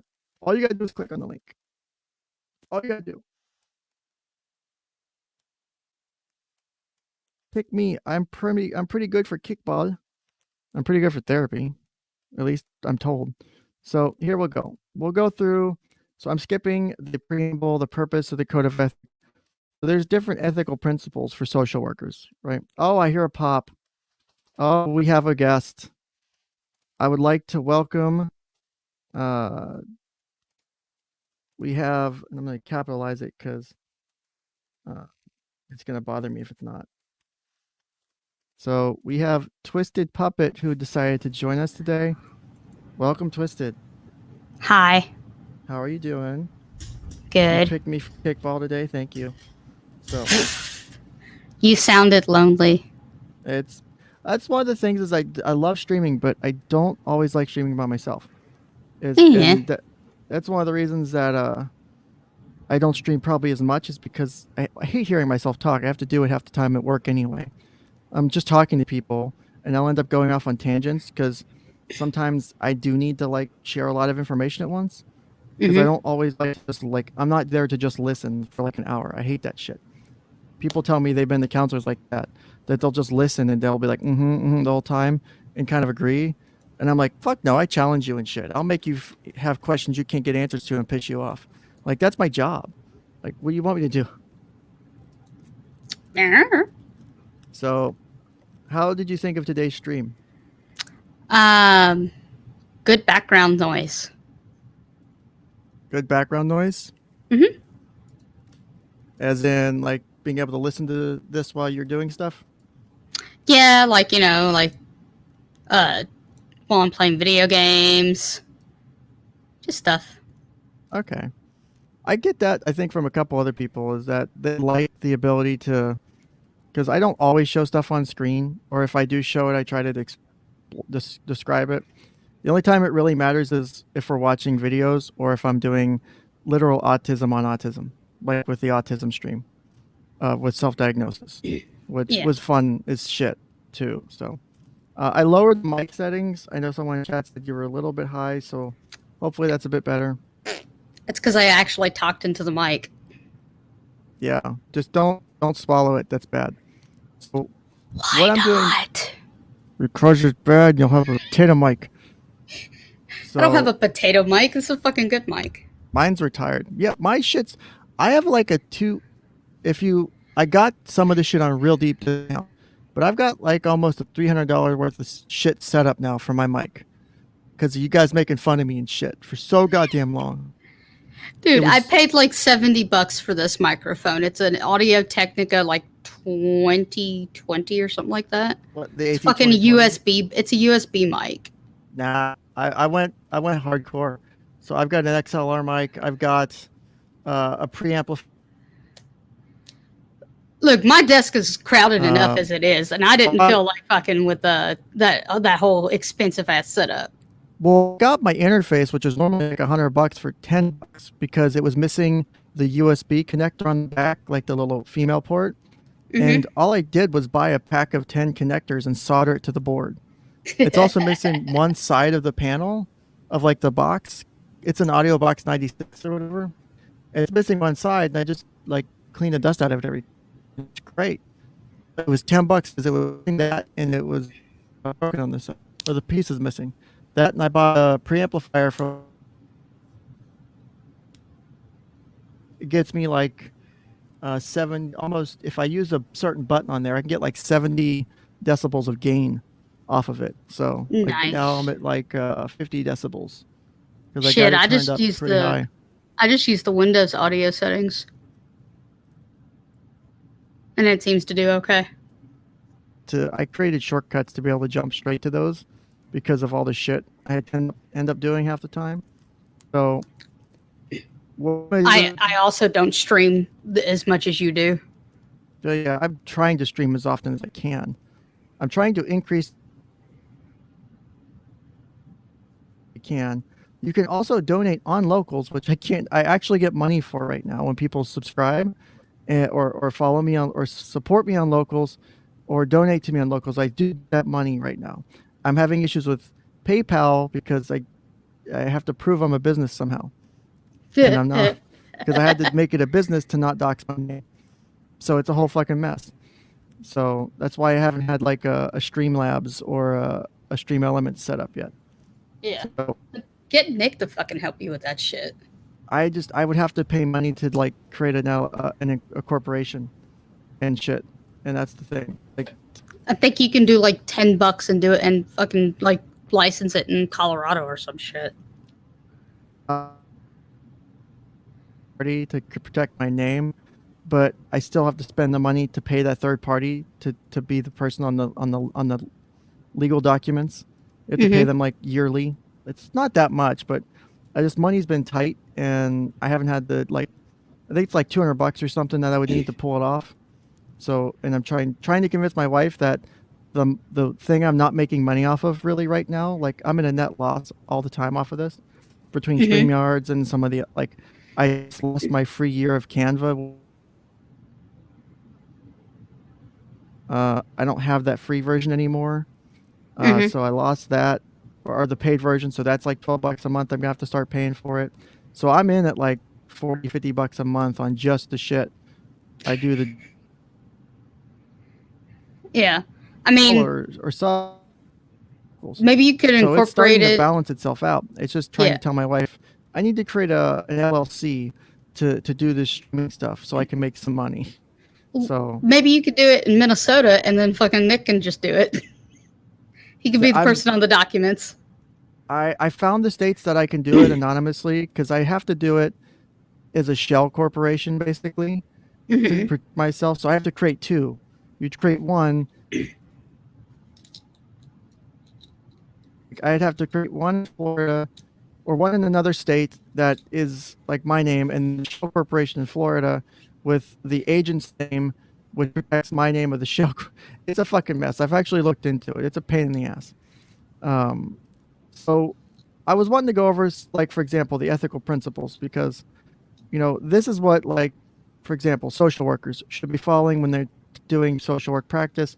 And that's not just like therapy practice, but just general social work practice in general.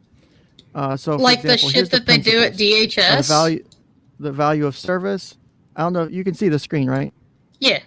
Okay. So the ethical principle: social workers' primary goal is to help people in need and to address social problems. Value social justice, ethical principle: social workers challenge social injustice. Value dignity and worth of a person.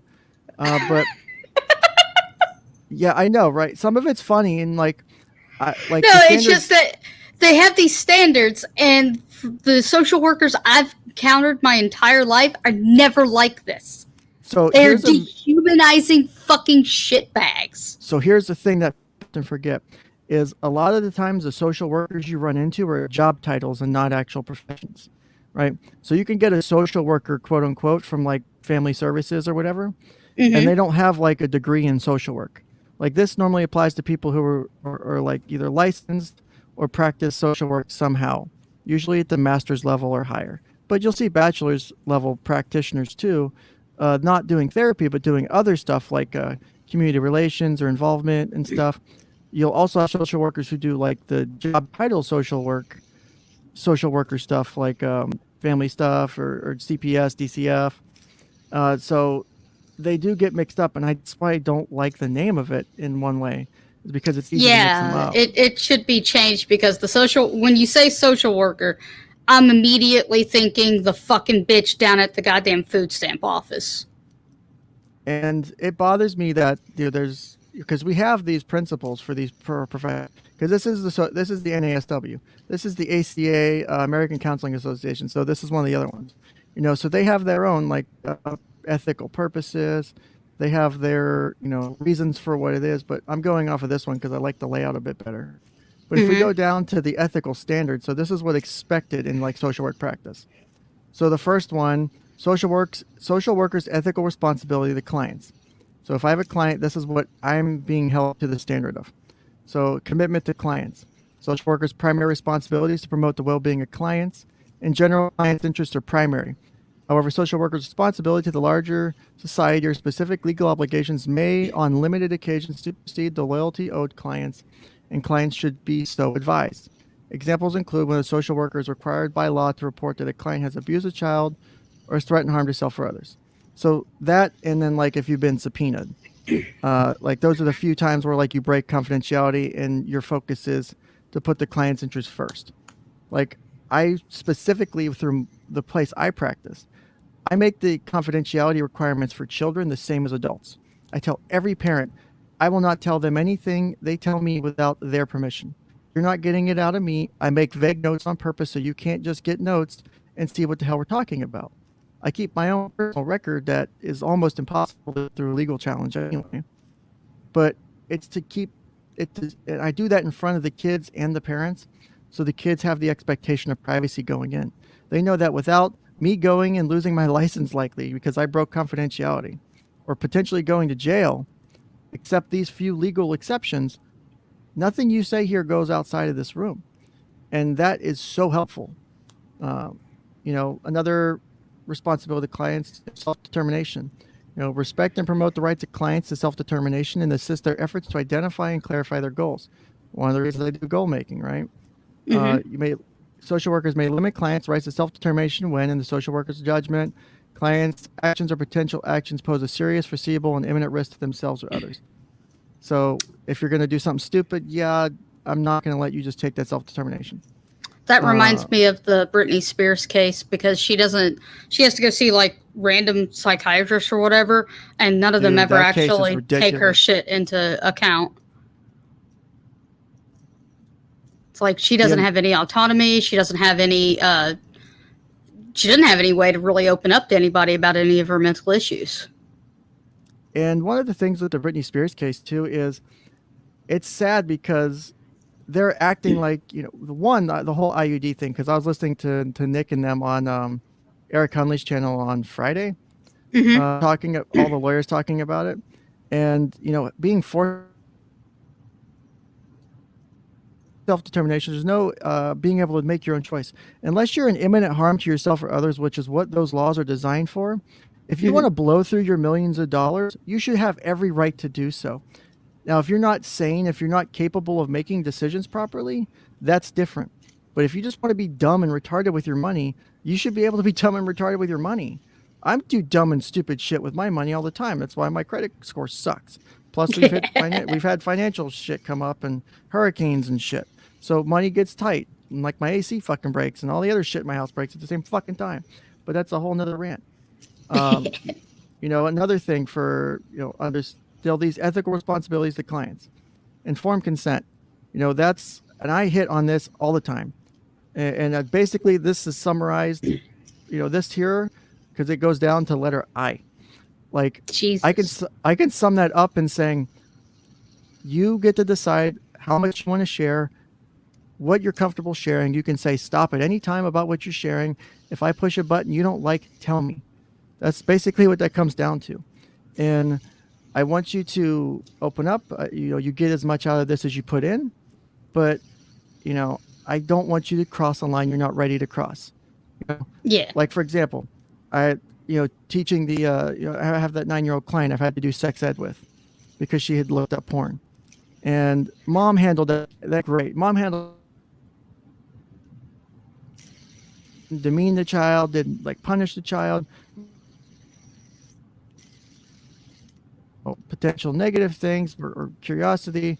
There's also some other family history with another family member that they had a boyfriend growing up, but they ended up having a girlfriend later in life because they were gay or lesbian.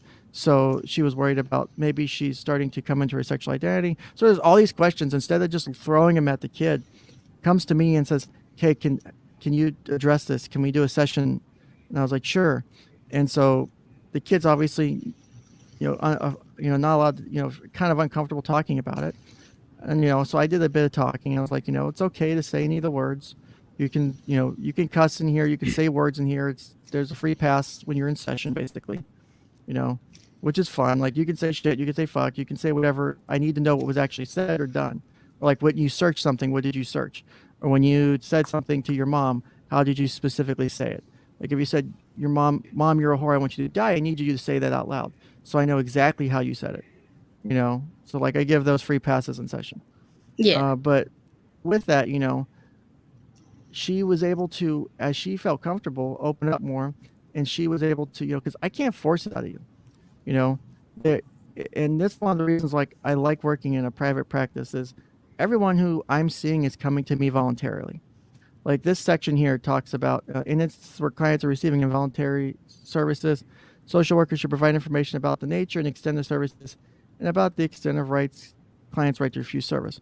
So basically, in those cases where you have to do therapy because the court orders it or something gets to a point where you're ordered therapy, that's a bit uncomfortable for a counselor. Like, you have this case where it's like, oh, they're supposed to be doing therapy, but I can't make them do what they're supposed to do. And it's like you're watching them fail. I would rather someone come to me, fail, and leave, whether it was my fault or theirs, or just like, I'm done with therapy, versus, being forced into something when you're not ready. You can't do counseling if you're not ready for it. It sucks.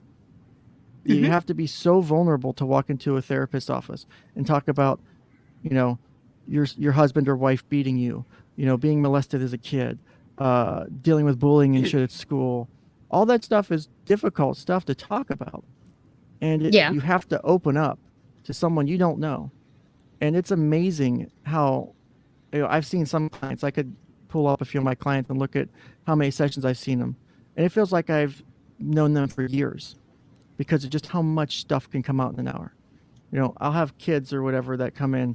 I'll be like 4 or 5 sessions in with it, and I'll be like, I've only known you for like 4 hours, but we know all this, like you've told me all this stuff already. Like I feel like I know you for a long time.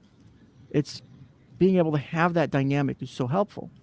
And people rarely in my practice so far have they really withheld, like I'm not ready to do that, or have said, I don't want to talk about that.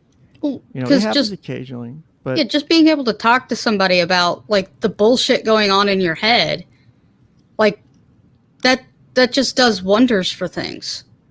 Oh yes, it does so much. Like that's why I say, like, the joke of you're not crazy if you talk out loud. Like if you're talking out loud to yourself, like when you're doing stuff or you're thinking out loud, that's fine. I do that shit all the time. I'll be sitting there like thinking of after like a session with a client and be like, well, they were thinking this. Like I have a client who might be schizophrenic that I'm just now finding out because of apparently him. It's not technically my client. His mom's my client.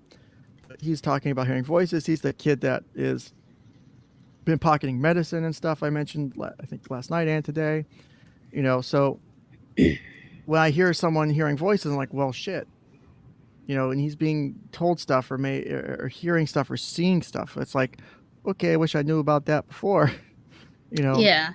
Yeah, I remember you mentioning that. I'm kind of iffy on the anybody being with anybody being like prescribed Prozac, because if you give Prozac to a kid, it doesn't exactly work the same way as it does in adults. And that's true, but one of the biggest issues with this kid is he's just looking up random shit online about Prozac, and that's dangerous because I could pull up I could pull up shit you eat for food daily that would freak you out if you saw what was in it. Like, so it sounds like he's just wanting to be informed about what he's being given. So I would refer him to his primary care doctor and they need to have that conversation with like drug interactions, side effects, and stuff like that. So he just gotten prescribed that Prozac like really recently too, and the mom was like, because I mentioned that, I was like, the doctor should have had that conversation. She's like, he did. The doctor talked about that with the psychiatrist who prescribed the med, had like talked about it with him, like the things that the meds can do. Well, Prozac's pretty fucking overnight intense. Change from a med, that shit takes weeks to start really affecting you. And it takes most people weeks. And I think there's more going on, and I'm glad to know that now. But that doesn't mean I don't sit there and talk out loud, because I need to get the thoughts out. That's why counseling's helpful. Yeah. I go to my therapist and talk about my clients sometimes. Like I've got this client that I don't know what to fucking do with. Like not like in a bad way, but like I just don't know how to help her. Or I feel like everything I've tried is a failure or something like that. Like I've had situations like that where, I have a family. I have two siblings that I work with, a 10-year-old girl and 13-year-old boy. And for one like stretch of 2 months there, I felt like I was beating my head off the wall every week. Like I would bring the kids in to try and do sessions together to try and help improve their relationship. And they're just like yelling and screaming and shit. And the little girl's hitting the brother and stuff because she's getting upset, and it's fucking bad. And I'm like, I don't know what to do. And so I'm like reaching out to all my contacts. I'm like, ideas, because and then it's through that process being able to vocalize it. Like I got different ideas or different ways to approach it, and not necessarily from other people, but from myself by just talking about it. So you're not just crazy just talking out loud. So competence is another core thing for requirements for whenever you have a counselor or for here social worker, right? You want the person that you're seeing to know what they're talking about. That argument I got into chat with on the 𝗏𝗏𝐽𝐽 guy yesterday. I don't know if you were watching that show. Yeah, yes, I was. I was interacting with that idiot. I remember seeing you yelling at him. No, I just turned on caps locks because it annoyed the fuck out of him. Cruise control for cool. Hell yeah. It's like, bitch, you want to troll? I'll troll you back. So here's the thing is, I don't know if he was necessarily trolling. Looking back, I don't know if he was trolling. I honestly, based on the way he was responding, I do think he might have some mental health issues in that field, in that arena, right? But I don't think he's autistic. It may not be autism, though. And that's where the whole point of that conversation was, don't, because I literally Googled that autism quotient score thing. And one of the first things I ran across was research studies done on it recently, on like a meta-analysis, and how, you can distill that 50 question test down to 12 questions and still get accurate results. So, and you can't just use a high score number to be a total diagnosis. So you could have technically both ends of the spectrum where you have, 48 out of 50 of the questions you answered that are aligned with autism, but still be very high functioning. Or you could only have a few signs of autism, but you'd be very low functioning. So, you can't just use it as an indicator, but the way they were wording it on Twitter was coming off like there's this thing. And I'm like, I think you may have something else going on, because there are other things. You have, I've got my DSM pulled up. You have in the communication disorders section under neurodevelopmental disorders, you have something called social pragmatic communication disorder, which is kind of like autism without the repetitive behaviors part. So you could have that if you don't have the repetitive behaviors or the routines. Like I had a client who had autism when I worked at my old job. And if you change something, like he would do this routine with like certain toys he played with, and he would stack them a certain way. And if you moved, he would lose his shit because it fucked with him that bad. Changing that repetitive behavior and pattern for him was a big deal. This person, I don't know if I'm seeing it. So it doesn't necessarily mean that there's not repetitive behaviors. It means that there may be something going on. You're also talking about communicating in chat or on Twitter, which loses like 80% of a conversation. I mean, if you're not that skilled in communication to begin with, you can lose that. But I mean, yeah. Even someone skilled like me and you talking, you can't see my face right now, obviously, but you can hear the changes in the tone of my voice. You can, like, if you listen to me when I'm streaming, you can hear the changes in the tone of my voice. You can hear when I'm angry. You can hear when I'm upset. You can hear when I'm trying to get a message across. Body language is important too, which you can't see with me, which I hate. I actually do hate that I can't show my face, because I think there's like things I do naturally when I'm like counseling that I think would be helpful. Like I do a lot of like hand talking in some cases when it's important. I really can't do that right now. Not unless I get like a fucking VR set up and go whole VTuber shit. Right? So there's also, that would be funny. Cultural competence, which is really important. And this is one of those things where I hit a kind of snag with my profession, like, because my licensing body has something similar too, or the overarching organization that does these, which then impacts the licensing bodies. Every one of them has something about cultural competence, which is where I'm at. One, I'm a guy in a profession that's 90% female right now. Two, I lean very right, more like probably libertarian, conservative-ish politically, in a very left-leaning field. So cultural, which one of the most helpful things to deal with that was my internship when I was in grad school was at a place where pretty much everyone was right-leaning. So they were on the right side of the political spectrum. And that was so helpful because with my career field being a lot about cultural competence and like social justice and stuff, it helped me put it in the right frame of mind that didn't make me feel at odds with my ability to practice or my ability to work with people. Like cultural competence doesn't mean like, I have to like give people this or that, or like look at things like from like a CRT lens or nothing. For example, when I worked at the homeless shelter doing my internship, it was, these people have different backgrounds. You have to factor in, these people came out of this environment and this was their childhood and this is what they know growing up. This is the way they speak. This is the way, like, putting that into a better perspective helps me, so I can have, a white person and a black person come into my office and they'll get two different types of therapy. Not because I'm treating them differently to discriminate, because I'm purposefully focusing on their culture, their background, those things that are important that help them succeed in counseling. So yeah, because you have to personalize the care for each person, which I do my best to do. So it's not always easy, conflicts of interest, we have to come up with those. That's why I've gotten multiple emails saying, can you be my counselor? I can't tell you how many. I get a good decent amount of those, or messages saying, hey, can we do counseling? I'll pay you. I have no problem paying you. I've been looking for a counselor, and they've heard me on stream or something, or they've heard me do interviews with other streamers, and I would love to, but I'm worried it's a conflict of interest. I'm worried that I can't, you seeing a side of me that I wouldn't want you to see, because I feel like it would give you a different perspective of me. It'll be like if we were friends. I can't counsel a friend.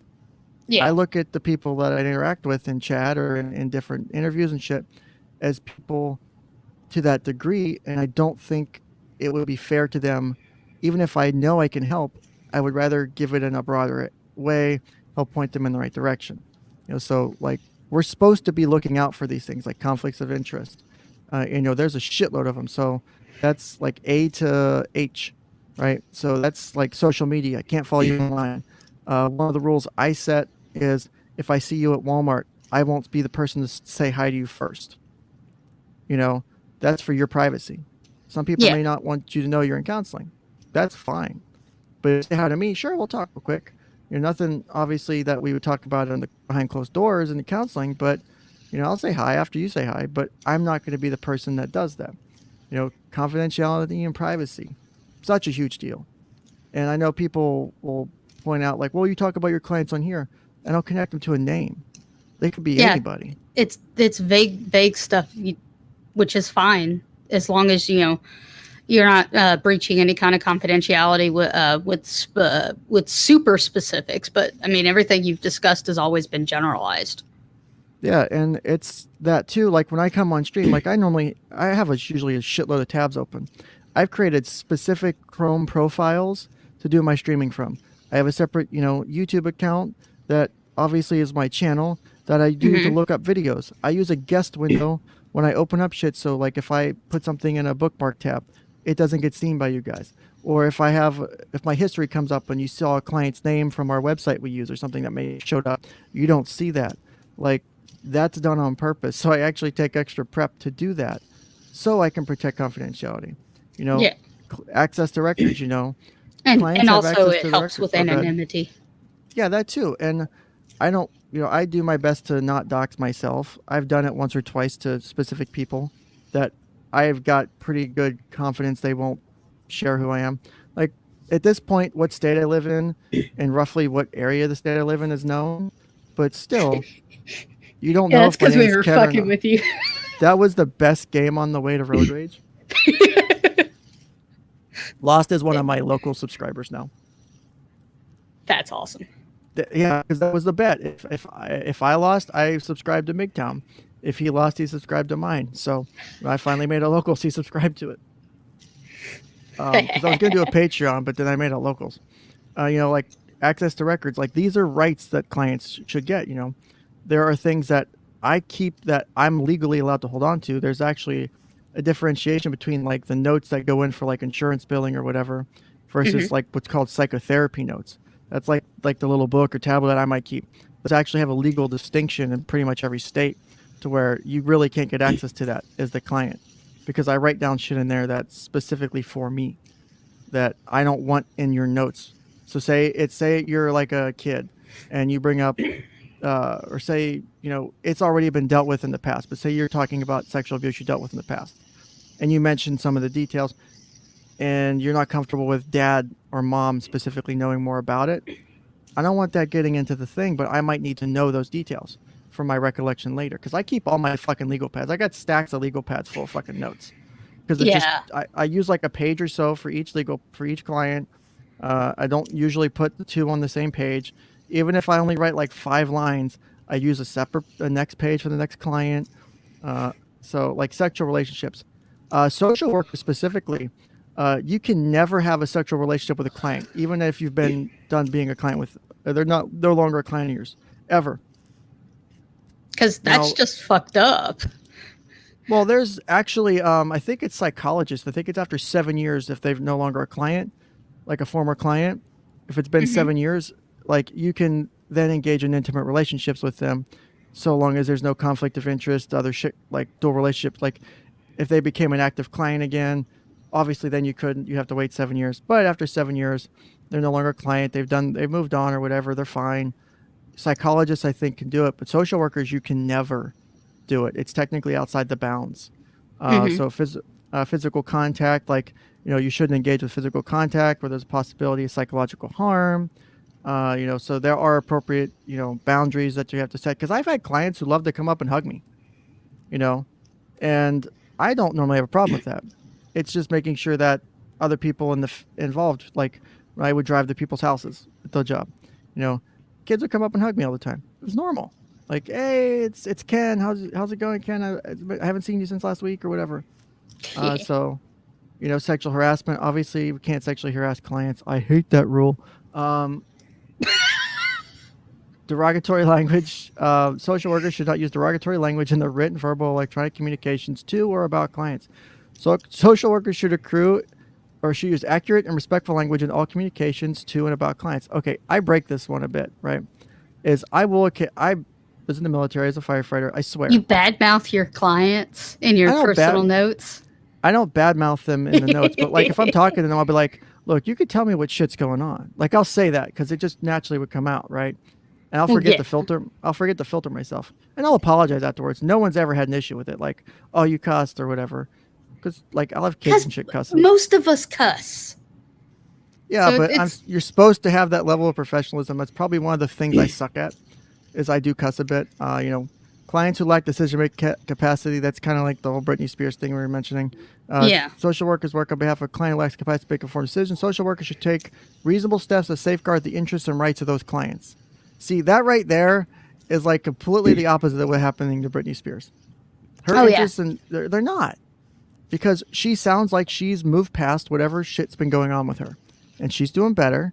And she's not getting the help she needs. She's not getting her interest and literal rights. She's literally being drugged on top of it. She's being forced to not have a child, basically. And that's not okay. Technically, Emily Baker went through those documents, including the most recent ones. Mm-hmm. Possibility they're lying to her about her not having the agency to have the IUD removed. She might actually have the right to do that. That's good. She should.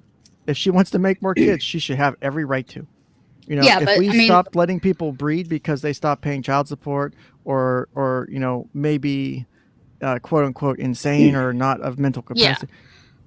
Well, the problem is that they're lying to her, and that's part of the abuse that she's been suffering.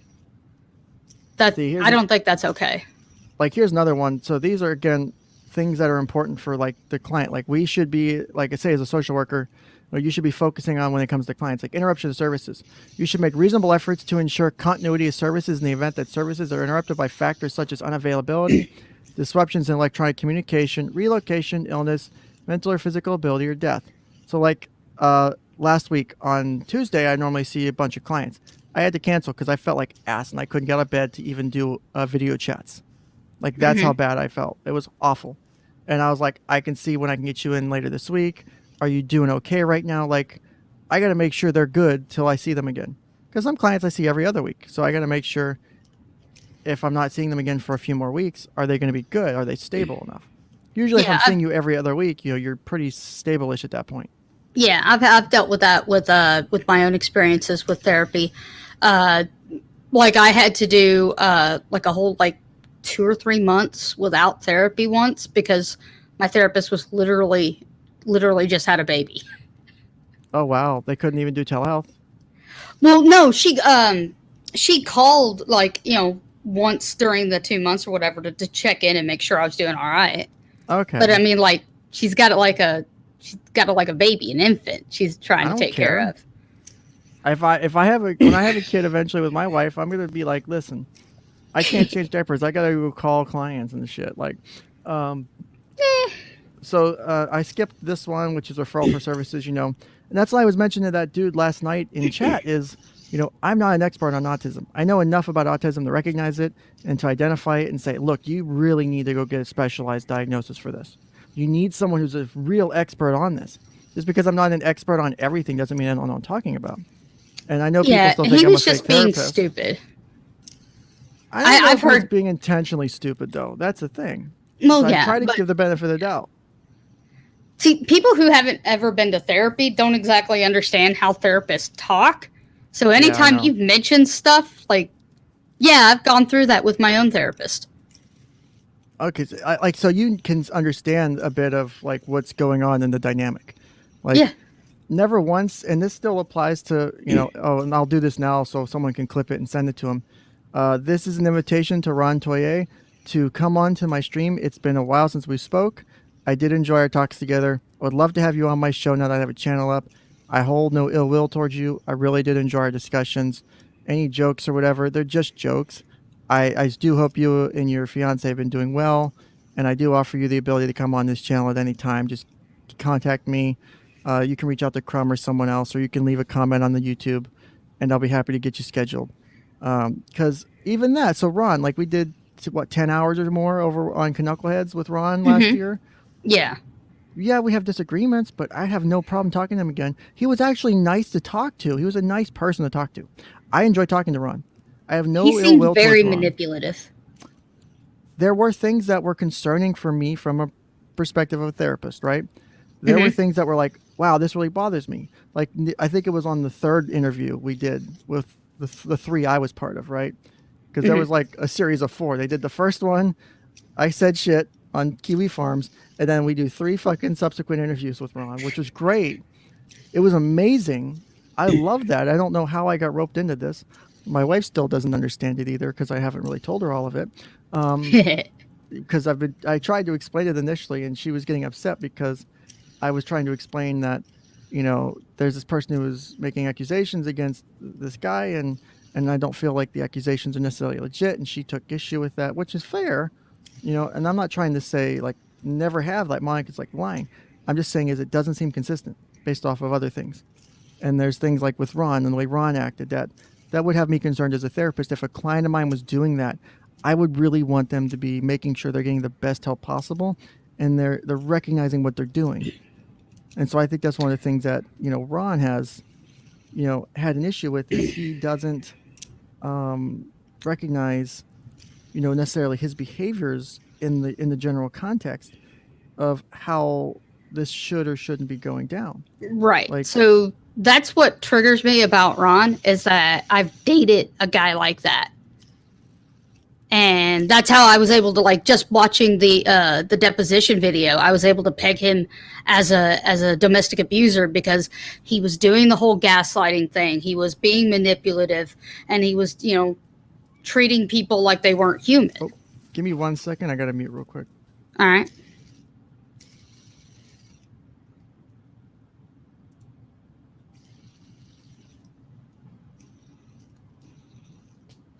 Crazy confirmed not.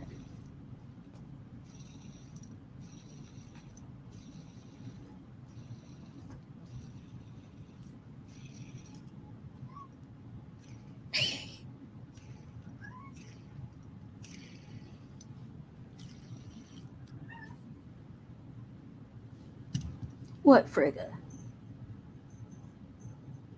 No, you can't come up here and sit with me.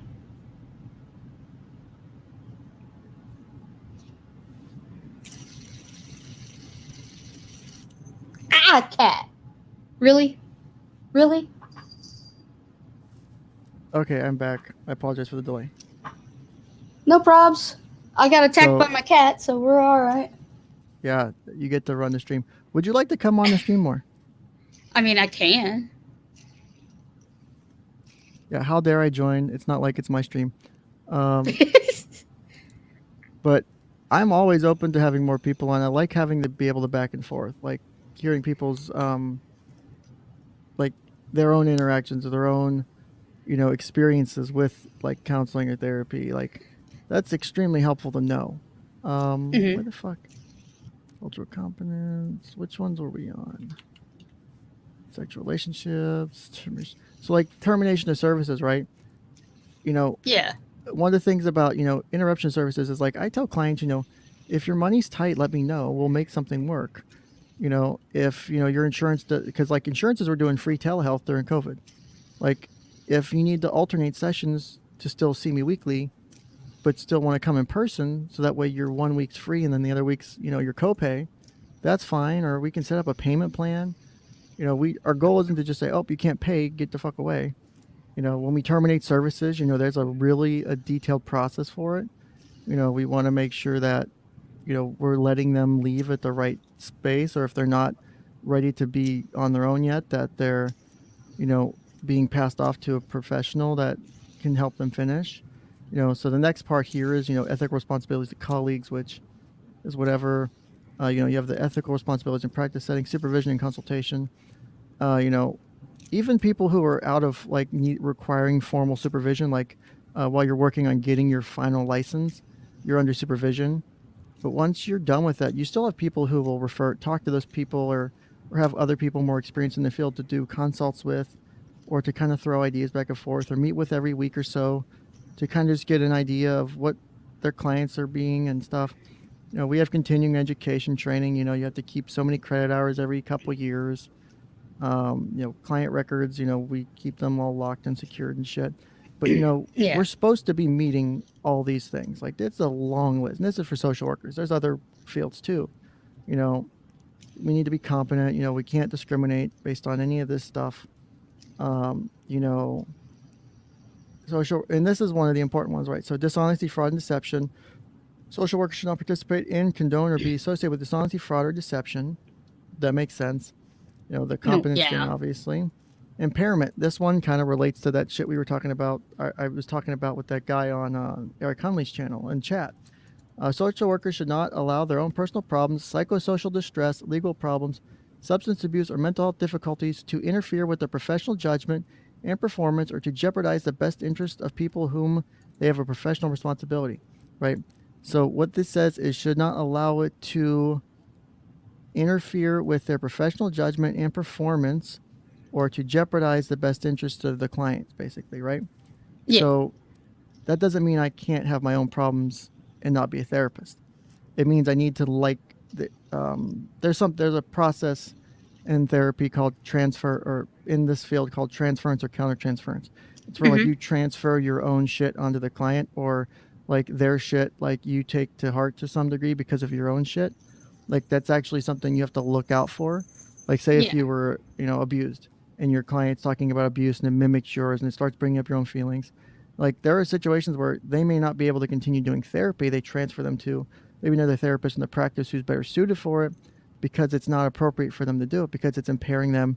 It's causing them a negative impact. I've yet to have a situation where the client's situation has caused me negative impact, nor will I ever allow my shit to impact them. Like if I'm having a bad day, I will walk into every room I have with a smile. I don't care if I lost a family member. I don't care if, I lost a leg or something. I'm still walking in there because I need to give them my best. And it pisses me off when I hear all these stories about counselors who suck. I hate hearing about it because it drives me up the wall. Well, my thing with that is that with the therapists having their own issues and having to maybe like go into therapy themselves, that kind of sort of makes it more relatable and easier to open up to them. Oh, yes. I have never had a client bitch about that. Like I've never had a client say, the fact that you're in therapy is not appropriate to me and I'd like to switch counselors. They all find it helpful because it's no longer this big scary thing, right? Well, yeah. It takes away the stigma of it a bit. Oh, it definitely does. I agree with that. And when, you can say to a client, hey, I've dealt with some shit too, and I went to therapy. It's not like I'll tell them like, my shit kind of related, but it's not like your shit. Your shit's different than mine. And that's okay. But it helps them feel like a bit more comfortable with the fact that they're in therapy. Some people are nervous about coming to therapy. They don't understand, maybe why they're there. I had a guy who was motivated like hardcore to help repair a relationship with a girlfriend and was like really putting effort in. And then her and him had like just decided that it's done. And then like he basically stopped seeing me overnight. And it was like I didn't get a chance to really finish out counseling. And that pissed me off to a degree because I'm like, I need to make sure I'm closing you on a good state. And I hadn't had a chance to get far enough with him to do that. Like I had probably been 4 or 5 sessions in at this time. But it was still not okay. But, I didn't let that impair my ability to do the rest of my day's clients or, my personal issues with the situation. I don't, because I'll have clients come in and, I have a client who came in, they're currently on hiatus right now, but their dad was involved in the Capitol stuff, right? Whoops. Yeah. And so there was some stuff about that. And, obviously I'm sitting there listening to the kid talk. He's like 11 or something. And, in my mind, I've got my like, oh, okay, whatever about it. But, I still have to take them at their thing for the discussion about, their dad wasn't arrested or anything, but he was apparently there. And there's some issues about lying about whether or not he was actually inside the Capitol. And so there had been some trust issues that developed in the relationship because of it. But that doesn't mean that, I was just going to blow him off because of my own personal thing about it. Like, just because, like, oh, whatever, the Capitol, like, if that was my approach to it, it doesn't mean I'm not going to take it seriously to them, because it is a big deal to them. That's why they're there. It's one of those things where it's the experience you have in your own mind is trumping it up to something maybe that shouldn't be at that level, but you still have to like work through it. Yeah, that's, there's a lot of things that incident had take place and that were kind of still worked out over time and are still being understood, but that's still an issue that exists in their life. Like if you use, for example, the whole the TDS thing, the Trump derangement syndrome shit that happened after the election in 2016, like people did have legitimate mental health issues because of it. And there were discussions on the severity of it. Like you can look up there's, I forget what it was called. They had like a formal name for it that they were calling it. It wasn't TDS, but it was something else. But it was basically an anxiety disorder that was brought on by the election of President Trump. And it did cause them to like freak out. And you're kind of seeing the same thing now with President Biden. Like them or hate them, there are people who are having anxiety or anger or paranoia or delusions based on this stuff. And that's, it's not as bad as what it was with the response to Trump being elected. A lot of that, though, I have my own theories about that, has to do with the basically the psychological abuse by the Democratic Party. Because I used to be a Democrat myself, and that's one of the things they do. They make you have tunnel vision. They gaslight you into their beliefs, and that whole thing where they were, people were freaking out about Trump. That's by design from the party itself. That's the reaction the party leadership wanted, and it's not healthy. Because not only does it affect people like the screaming girl who was like praying Trump wouldn't be inaugurated or whatever, but it's also it goes down to education. Like in some areas where because most teachers are Democrat, let's just face it, they will sit there and pick and choose which students they want to succeed. And then the ones they don't care about, the ones that they want to suppress, they will literally sit there and try and make them think that they're dumb. They did it to me. They did it to my sister. My sister still thinks she's slightly dumb. But I'd like, no, you're at the same intelligence level as I am. And that's the only reason to hear. Yeah. I mean, if I go back and look at it now, it's like, holy shit. They were literally just trying to convince us that we were dumb. And the only reason I survived it is because I was a spiteful little brat. And if you tell me I can't do something, I'm going to say, fuck you, I'm going to do it. That's the spirit. Yeah. So, one of the things like to take into consideration with it all is, like kind of jumping back on the whole therapist being able to do therapy thing. The next part is, whose personal problems, psychosocial distress, legal problems, substance abuse, or mental health difficulties interfere with professional judgment, performance, should immediately seek consultation to take appropriate remedial action by seeking professional help, making adjustments in workload, terminating practice, or taking other necessary steps to protect clients and others. Like one of the things you do when you apply for licensure, they'll ask you, are you seeking counseling or therapy or under any medical conditions, medical or mental health conditions that would impair your ability to practice? So you check a box, yes or no. If you hit yes, you have to fill it out. And then whenever you do that part, and the same is for when you apply for the formal license, not just during the internship period. You do the same thing. And you have to show that, yes, you are competent. If they that if you are seeing a therapist, you know, your therapist writes a letter, says, I'm seeing this person, there's no issues with their competency to practice or whatever. Like, it's not a big deal. But, you know, I think personally, as a look overall, it would look really bad as a field if we like, well, we want you to come to therapy, but we don't want anyone who's ever been in therapy to be a therapist. I think it looks horrible as an image. And it makes like, whoa, what the fuck is going on with therapy that makes it so bad that you can't go see someone as a therapist who's ever been in therapy? That makes me really, you know, see, I don't averse to therapy, I would think.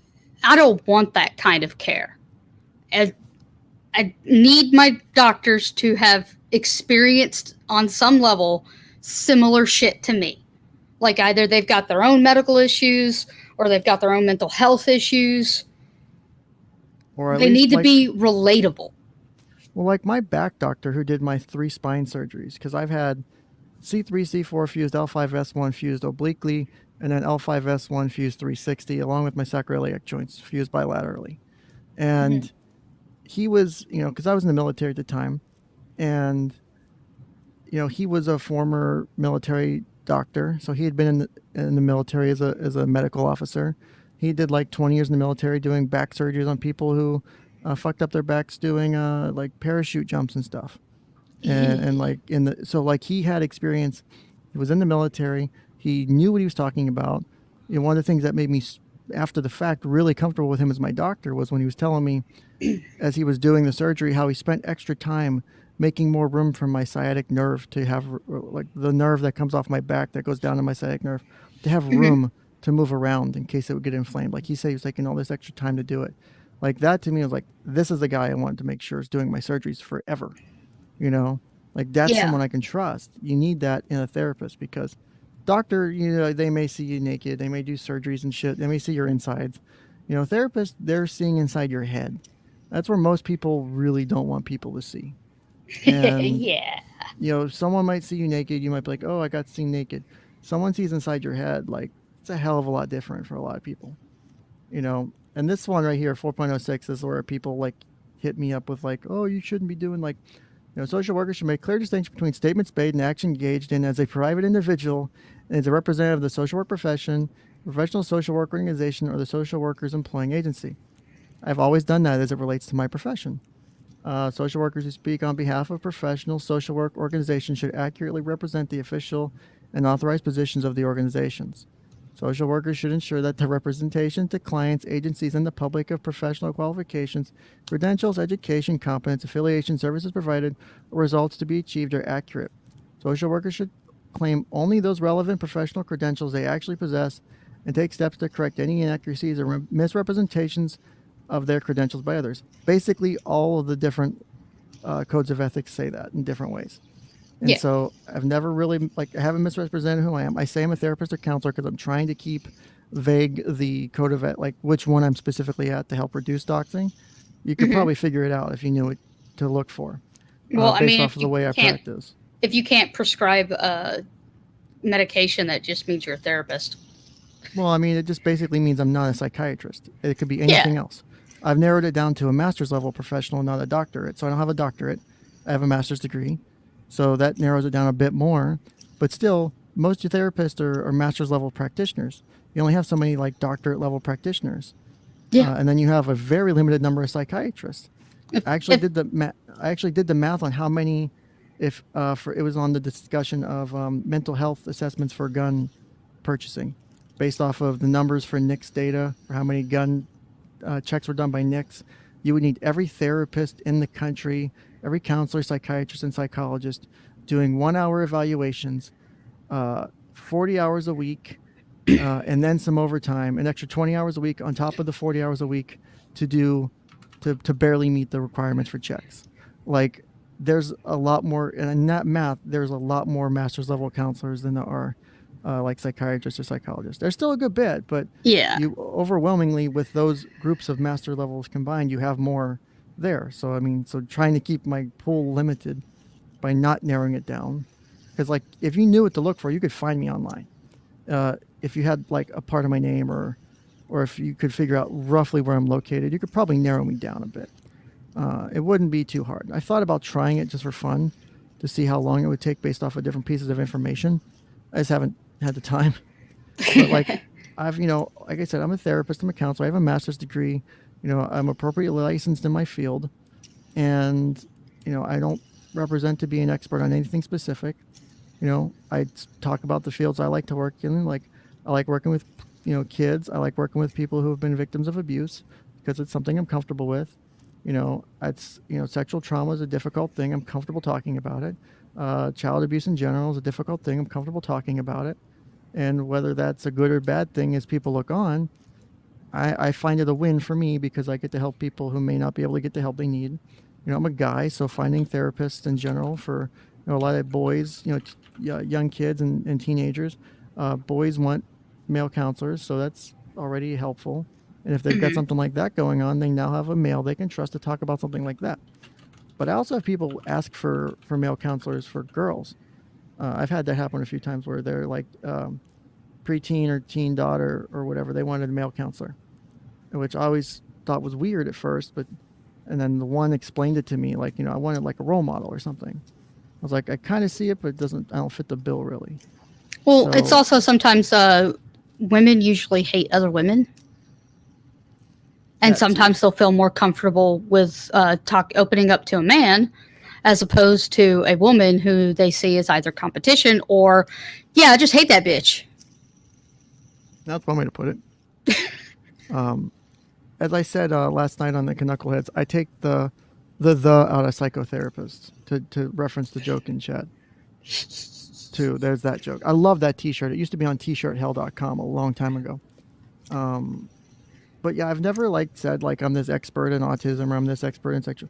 I have a very vast library of books I obtained in air quotes online through LibGen and shit and Sci-Hub because I don't like paying for stuff because I'm cheap. I mean, I make okay money, but I'm not fucking rich. Don't get me wrong, I'm not rich. Would you say you're a miser? A what? A miser. It's a penny pincher, like Ebenezer Scrooge. Oh, say.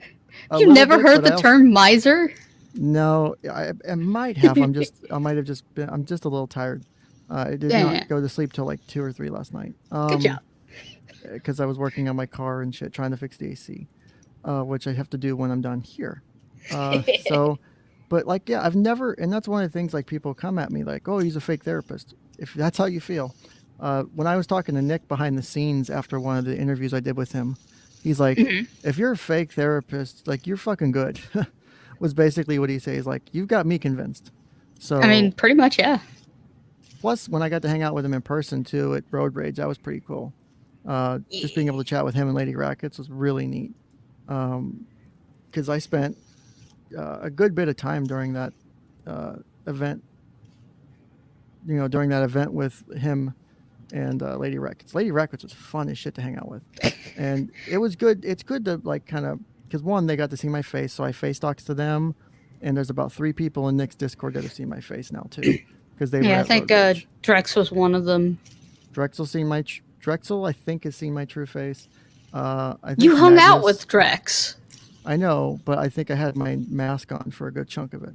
Oh. I don't remember because I know he had to leave or something at one point. And they were still sort of kind of requiring masks, I think, at that point, but not necessarily. But yeah, I think I probably face docs to him. I think Magnus I face docs to.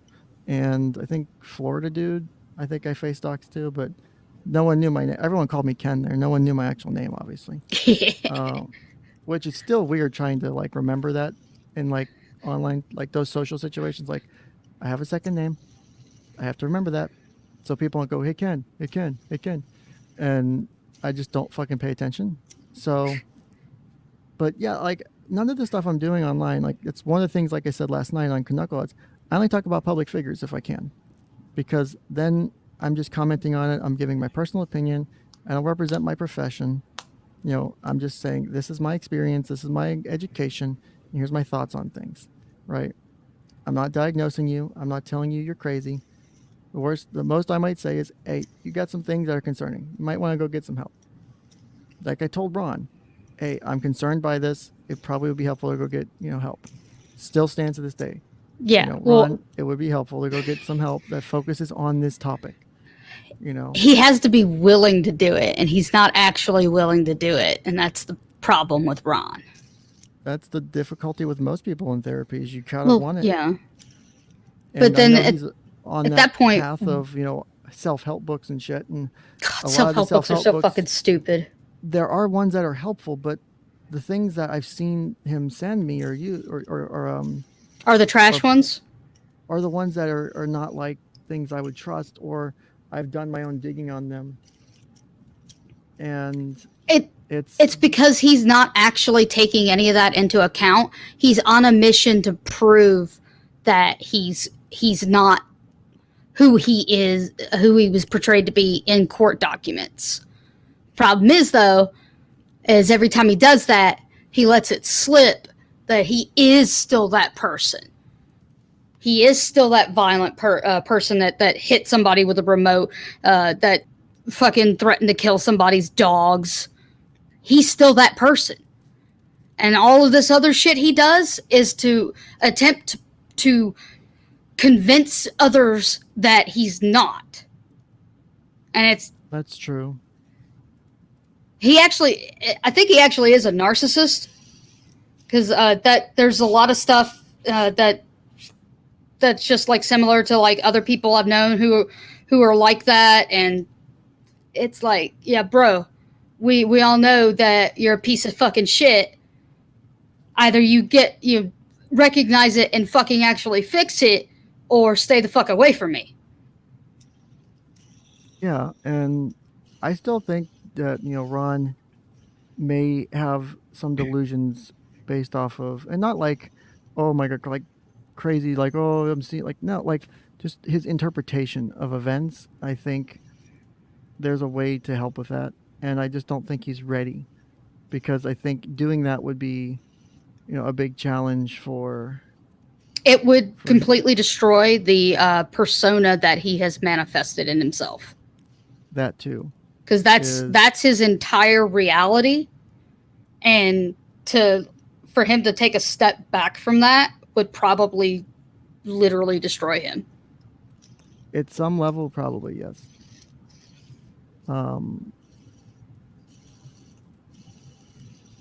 trying to find it in my fucking chat messages before I forget. That stupid disc test that I got sent by Ron a long time ago, because it got brought up last night.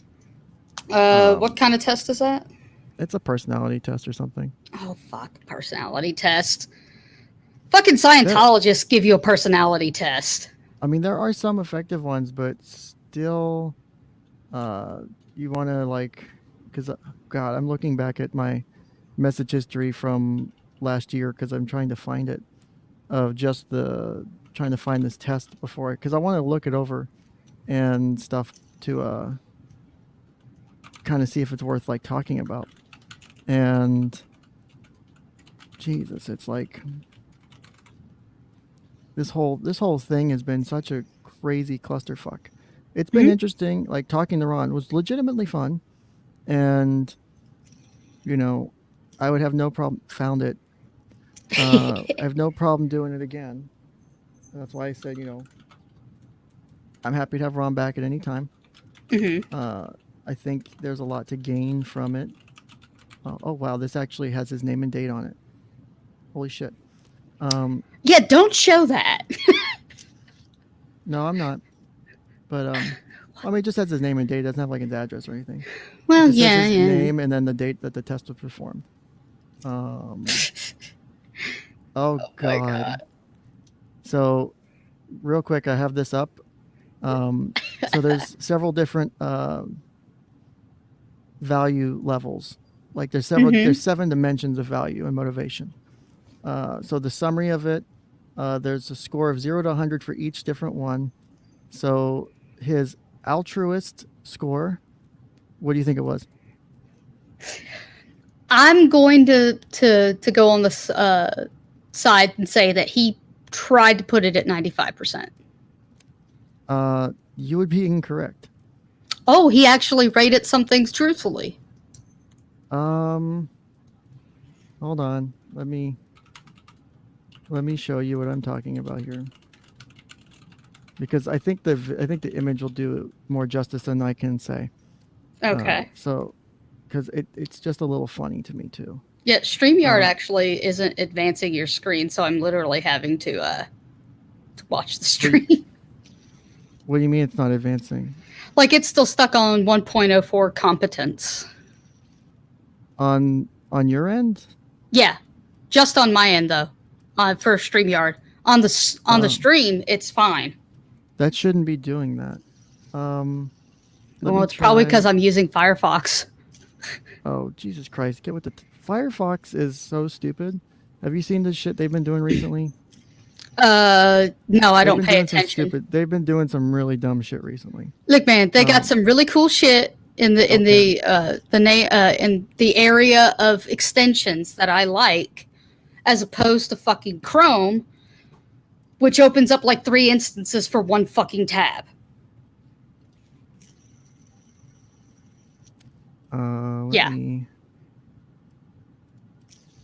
Let me do something real quick. I need to make a second document that I can make redactions to. That's like I'm still trying to redact the Sophie Long documents, and it's fucking ridiculous. Yeah. Because like I said on the stream, I definitely want to go through them, but there are things that I don't want to be the person sharing because it's not my shit to share, kind of thing. You know what I mean? Yeah. I mean, but if it's like public documents, fuck it. Yeah, but the documents you can't obtain anymore. Remember that too. So, did they fucking seal that? They sealed that case a while. They actually sealed the case not long after I spent like $100 to get the damn records overnighted to my house. That me and Nick were supposed to go over on stream and never did. And he was supposed to pay me back for. But I'm not holding a grudge. I swear I'm not holding a grudge. So let me do that. So share screen window, run to a disk test. But I need the one that's the correct one. Oh, now it's working. What? Oh, I took off the thing.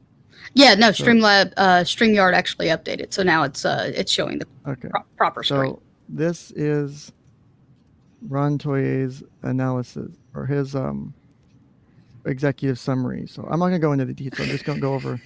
So his altruism is down here, and it is. I need the highlighter. It looks like it's a 1. Highlighting the 1 for altruist. So it says very low altruist. You guard your trust level as to not get burned, either self or team. Which actually makes very much sense for Ron, right? Well, yeah. You know, he's very concerned about his trust level. That's why he's been so on guard, I think, the whole time. And this is from 2018 is the date. It's like April-ish 2018. Well, most domestic abusers are like that. And from my experience. So here's the norm. Let me do this. Let me put this in a different color. So we're gonna get all fucking fancy because why not? Ooh, fancy. Plus my wife's home and she's probably pissed because I didn't do something. So here's the normal. Here's the normal bars for each of these. They're gonna be in blue as to what the normal score is for these 7 values. So think about that versus where you're seeing the scores line up. So let me go back to pink for highlighting and stuff. So if we go to aesthetic, that's a 31 here. You were able to appreciate the benefit for balance and harmony without losing sight of the practical side of things. I can see that fitting. Very high economic. So economic is a 93. So that is, you are very competitive and bottom line oriented. Yes. Yeah. Did you see what I highlighted? Bottom. Just saying. So affirmative, this was filled out in 2018. I would assume that it would be either filled out honestly or whatever. I don't remember if he chose to do this or if he was asked to. I don't remember. I just know it was provided to me. He probably chose to do it because that's the type of person he is. So individualistic, Ron scored 45, so he was around average there because it's like right there. So you are not an extremist and are able to balance the needs of both others and self. So that one's actually interesting. I don't know if I agree with that. I do to some extent.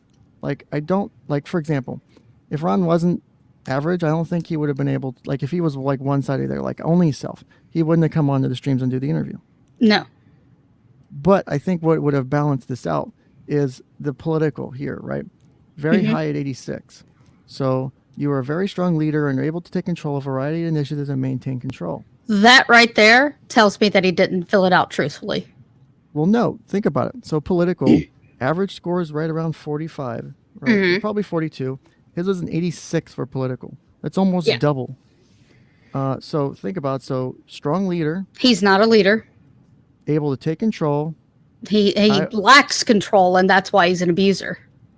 Well, hold on. I'm getting to the therapy side of it. Give me a second. Calm down, Mom. Able to take control of a variety of initiatives and maintain control. So here's where I think if we look at what happened during this case, if we jump on the Vic stuff real quick, which I'm probably going to get fucking my stream fucking, I already got a channel strike yesterday for the video I made, which I'm still pissed about. Great video, but fucking worth it. So worth it. It's funny as shit. I'm not going to zoom into that. I'm just going to have to share that in Discord because I can't really upload it. I'm going to have to upload it to Fans Counseling Couch 2 Therapeutic Boogaloo instead. Or, your OnlyFans. Yeah, that too. Or actually locals. I can put it on locals. Yeah, you can put it on locals. Fuck it. So I'll make it a locals only thing. You have to support me on locals to see that video now. If you didn't see it on Canuckle, if they didn't take their stream down. Oh God, it's pissed me off that that's not lined up. There we go. Autism. Okay, so obsessive being able to compulsive. so strong leader, take control, maintain control. Very high political score, right? So the idea of the loss of control at all, based upon where his sits versus the average, would explain a significant change in behavior, right? So if we had a good baseline of Ron before all this, like video or interactions or something, it'd be very helpful because it would give you an insight that you don't have the ability to see now. Because what does Ron do now? Ron is still on Twitter talking a lot about the case, talking a lot about people related to the case. That is like a strong leader thing, whether we like it or not. That is Ron meeting a strong leader issue, right? So that doesn't make me think that he's a strong leader type thing. That's more or less his lack of control and need to control the narrative. It's both, though. Do you see how? If you don't, it's okay. I don't exactly see how it's both. I just know that I don't see that as a leader. It's more like of a boss mentality. So think about it. What's the purpose of someone speaking out politically like a politician style? You're trying to share your message and ideas, right? You're trying to counter your oppositions. So if you if you remove the personal attachments that everyone has to this, like everyone's investment on one side or the other, Ron is doing a legitimate politician attack or defense of his position and trying to undermine the other side. It's literally a political thing. Because if you go to its core, this is a political issue. Yeah, but I also don't see politicians as leaders either. Well, I understand that sentiment. I understand where you're coming from. Okay. I don't necessarily see them as leaders either, but we have to. So with that in mind, right, when you have a situation where, like, look at the deposition that Ron was in, that's a situation where, because I've been deposed multiple times for different things, for cases and stuff, and for when I was doing guardian ad litem stuff, and on the legal case that me and my wife have been involved in regarding the asshole who tried to break into my house. Like, oh God. Yeah, who was jerking off at our back door at 7 a.m. Because my wife was walking around the house and it was a fucking mess. That dude needed his dick cut off. He's done it multiple times, and he's done it since he's been in prison. Oops, I think I just self-doxed my name real quick. I hope no cut his dick off? No, he's exposed himself and masturbated and self-fondled to other people while in prison, to guards and shit. That guy's got a fucking addiction. He was actually put into a mental health facility involuntarily until he was determined competent to stand trial. So we might actually be doing trial soon, or he's going to take a plea. We don't know yet. But if we go back to Ron, who didn't do that, so just to verify that I'm not talking about Ron, Ron is holding a political rally for Monica's side of the story, and I don't think there's anything necessarily wrong with that in general. You would want to see someone, and you would expect to see someone support their spouse. You would expect to see that. That's not abnormal. Now, where my concerns would come in is, how reliable is the testimony of Monica? That's like what I've talked about. And don't get me wrong, I absolutely hate challenging that. I don't like having to say those words out loud, that I have issues with it. I'm a woman, so I don't fucking care. I hate that bitch too. And there's reasons that people feel that way, right? And they're not necessarily wrong. It's because, you look at the body language, you look at the way she talks and the mannerisms that she's using during the deposition, and you could just this bitch is lying. It comes off very suspicious in ways. And that's, especially in my biggest parts were her affect when she was recalling the Vic stuff. Fucking get rid of the other hours of deposition. Focus on the 3 minutes where they talk about her abuse as a child and her abuse by Vic. The abuse as a child was very upsetting. It caused her to legitimately cry. That looked like sincere tears. It looked like thinking about that. Because think about it. If you've ever been a victim of something like that, either sexual, physical, emotional abuse, when you have to recall it, you can get triggered by the thought, smells, scenarios, environments. They can all cause that emotional reaction. So that thinking of that, having to bring that up again, she may not have thought about that for a long time. And now she's bringing it up again, and she's having to discuss it a little bit. It was emotional, and I would expect to see that. But to not see the same, to see just a flat facial expression and affect and no eye contact. Like I explained last night, you could have a situation where there is no eye contact because she's embarrassed by the situation, but you would still expect the voice in the body language to still reflect some level of discomfort. Well, it could also be one of those things where if anything like that ever happened, she's not traumatized by it. Because I've got stuff that's happened in my past that I can talk about and not get overly emotional about it, because I don't feel like I was traumatized by it specifically. The aftermath I might have been traumatized by. Sure. But the specific event, not so much. That's for me. I have no problem telling people, I dealt with, being sexually abused as a child. I had several people that were doing it during different parts of my life. I've come to the conclusion of it. It wasn't like a traumatic situation for me. I've come to terms with it. I've processed it. That's why I can talk about it openly. You could probably tell a difference in change in my voice when I talk about that versus just talking in general. If I went and talked in more detail about it, you could probably tell it was maybe there's still a little bit of stuff that's bothered by it, or there's something different about it. When I have to think about it, or who it was involving, or the situation, maybe. But just to see, almost like stone cold, that just threw me off when I saw it the first time. And I was like, there's just something that doesn't fucking fit. And then when I did the assessment of Ron, that triggered the contacting of the real Ken Jennings, the threats on YouTube and Twitter and Facebook, or not Facebook, but on. I heard that guy's absolutely fucking nuts. The real Ken Jennings. Funny as shit, though. He did a TED Talk or something a while back. He's a provocateur or something. Yeah. People, whenever that whole Twitter thing about his disabled comments came out, I got a lot of comments in Discord about it. It was pretty funny. So if we look at the rest of this, if we look at the regulatory score, average is around 35-ish. Ron's is 41, so it's not that much higher. You are able to balance and understand the need to have structure and order, but not paralyzed without it. That's actually a really important. God damn it! I fucking hate this. I love my PP Ink, which is the program I use to do my screen annotations. But the only way I can do it with the fucking is I need my other screen that's not working right now to do it properly, because I have to share the entire window, which is on a different screen, for the ink annotations to show up. I can't get it to work any other way. And so I'm having to use because I can configure it to hell and back, and it's a great program and it's free. But I can't do that with I've got this shit here, which is fucking a totally not cracked version of Adobe Acrobat. And I'm limited to colors, and You know, I can't go autism spasm on it. Like, it's bad. It's bothering me. So we have a theoretical here. So average is around 45-ish, give or take. Ron 66 on theoretical. So let me just highlight these two real quick. And so what that means is high theoretical. You have a high interest level in understanding all aspects of the situation or subject.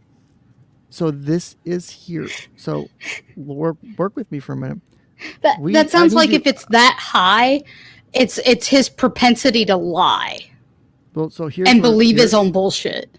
Here's where this is why. Do you remember the last interview I did with Ron? Vaguely. It's been a while. It's been a while. I told Ron at the end, I was like, I have a concern that you may have a delusion or so as it relates to this case. Because there were things that even when presented with counter evidence, that was like, here's evidence disproving what you're saying. Like legitimate, can cite to, it has nothing to do with statements made by, Vic. It literally is someone's like, here's the dates and times, like this person couldn't have been there. Stood by it, right? So even when presented with evidence that proves his point wrong, could not give in. And now that could be, if you want to go based off of this stuff, right?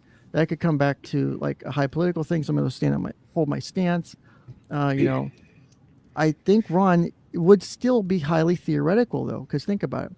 He came onto the show with Ron and Kress initially, did an interview with them, did 3 interviews with myself and them, and talked for hours.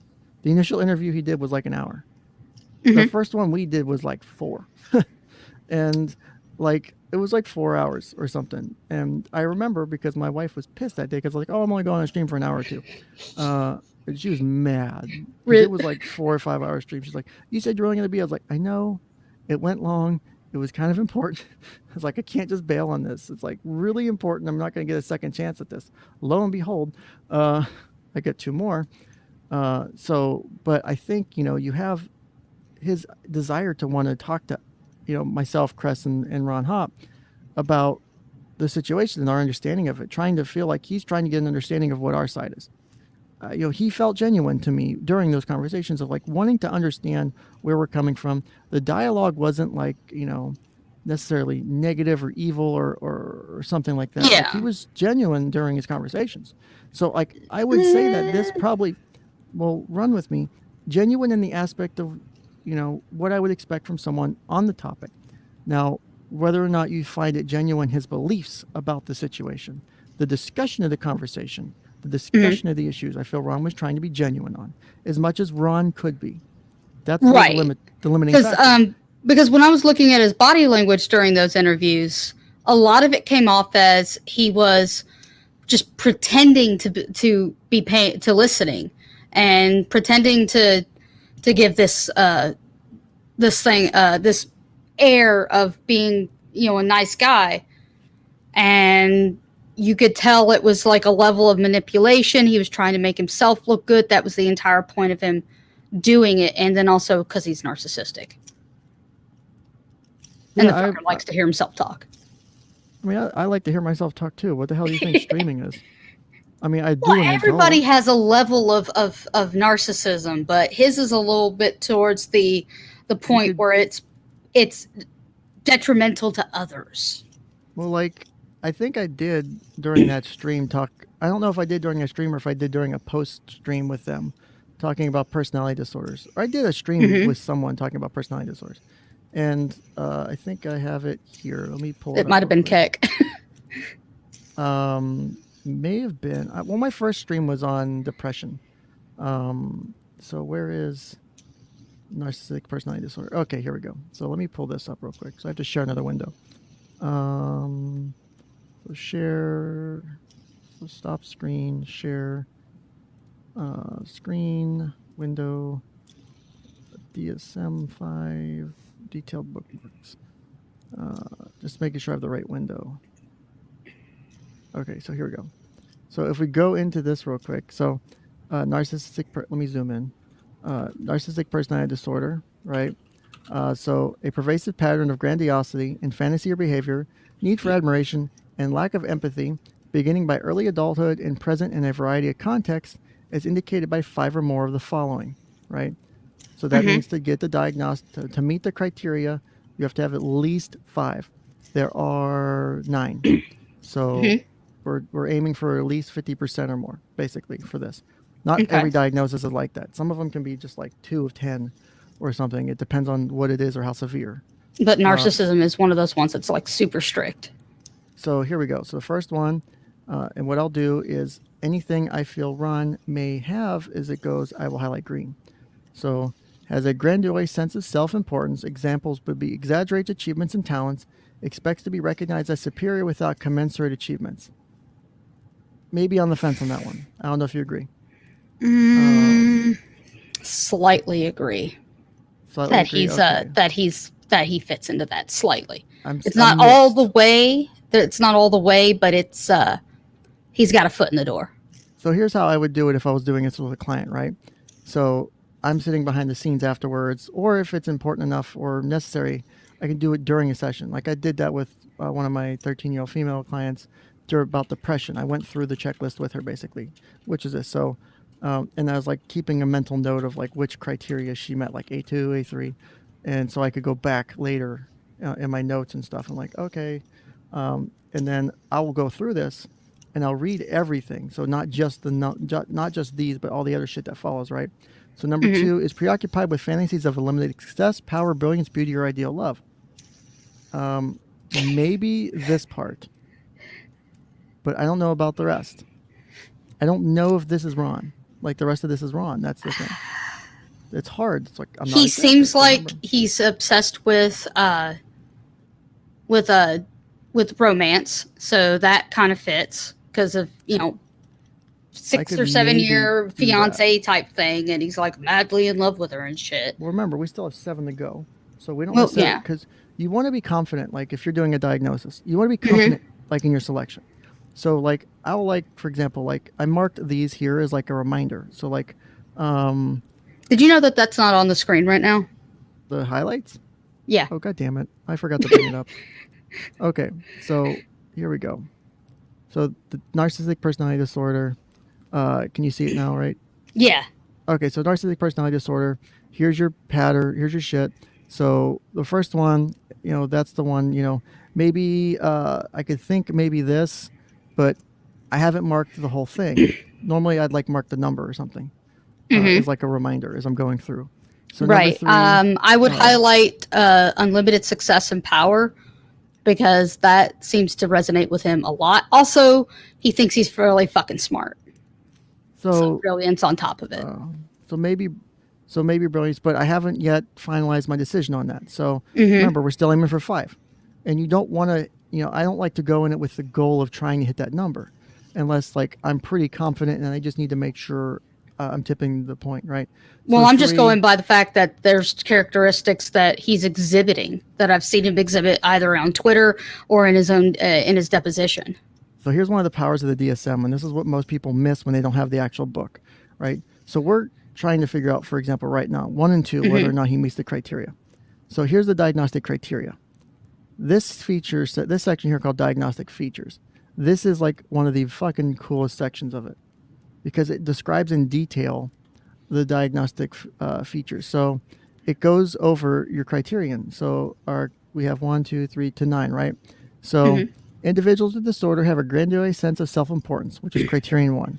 They routinely overestimate their abilities and inflate their accomplishments, often appearing boastful and pretentious.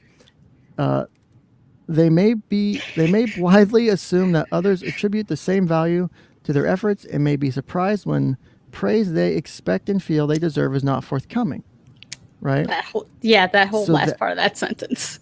So this right here gives you like more information to lean on it, right? So that's how you can, if you're not sure, you can come down to this section and get those details. So we continue. Often implicit in the inflated judgments of their own accomplishments is an underestimation, devaluation of the contributions of others. Individuals with narcissistic personality disorder are often preoccupied with fantasies of unlimited success, power, brilliance, beauty, or ideal love, criterion 2. They may ruminate about long overdue admiration and privilege and compare themselves favorably with famous or privileged people. So with the further details on that, how do you feel about 1 and 2? Right, so. Very, very strongly. So going back up, I would probably give one a highlight, and I would probably I'll pick a questioning. We'll pick a questioning color of this one for 2, just for fun. So we go on to 3 here, just as like a visual reminder. I hope there's no one colorblind here that these colors don't fucking run together. So 3. Let me see if I can zoom in a tiny bit. Motherfucker. The colors won't exactly like run together. I think most people who are colorblind, it just looks gray. They're different shades. Well, no. Well, it's interesting. My nephew's colorblind. One of my nephews is. So 3. My wife knows the exact fucking thing he has. I don't fucking ever remember. It's one of the more common ones, I think. Believes that he or she is special, unique, and can only be understood by or should associate with other special or high status people or institutions.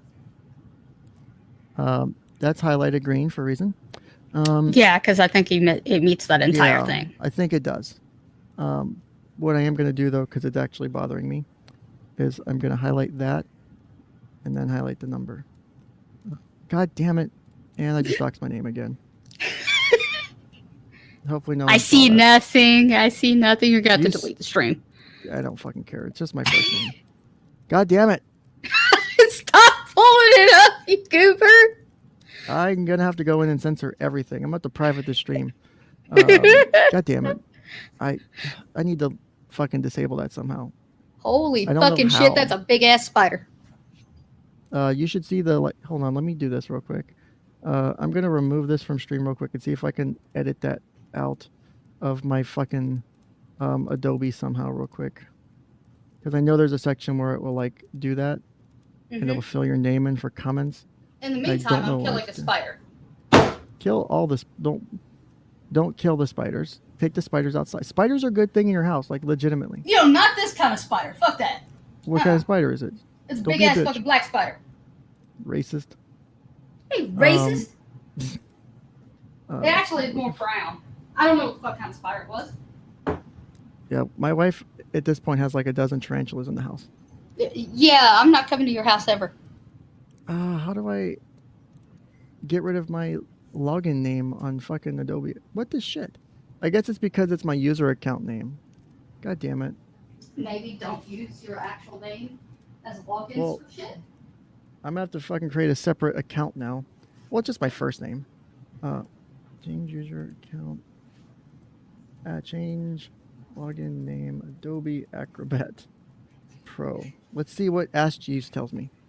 Oh my god, that's like a blast from the fucking past.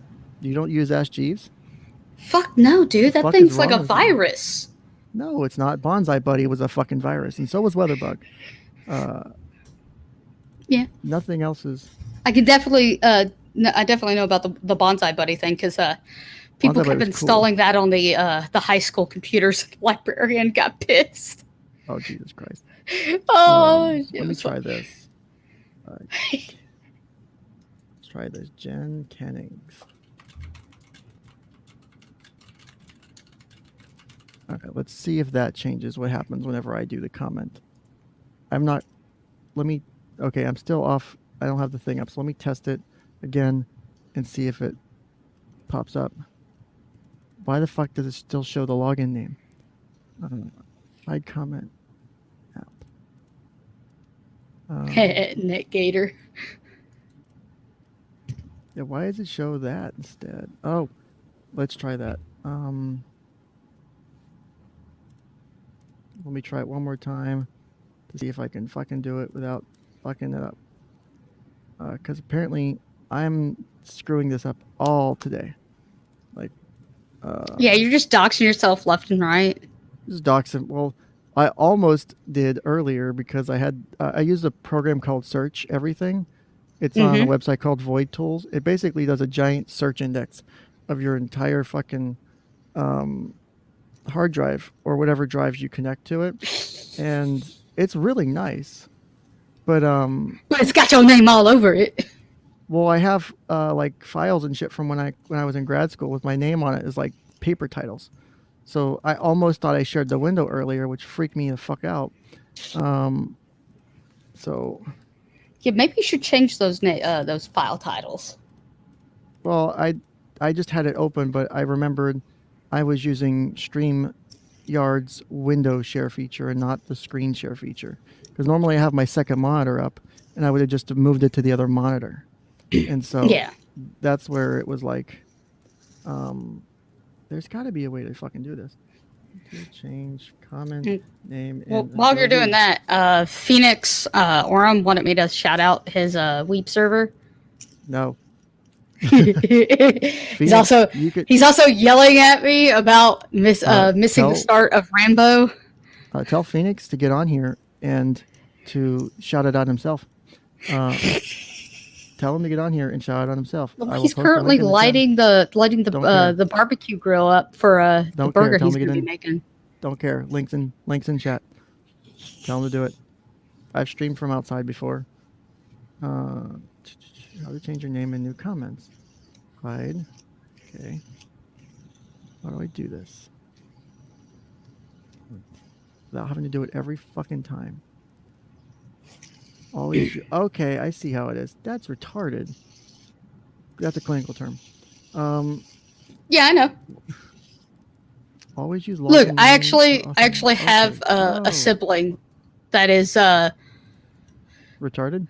No, somewhat dating some chick that she's old enough to have the actual diagnosis of mentally retarded.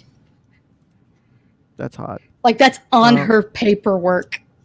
I mean, there's not necessarily wrong with it, but...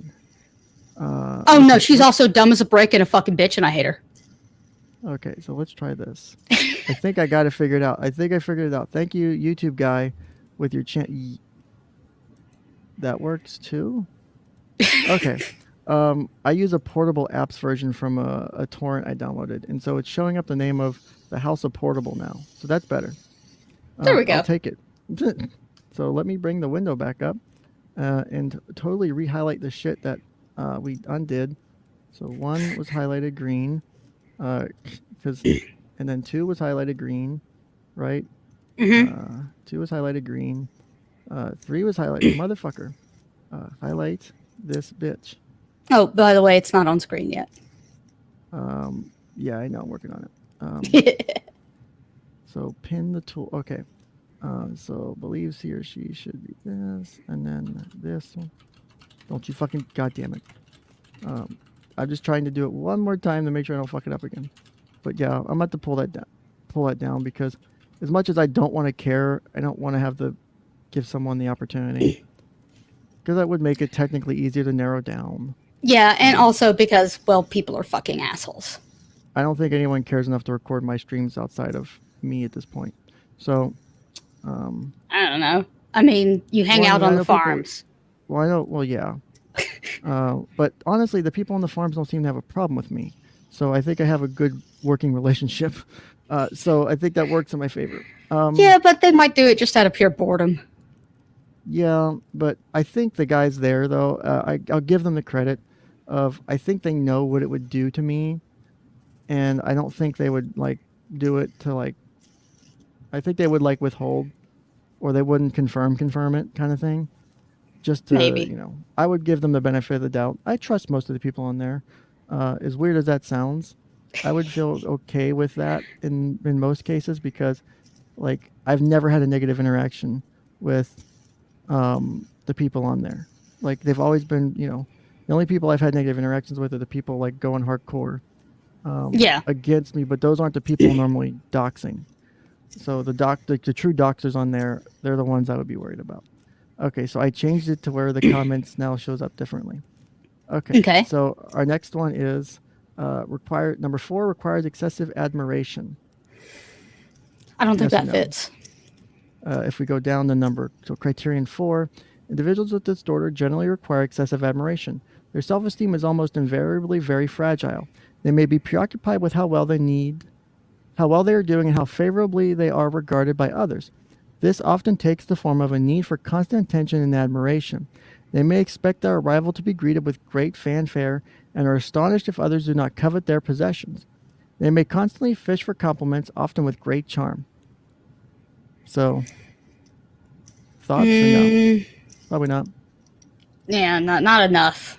Not enough. All right, so number 5. has a sense of entitlement. Examples, unreasonable expectations of especially favorable treatment or automatic compliance with his or her expectation. Yes. So Full on, yes. I mean, he literally fucking threatened a convention. See what I mean now? See, there you That's go. good. Yep. Even though my dogs may start barking because people are setting off fireworks and it actually causes them issues. So number 5 has a sense of entitlement. Okay, so we just did that one. So number 6 is interpersonally exploitative, i.e. takes advantage of others to achieve his or her own ends. He's literally dating a voice actress. Let me not write this in because that's normally in here. So I don't know why this was left out of the official DSM, but that should be in there. The fuck does that say? Remote control. I write like a 5-year-old. I'm writing with a fucking trackball mouse. Leave me alone. It's a thumb trackball mouse, but still. Oh God, I hate those. I don't understand how people. I have a fucking glorious O mouse, or I think it's a -O. I don't know. It's the smaller fucking one. Because I've got Mitchy hands. It's a gaming mouse. That's what it is. Oh, that's weird. So I think we might say that this one may fit. I probably should turn the highlight feature on. No, it does fit. So highlights. It does fit.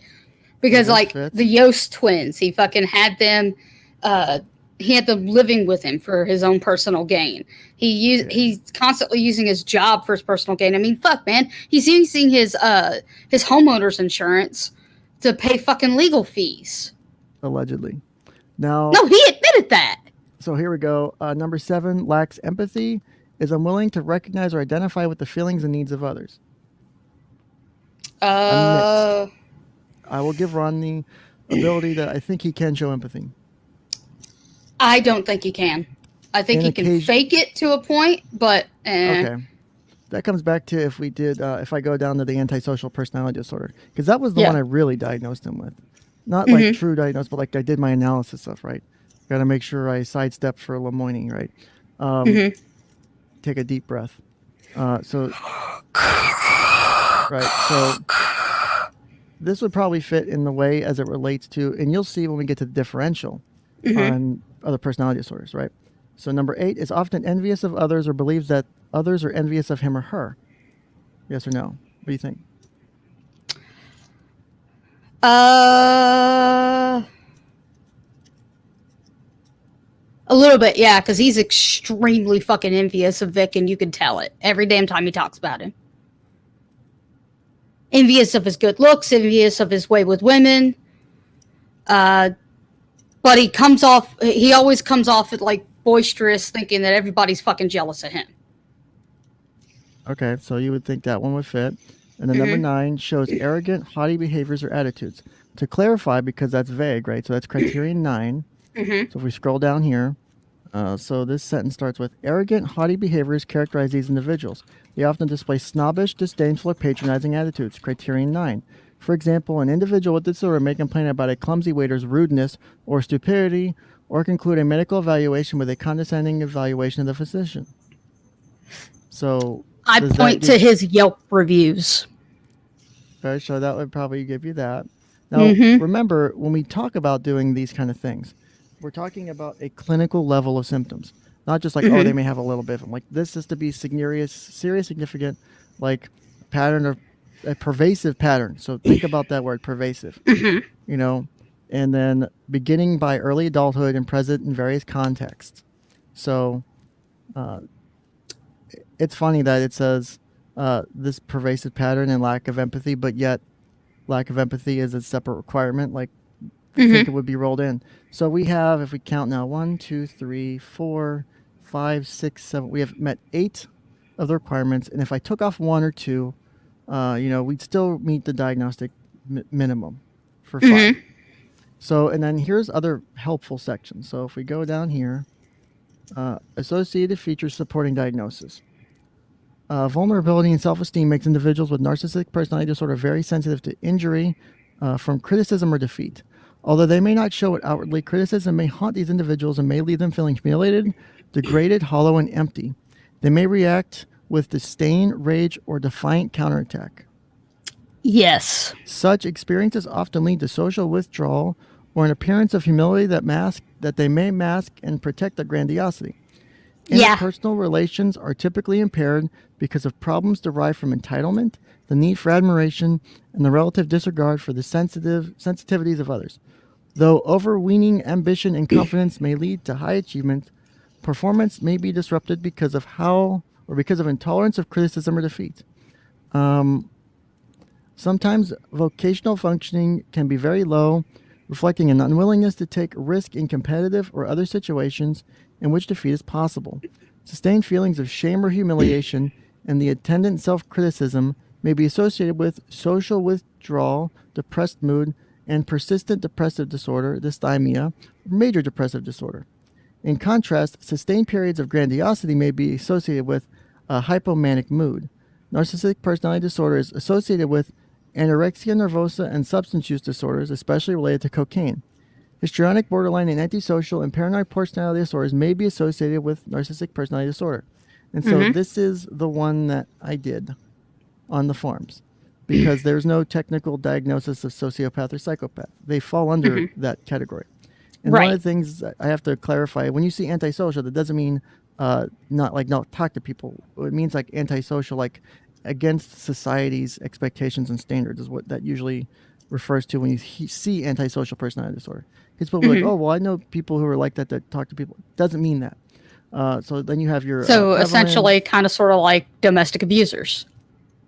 So yeah, it runs counter to societal expectations, right? So prevalence, 0 to 6.2% in community samples, development in course, some traits may be particularly common in adolescence, but don't necessarily indicate that the individual will go on to have it.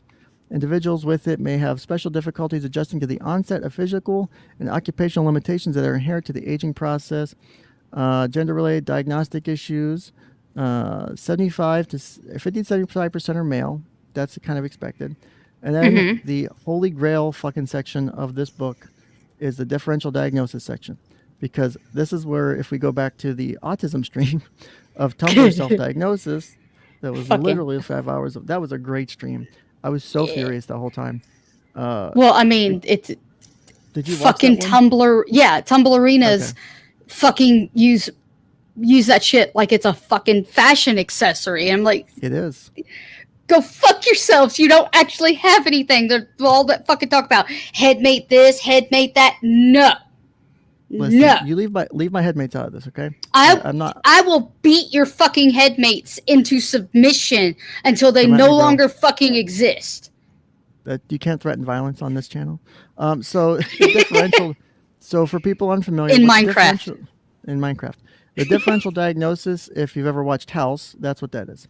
Yeah. So basically, it's what else could it be, or what else could it also be? Because it can either be something completely different. The things that it could be you can rule out, or it could also be comorbid, which means it and something else are also the issue. Stop it. Sorry, my dogs are trying to start barking at the fireworks. I wasn't telling you to stop it. No, I got like because you just backed away from the mic. You backed away from the mic, man. I could tell. Were you there during the dog thing yesterday on Knuckleheads? I heard it, and it was funny as shit. I almost killed Ron Hop. That poor guy.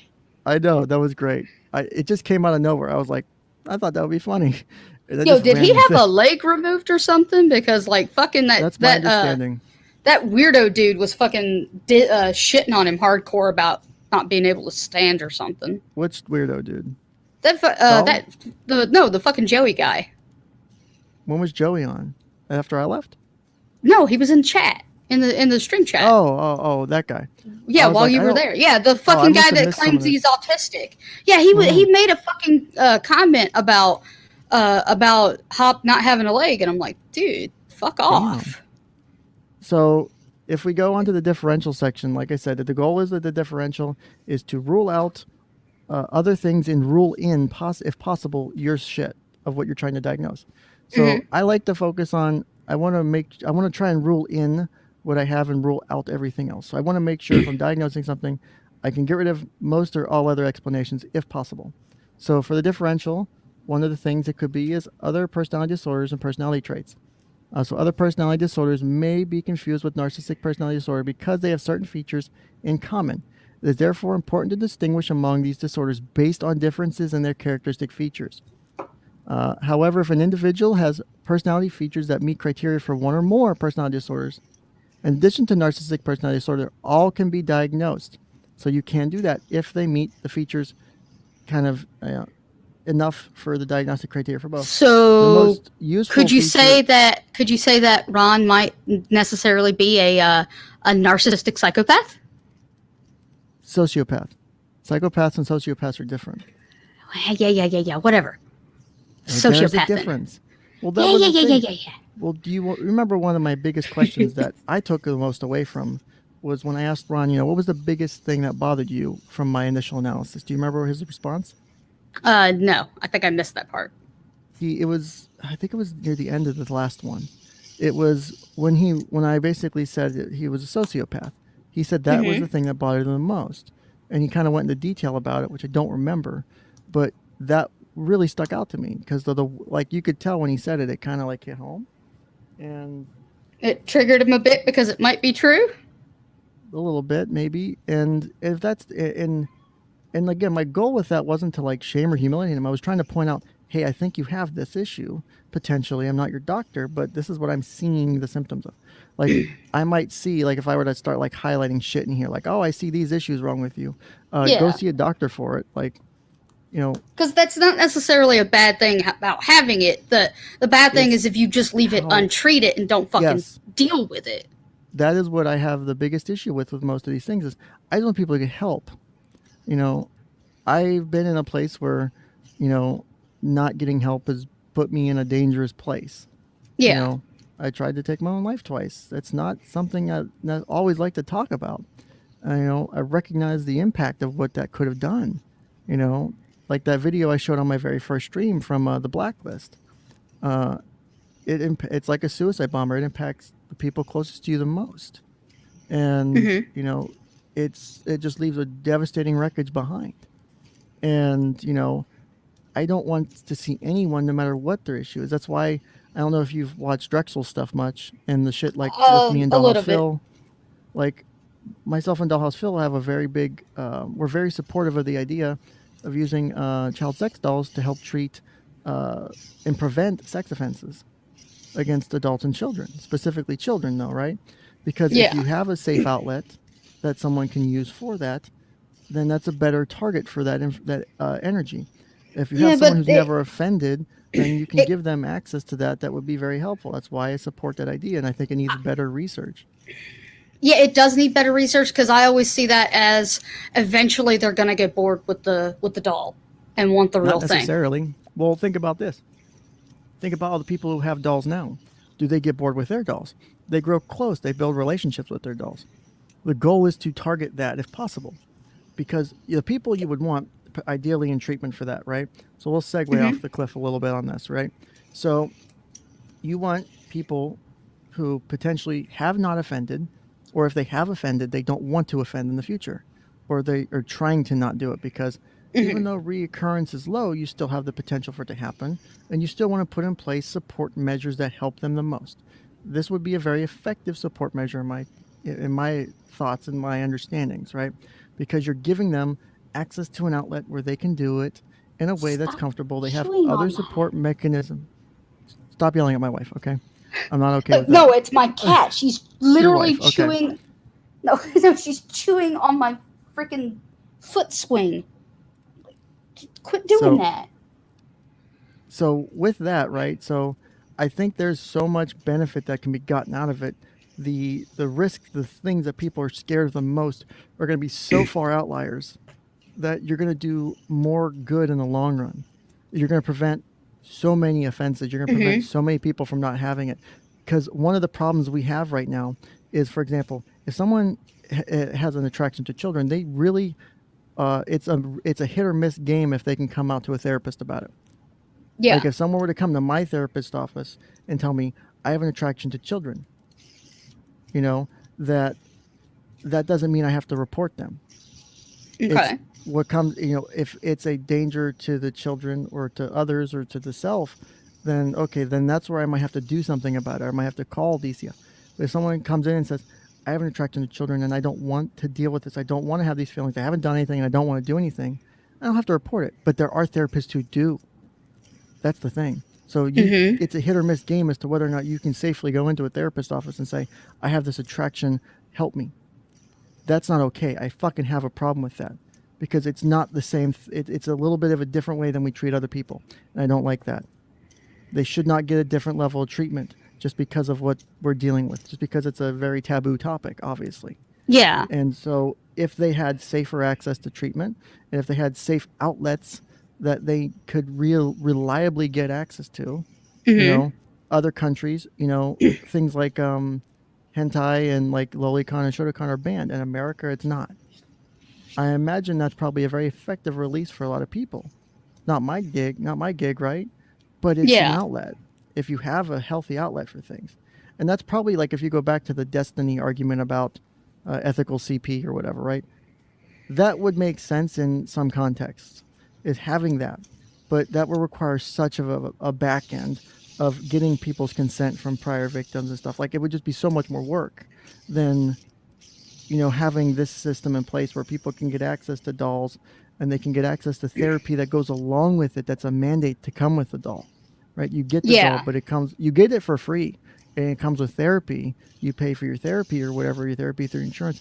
The doll comes as part of the process because it gives you a way to outlet. And you can say, well, if I'm having these feelings, I can go make love to my doll. I can go spend time with my doll instead of going and harming my child or harming my nephew or harming my niece or going and finding a strange kid at the park. Like, that's where I think your benefit is. And if I had the money and the financial abilities, and as much as I would love for Phil to fund it, because Phil would love to fund me for this, to do the research, I would be just worried about the conflict of interest from, being funded by someone in the industry.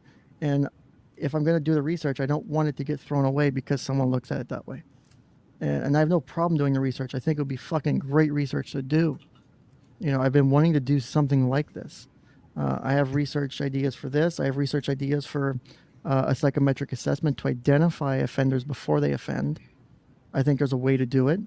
So if someone does have an attraction to children, I think there's a way to figure it out beforehand and get them help beforehand. I would like to develop those assessments. Like, I have ideas I think will work. I don't have the time. That would be okay to treat it like an actual mental disorder rather than what some people on Twitter are trying to do and treat it as a fucking sexuality or sexual preference. And I'm like, no, it's not just like that. It's a sickness. So if we switch gears for a minute, right? So while we're here, let me go to, where the fuck is it? Paraphilias. So if we come down to pedophilic disorder, and that's why I try to refer to it as pedophilic disorder, because because pedophile doesn't mean you've offended against someone. People often forget that. And they misuse it, and that's why I always try to clarify it, right? So we're definitely segueing off a cliff here. So segue to pedophilic disorder. So diagnostic criteria. Over a period of at least 6 months, recurrent, intense, sexually arousing fantasies, sexual urges, or behaviors involving sexual activity with a prepubescent child or children, generally aged 13 or younger. The individual has acted on these sexual urges, or the urges or fantasies cause marked distress or interpersonal difficulty. So, see the key word there. What's the key word there?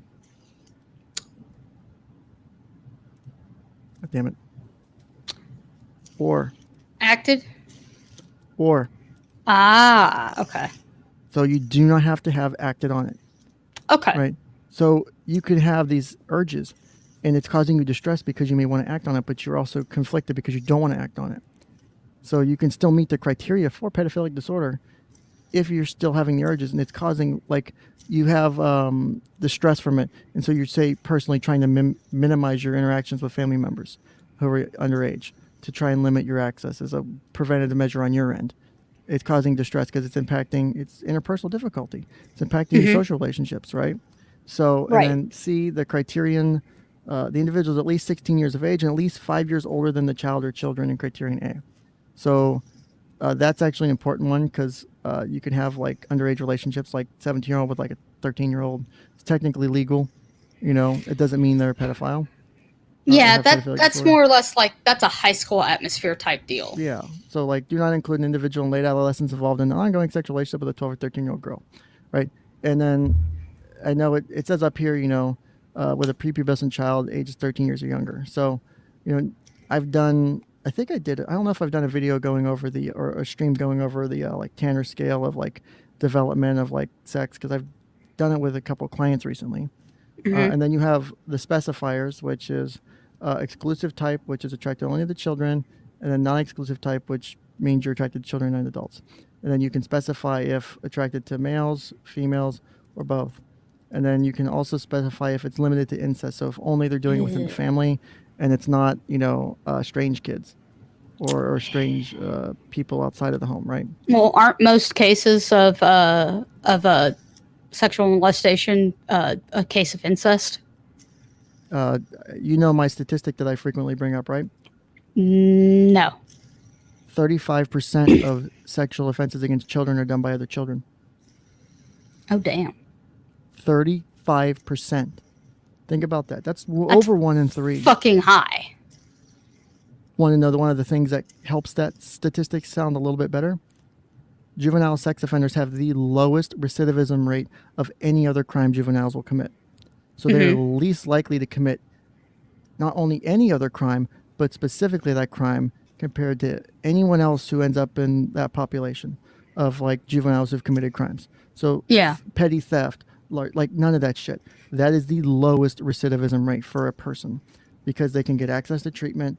There's a lot of systems in place in a lot of states to help with that. Juvenile sex they can now. It used to not be as helpful. There used to not be as much support systems in place. Very helpful now. Yeah, especially 30 years ago, there wasn't that much. But now, I mean, even with the last few years, you're still talking that numbers about accurate. A lot of times it's, not necessarily like a 16 or 17-year-old with like a 2 or 3 or 5-year-old. Sometimes it's within a few years of each other.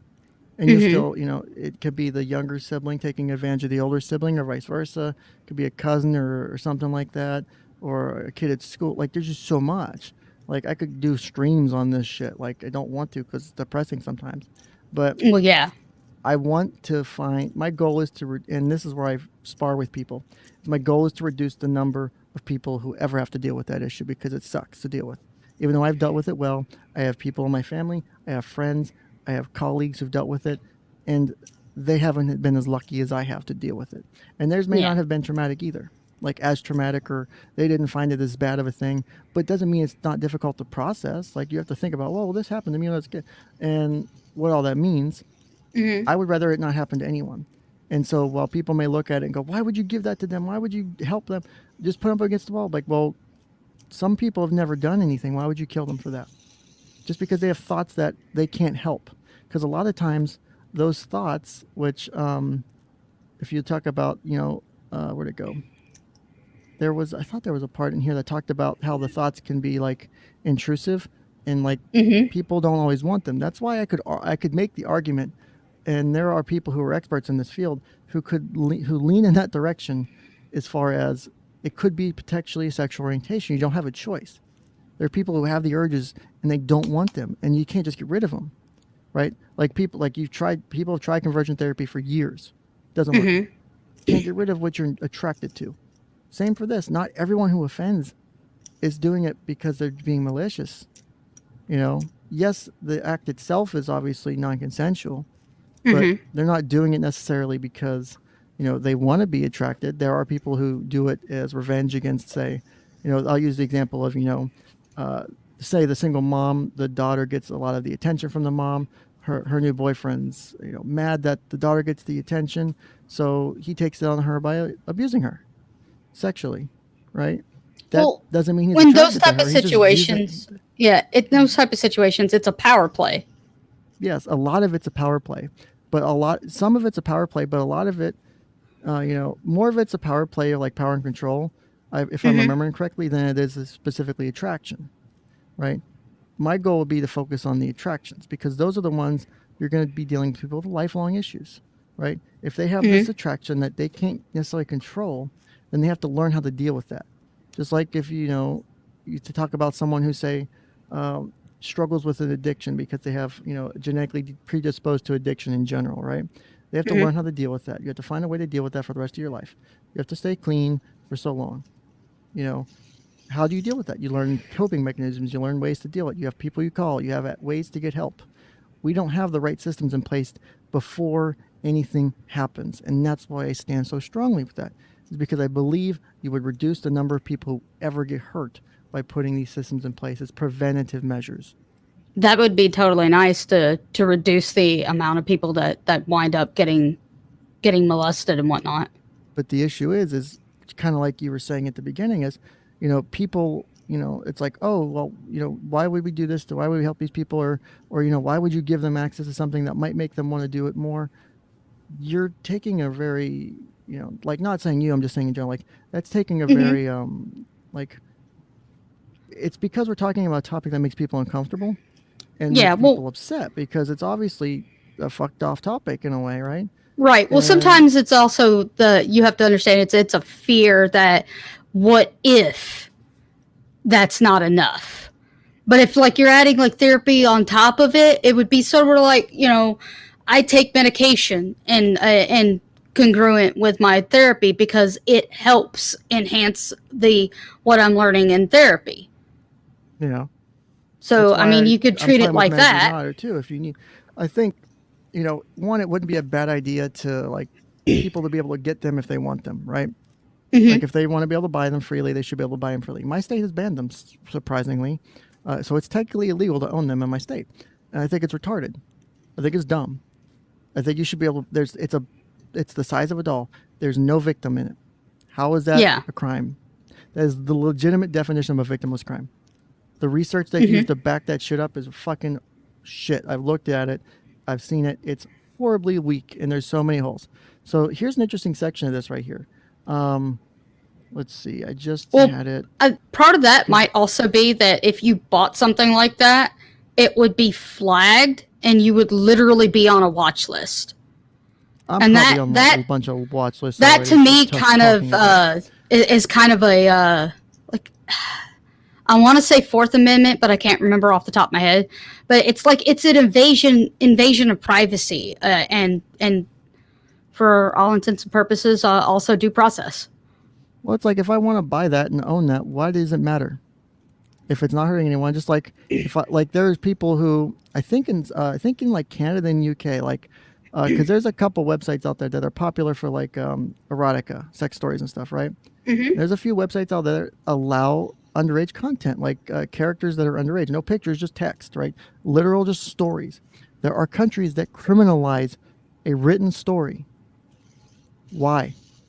It's a fictional story, but it's criminalized. How is that okay? How are you taking away all the access to help and outlets for these people? Because they may reliably read stories consistently as a way to deal with their urges, but now you've taken them away and criminalized it. That reminds me of that one story that I think it was Nick that covered it. The guy that was, we're all on a list. Yeah, we're all on a list.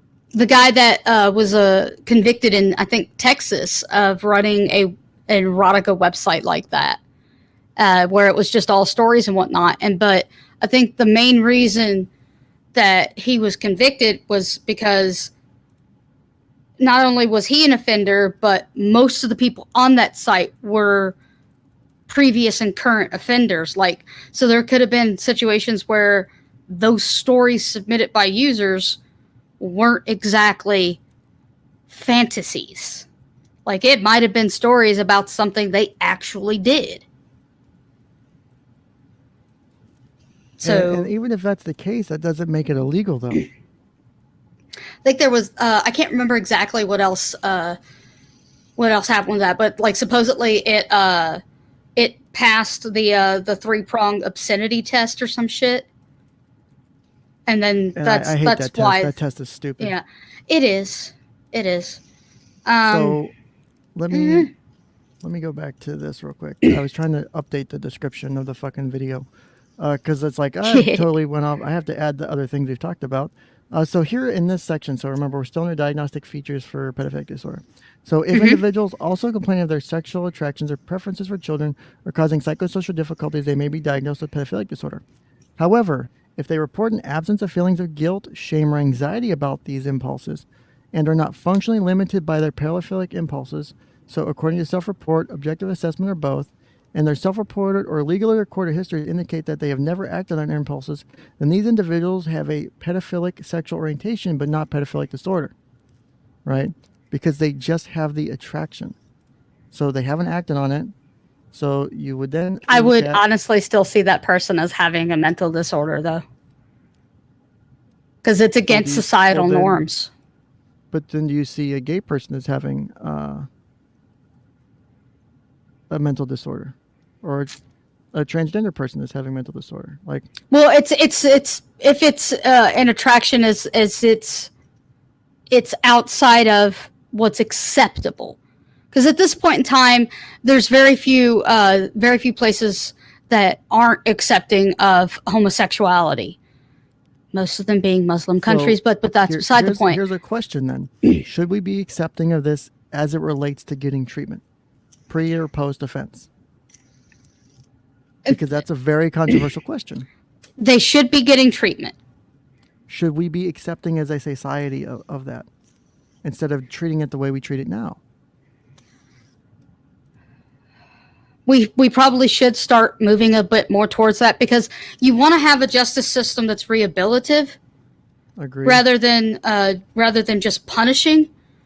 And if you can rehabilitate this type of offender to where they don't harm others, they don't seek out stuff that includes the harm of others, because like the stuff that are real images and whatnot, that's not cool.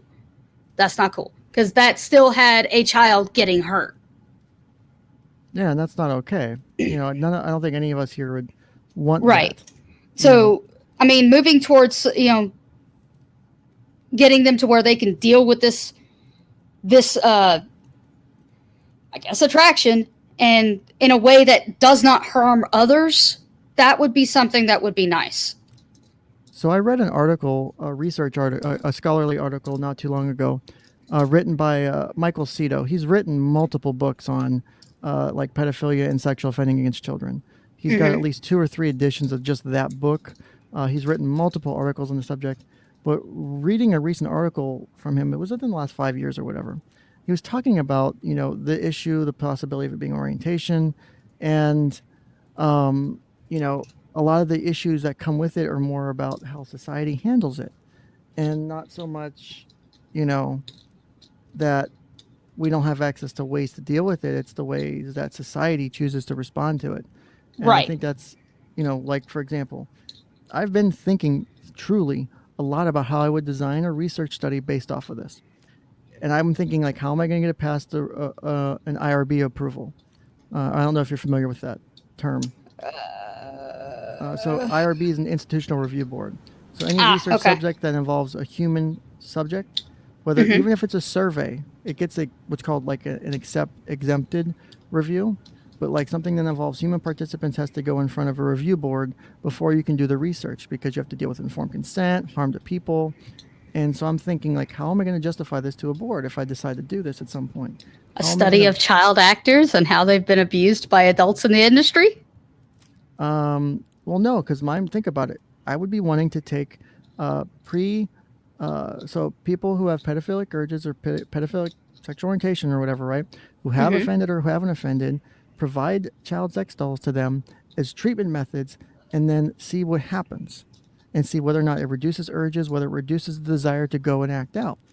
Is there a risk of harm there? Do I have to worry about what happens through my experimentation? Think about some of the old psychological experiments and like the shit that like the fake shocking people, the prison experiment, like all the psychological harm it caused, or in some cases if it caused physical harm, like say if they had like a heart attack or whatever during it, is there a risk of harm from just doing what I'm doing? Would they approve it? How am I going to justify that, right?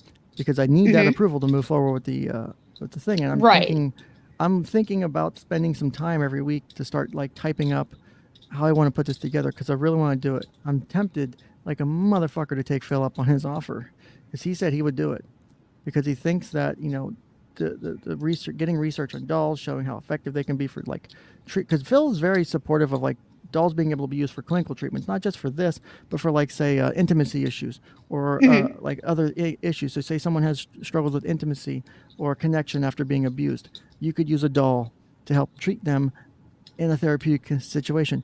Hey, I understand you're struggling with being intimate with a person after being abused or being raped. Let's do this. Here's a doll. We'll provide you with a doll. It allows you to explore at your comfort level, and we'll report back and we'll continue to follow up on it. There's so many uses for these lifelike dolls that these are human-like dolls. And I think being able to take something as big as like people who offend or people who may offend or who have never offended, and being able to take and reduce that number and showing with this very difficult population, this very controversial population, we have made leaps and bounds, say. The research comes out that way. It says, this made such a reduction in the amount of people who wanted to do anything, right? And you were able to show that over time. Like, say 6 months, 12 months, 5 years later, you still have reduced urges because of, you have no people from the study group who've ever acted out, or you have like 2% of the study group who ever acted out again on their urges versus people from other study groups that was higher. And being able to say, for this group here, this worked fucking well. Why can't we use this in other areas? Not child dolls, but like other dolls, but we can use it in other areas and involve these psychological traumas and involve these things that make us difficult to deal with physical intimacy, sexual intimacy, and emotional intimacy too, because you can get emotional intimacy through dolls. And I see that a lot from the people who I see talk about it. I'm in the Dollhouse Discord, and I see people talk about this topic, and it's such an insightful topic. So like just watch people communicate about it and get their experience and observations from it. Like there's just so much to build off of on this topic. And I think this would be like the fucking foothold in. And if I was able to do it right and the research came out right, not one, I doxed myself by that point, right? Which at this point I wouldn't care. If I was right and I got the results I was looking for, obviously I wouldn't want to frame my study that way. But if it came out that way, I'm not going to fudge the numbers. If it comes out I'm wrong, I'm wrong. It sucks to spend the money. That would be the worst thing, is like we spend tens of thousands of dollars and feels like, the study sucked. Like, fuck, I got to pay Phil back somehow. Like, that'd be like my worst fear. But I think there's, ways to help people that we're just missing right now as a society. And we're missing right now because we're uncomfortable with the subject. And, I didn't mean to segue onto this. I don't know how we even did it. But there are fucking effective methods to treating this stuff. And we're back to the greens and stuff. So if we come down back to the differential where we were at. So like I said, you can diagnose other personality disorders. Let's see. So here, if we read here, God damn it, it zoomed in too far. Let me try 250. 250. The most useful feature in discriminating narcissistic personality disorder from histrionic, antisocial, and borderline personality disorder, in which the interactive styles are coquettish, callous, and needy, respectively, is the grandiosity characteristics of narcissistic personality disorder. The relative stability of self-image, as well as the relative lack of self-destructiveness, impulsivity, and abandonment concerns also help distinguish narcissistic personality disorder from borderline personality disorder. Excessive pride in achievements, a relative lack of emotional display, and disdain for other sensitivities help distinguish narcissistic personality disorder from histrionic personality disorder. Although individuals with borderline, histrionic, and narcissistic personality disorders may require more attention, those with NPD, I'm just going to abbreviate, with NPD specifically need that attention to be admiring. Individuals with antisocial and narcissistic personality disorders share a tendency to be tough-minded, glib, superficial, exploitative, god damn it, exploitative, motherfucker, I swear to God, exploitative, and unempathetic, right? So that's for people with antisocial and narcissistic personality disorders. I think that describes wrong. So, however, narcissistic personality disorder does not necessarily include characteristics of impulsivity, aggression, and deceit. So, we see some of these symptoms, right? And that would be more in line with, antisocial. So, APD, just for the abbreviations for this moment, right? So, you see these symptoms here, which are not NPD symptoms. but they are present in the person of discussion. So then you could have, say, a comorbid diagnosis of NPD and APD. Yeah, I would think that would be there. Let's see. And so there's obsessive compulsive disorder comparisons for personality disorder. Perfectionism. Let's see. Where's this at? In addition, individuals with antisocial personality disorder may not be as needy of the admiration and envy of others, and persons with narcissistic personality disorder usually lack the history of conduct disorder in childhood or criminal behavior in adulthood. So it's hard to say without childhood stuff from Ron, right? Is there anything about antisocial personality disorder in here? I think this section covers it pretty well. This is a differential for, is it a different personality disorder, or is it potentially a second one? So I think with what we just went over, which would be this section roughly right here, if I can highlight like an adult, this section right here would be indicative of a dual diagnosis of both, right? Yeah. So we can kind of say, hey, maybe it's both, right? Because we've already made the other one from what I did before, roughly. Like we made the same potential diagnosis or potential thing. So, and then the next one would be mania or hypomania. Grandiosity may emerge as part of a manic or hypomanic episode, but the association with mood change or functional impairments help distinguish these episodes from narcissistic personality disorder. So I would say, and I'll highlight red ones that we rule out. So I'd say probably not that, right? So substance use disorder. I don't know about not having mania or hypomania, because there were patterns like in the conversation stuff where if something came down, like a topic was being discussed fervently, like some new information came out about the Vic case, Ron was in Nick's DMs super fast, so like then fucking insulting him and trying to make himself look like a tough guy and shit like that. So then would you say then let's move up to, so then the other one would be substance use disorder, which I'm going to just go ahead and roll out. Yeah, because he hasn't demonstrated any kind of substance abuse. Not to my knowledge. So if we go to antisocial personality disorder and we come down to, we'll skip this and we'll go to the differential, right? So say we were diagnosing this. So we're back to the differential, right? So we're down here. Hopefully this can be read on the screen. I hope it's not too, I'm zoomed in as much as I physically can be. Roughly, right? Yeah, it's fine. Okay. So here we go. So let's rule out, so we can rule out substance use. We could probably rule out schizophrenia and bipolar disorder. So antisocial behavior that occurs exclusively during the course of schizophrenia or bipolar disorder should not be diagnosed as antisocial personality disorder, right? So I think we can rule this out. Yeah, I can rule out both of those. So that's if it's not a bipolar disorder, then there's no mania, because mania is usually indicative of a bipolar disorder, right? Okay. So that's where I would rule that out most likely. And then other personality disorders. So let's look at the other side of the coin. So we saw what NPD said about diagnosing APD. Give me 1 second. I need to answer the phone real quick. And then I'll be right back. Do do do do do do do do do do do do do. Beep beep beep beep beep beep. Hold music. Beep beep beep. Do do do do do do do do do do do do do. Ba do ba da da da. Ba da do do do do do do do do do do do.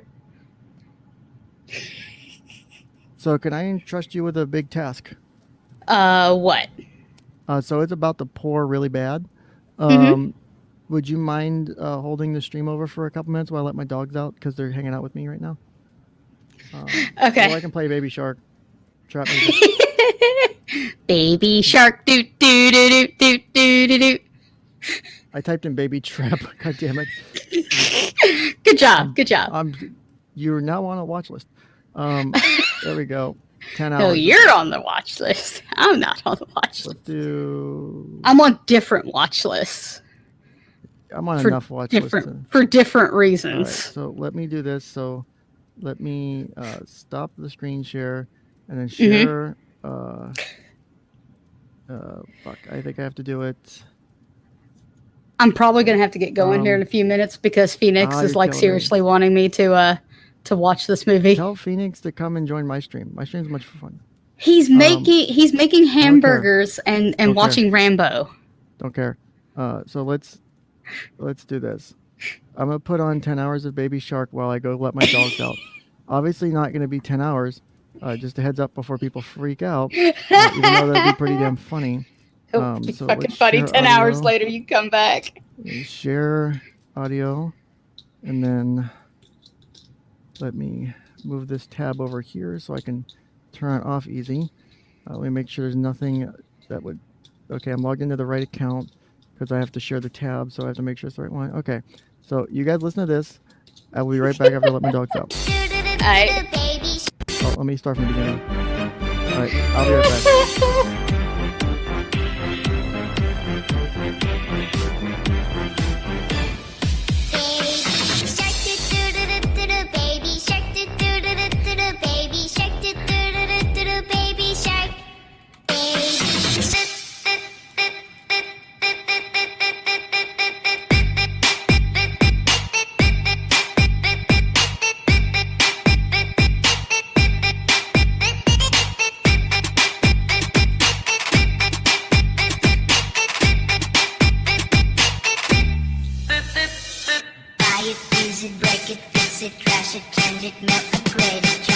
Who makes a trap music version of Baby Shark? Oh my lord.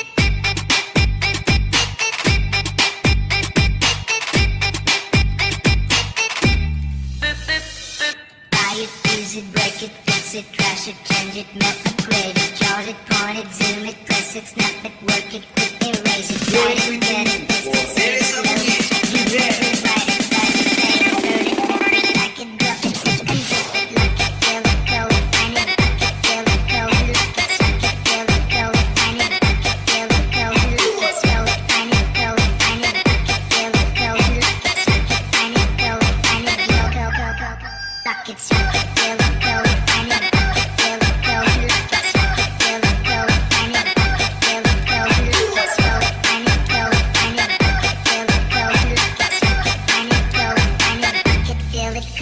rocket surf, surf, surf,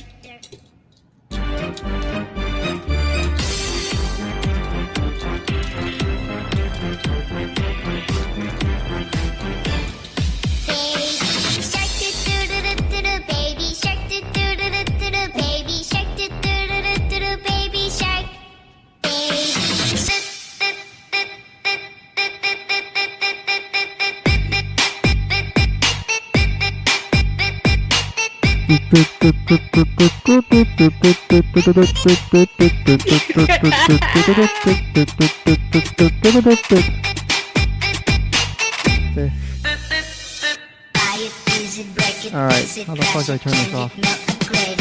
I mean, you had a tab to easily do it. Okay, thank God. I think about ending it all. No, kid, not again. Oh, not for 4 rounds almost? That damn dog went under my deck, and I was like, get the fuck out of there. So, I've got 4 dogs hanging out at my office with me right now. So, Aww, yeah. It's a pupper invasion. Big fucking dogs, too. So, 2 bigger dogs, 2 medium-ish sized dogs. So, what breeds? we have a 2 of them are Great Pyrenees 𝗏𝐾𝐽𝐜 Oh goddamn mixes, and then the other 2 are, well, technically the Great Pyrenees 𝗏𝐾𝐽𝐜 Blue Heeler mixes, and then the other 2 are Blue Heeler mixes of different kinds. Yeah, but the Great Pyrenees are fucking gigantic. Weigh about 60 to 80, depending on the day. We have a second guest today. We have Embalmed. I finally bullied on the stream. Welcome, Embalmed. Hey, what's up? How's it going? I see you finally succumbed to peer pressure. Yeah, thanks. You're welcome. Wasn't it worth it? I'll sign the autograph later. So. All right. I don't know what it'll mean being a forged Ken Jennings certificate of authenticity. So whatever. I don't know how.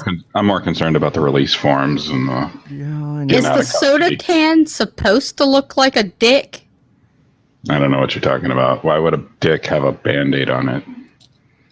I don't know. Why would it? Not speaking from personal experience or anything. It's flesh toned and it's got hair at the top that looks like pubes. I do need to point out in chat that Ken is back. So. What do I need? A more appropriate picture, like a cartoonish looking puppet. Apparently, I made hate speech yesterday, and I got a strike on my channel for my Hitler video. I thought it was funny, apparently, even though I censored the N-word. Apparently, talking about getting your kill streak up using Nick was a bad thing or something. They never said what specifically was, so I don't know. I'm still upset by it. But I think it's just because it was Hitler. I missed it. What was it?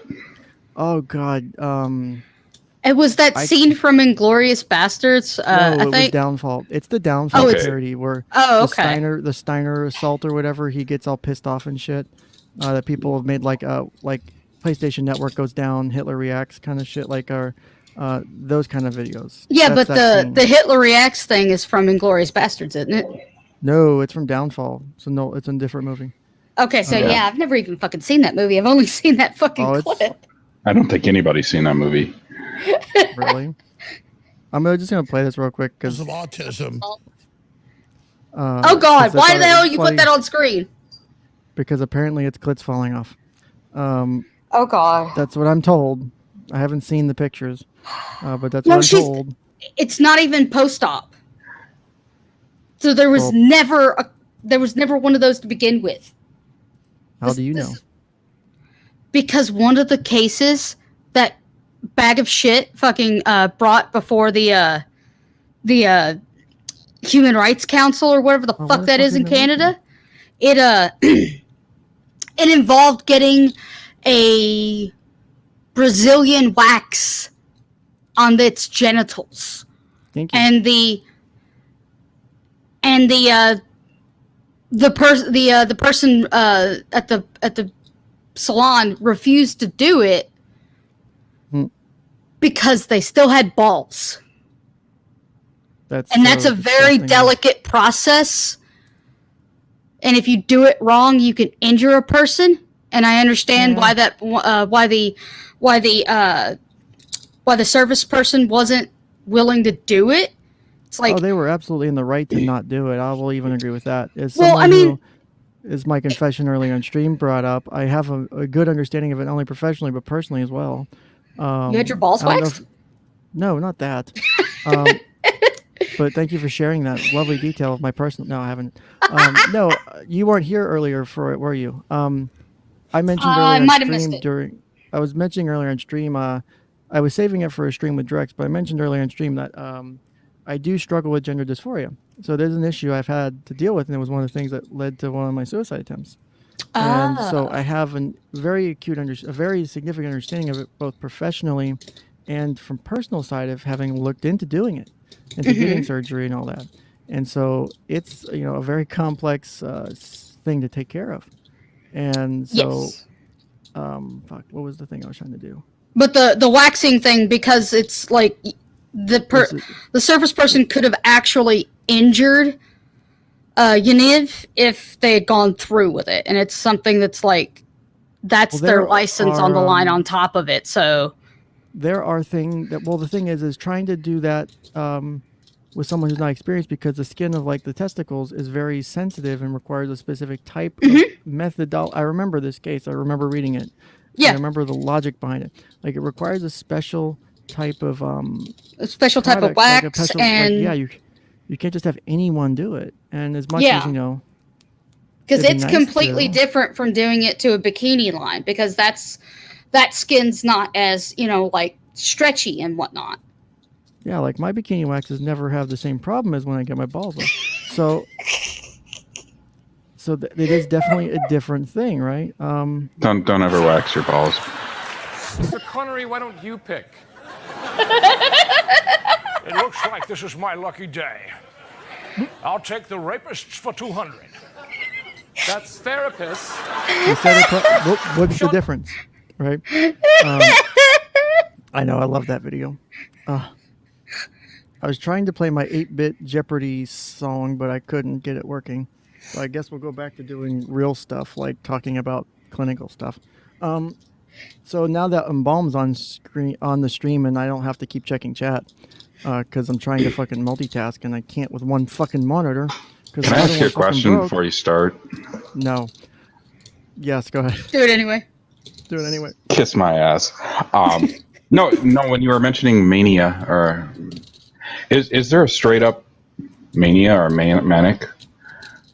So I've always heard of manic depression, but I've never really heard of it on its own. I think manic depression gets confused a lot with major depressive disorder. So, no. So here, there's actually a really good picture for this. Okay. Let me see if I can find it. I always fucking forget to save it. But yeah, I know, right? Let me I hope you're logged into your Ken Google account. Yeah, I know, right? Not like I doxed my Ben account earlier, right? Just totally, my name's Ben. Totally. Yeah, Ben is my name. Don't wear it out.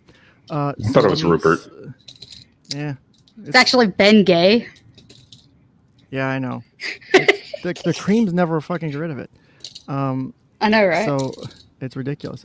So here is a good example or explainer of the difference between. So unipolar depression would be like a major depressive disorder or dysthymia, where which is like persistent depressive disorder, which is depression over a long period of time, like 2 years. So what this is it shows. So you have mania, which is an up, hypomania, which is like a little bit less than regular mania, and you have like your baseline mood down here, and then you have depression down here. So unipolar depression is the yellow one. So you have, okay, I'm a little happy, and then holy shit, I take a tank, and I come back up, and I'm like, I'm a little okay, but I never crossed to the threshold of hypomania. So depression doesn't have that. Where so bipolar 1, that's your typical manic, hypomanic, or manic depressive kind of thing, right? So manic depressive disorder. So bipolar 1 is purple. So the average person is this one, which is the red, which is kind of here, so it kind of stays up, and then we feel a little bad, then we come back up and we're okay. So bipolar 1, which is purple, so holy shit, we tank. We're a period for like 2 weeks or more, we're like really depressed, and then over sometimes a short period, sometimes a long period, for like 1 or 2 weeks, sometimes the periods can vary, You have manic symptoms, right? Mm-hmm. And then you'll come down, you'll come to normal, and then you'll kind of tank again. And so you'll go through a cycle of that. And so you can be depressive and then come up to normal and then go to manic and then come down. Bipolar explain 2, the manic symptoms. So that requires me to pull back up my PDF because that's one of the things I always fucking forget. Because I always misremember the manic versus hypomanic shit. That's why I keep my PDFs and shit like organized. Fucking, I have like hundreds of books on this shit just to have as references. Never get a chance to read them, but I keep them for reference for fucking good reason. So we have the bipolar 2, which is the green one. So bipolar 2 is hypomanic and then depression. So you have depression and hypomania. So down, depressed for at least 2 weeks, come up. We hit the threshold for like hypomania, like usually 4 days, sometimes more. And then we kind of level off, and then we can go down again, and then the same cycle. There's something called rapid cycling with the bipolar disorder, where you have this thing where instead of like with traditional bipolar disorder, your cycles are weeks or months long, right? Which, depending on your symptoms, they can be weeks or months long between cycles. Rapid cycling can be days, hours, minutes in cycling between depression and mania. I've seen videos of it. It's really weird. It's interesting to watch, but it's still really weird. And you have cyclothymia, which is basically persistent depressive disorder. So you're depressed for a bit. You come up a bit. Actually, no, I'm misremembering cyclothymia. Hold on. Let me pull up my fucking bookmarks. We're doing a bunch of education today. We did goal setting. Now we're going on to fucking bipolar disorders and everything else. So cyclothymic disorder. I'm sorry. You're fucking welcome. I'm so sending you an invoice for this. My name is Ron Toye. Well played. My name is Joey. Well played. So let's let me shit. So stop the screen, share screen, window. No, not OnlyFans. There we go. Adobe. There we go. I almost clicked on OnlyFans. Jesus Christ. Oh, I clicked on the wrong one.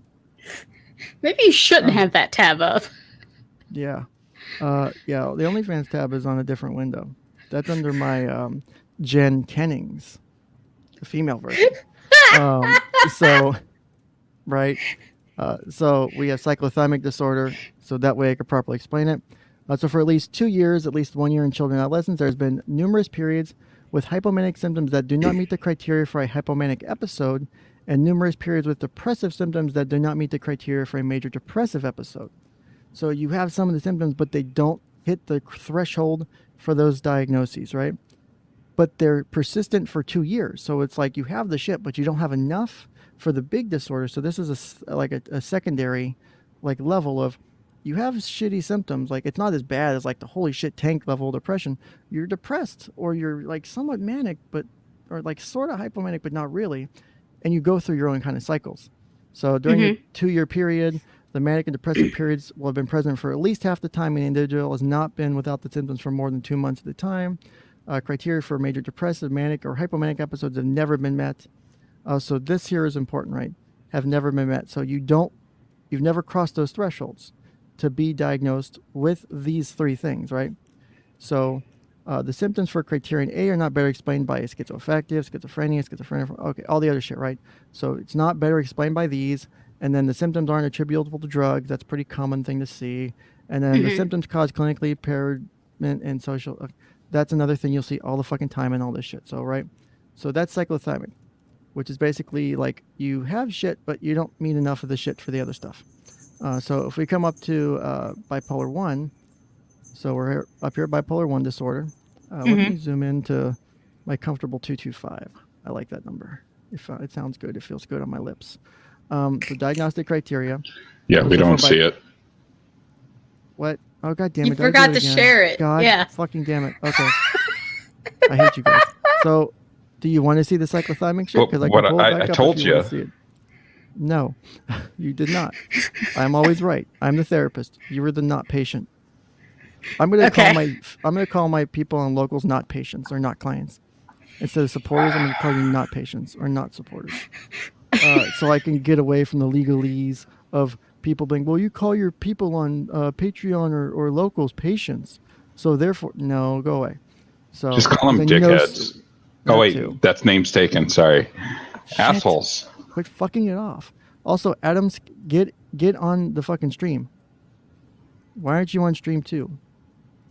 Everyone who's in chat needs to be on stream. If not, 20 push-ups. So let me remove this extra thing from the list. Okay. So bipolar 1. So for a diagnosis of bipolar 1 disorder, it's necessary to meet the following criteria for a manic episode. Manic episode may have been preceded by and may be followed by hypomanic or major depressive episodes. So manic episode, right? A distinct period of abnormally and persistently elevated. So let me highlight the keywords here. So abnormally, persistently elevated, expansive or irritable mood, and abnormally and persistently increased goal-directed activity or energy. So what this would be like is like, say your house is really dirty, right? Or you say you've been trying to get a bunch of shit done, and you've been depressed and you haven't been able to get done. So you hit a manic episode, like, fuck yeah, I'm gonna get all this shit done. Like, yeah, it's like you're on coke, but you're not, right? Not to that extent, but like you have a lot of shit you want to get done, and you do. So it lasts at least 1 week and is present most of the day, nearly every day, or any duration if hospitalization is necessary. So say they were had to be inpatient for something because of a threat to themselves. So it's present at all while they're during a hospitalization. So during the period of mood disturbance and increased energy or activity, 3 or more of the following symptoms, so 3 or more, and then 4 or more if the mood is only irritable, are present to a significant degree. And so this is one of the things too, like a significant degree. So it's like everyone having oppositional defiant. No, not everyone has oppositional defiant just because they're teenagers. They need to meet like a significant degree of the bad behaviors and represent a noticeable change from usual behavior. So one would be inflated self-esteem or grandiosity, decreased need for sleep. So feels rested after only 3 hours of sleep, for example, more talkative than usual or pressure to keep talking, flight of ideas or subjective experience that thoughts are racing, distractibility, so attention's too easily drawn to unimportant or irrelevant external stimuli as reported or observed. So they may not recognize it, but if someone, say a family member or spouse is observing it, they can report that to the therapist if they're part of the assessment, right? Or like if say the person's coming in and he's like, my wife's telling me I'm doing this, or my husband's telling me I'm doing this. I can never stay attention. I can never stay on task. And so it's being reported, or say the therapist notices it during sessions. So then 6 is increasing goal-directed activity, either socially, at work or school, or sexually. This is actually something you'll see a decent amount with mania. You'll see people who are somewhat sexually can be sexually, like their desire for sexual activity can go up, or they can be their libido can go up during their manic episodes.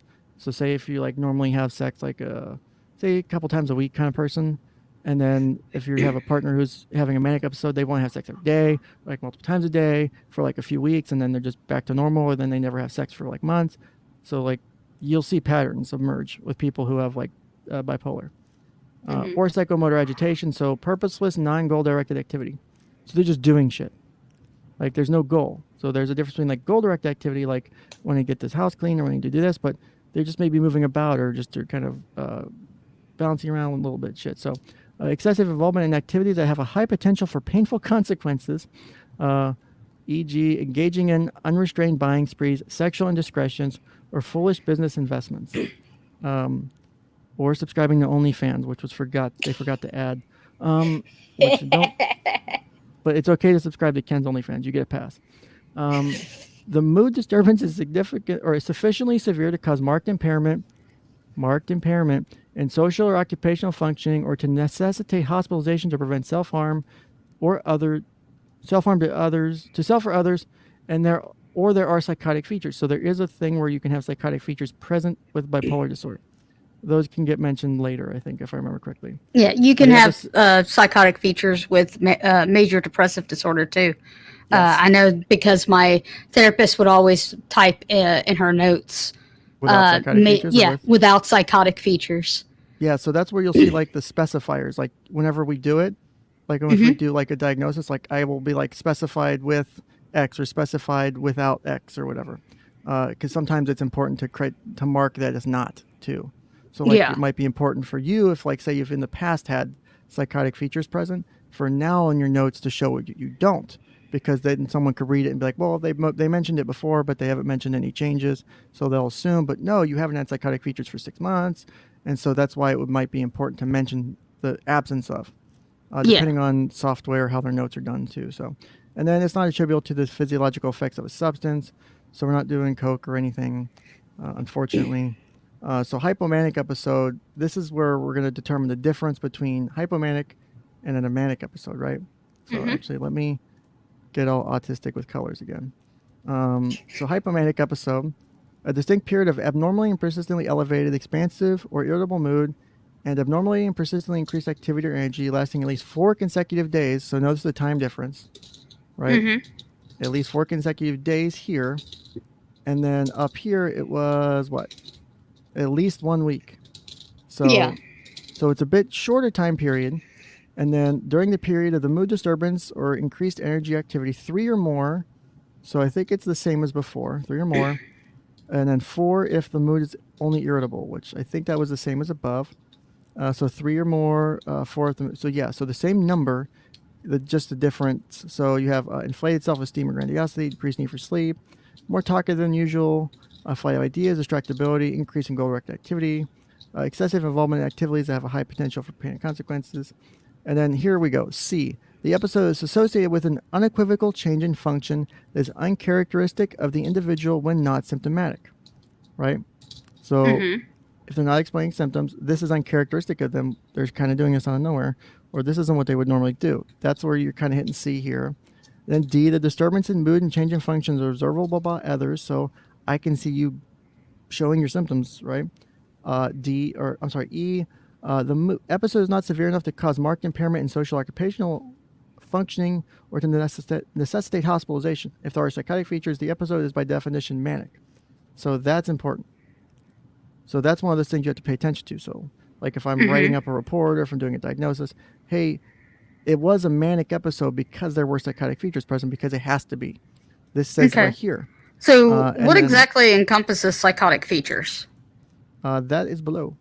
And then remember this part here. The episode is not severe enough to cause marked impairment in social occupational functioning. Whereas with a manic episode, it is. So that's where you kind of start to define that line a bit better. So like they might be doing some of this shit, but it's not impacting, say, your relationship or your work or whatever. But if they're having manic features at work and it's impacting their work, because maybe they're focusing on this project when they're supposed to be working on project X versus project Y, then that's a problem. Versus maybe they're doing a little bit more of project X on the side and instead of what they would normally do, but they're still getting the project Y done, that kind of thing. And then non-attributable substance. And then I love the notes too. The notes are always fun. A full hypomanic episode that emerges during antidepressant treatment, example medication, electroconvulsive therapy, but persists at a fully syndromal level beyond the physiological effects of that treatment is sufficient evidence for a hypomanic episode diagnosis. However, caution is indicated so that 1 or 2 symptoms, particularly increased irritability, edginess, or agitation following antidepressant use, are not taken as sufficient for diagnosis of a hypomanic episode, nor necessarily indicative of a bipolar diathesis, right? So I actually had this after I started taking Prozac a long time ago. I kind of had a bit of an anger issue after it. But that wouldn't mean that just because I had a couple of these symptoms after starting Prozac, and then so I have some of these, but it's not severe enough. But, I start having these. It's not enough for a diagnosis of a hypomanic episode. That's more likely a side effect of the medication versus a hypomanic episode. Because one of the things that is actually really important is you don't want to give antidepressants straight to a person with bipolar disorder. Because then you remove the depression and you're just talking straight fucking mania. Concentrated mania, right? So just nothing but mania, because you can treat that. It's like mood stabilizers help bring both sides of that curve of that graph I showed you. Instead of bringing the depression hump up so it's less depressed with an antidepressant, mood stabilizers, sometimes in conjunction with antidepressants, help bring them both down to get closer to normal level. That's the goal. To where you're having these little bumps and shit, which is normal for life. You're never going to be flat, So, and then you have your major depressive episode. So that's the other side of the bipolar diagnosis. And so that's what that looks like. And so bipolar 1 criteria have been met for at least 1 manic episode. So, the occurrence of that manic episode is not better explained by one of those other things. And then so there's different ways you code this. And this is similar to how we code major depressive disorder. We have mild, moderate, or severe. And you have current or most recurrent episode manic, current or most episode or most recent episode hypomanic, current or most recent episode depressed, or current or most recent episode unspecified. It's actually important for that in a few ways, is so that way when you have it in the system, I can go, oh, they are currently showing moderate symptoms of a recent episode of mania, because this also, like, they use these numbers for billing and shit. Like, I fucking hate ICD-10 and ICD. I fucking hate the whole thing. It's ridiculous. The codes are dumb. Okay. And then they bill you more if you're more severe? It's more just for, it could depend. So, like, there are actually things where you can do in billing called add-on codes.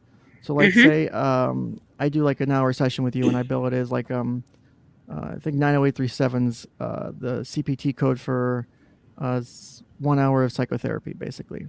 And then say it's a case where we do the hour therapy, but during that therapy, something triggered a traumatic response in you.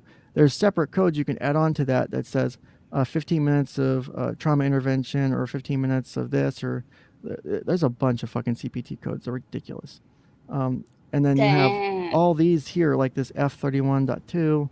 All that shit is used to, that's for ICD-10, ICD-9's the stuff outside the parentheses. Holy shit.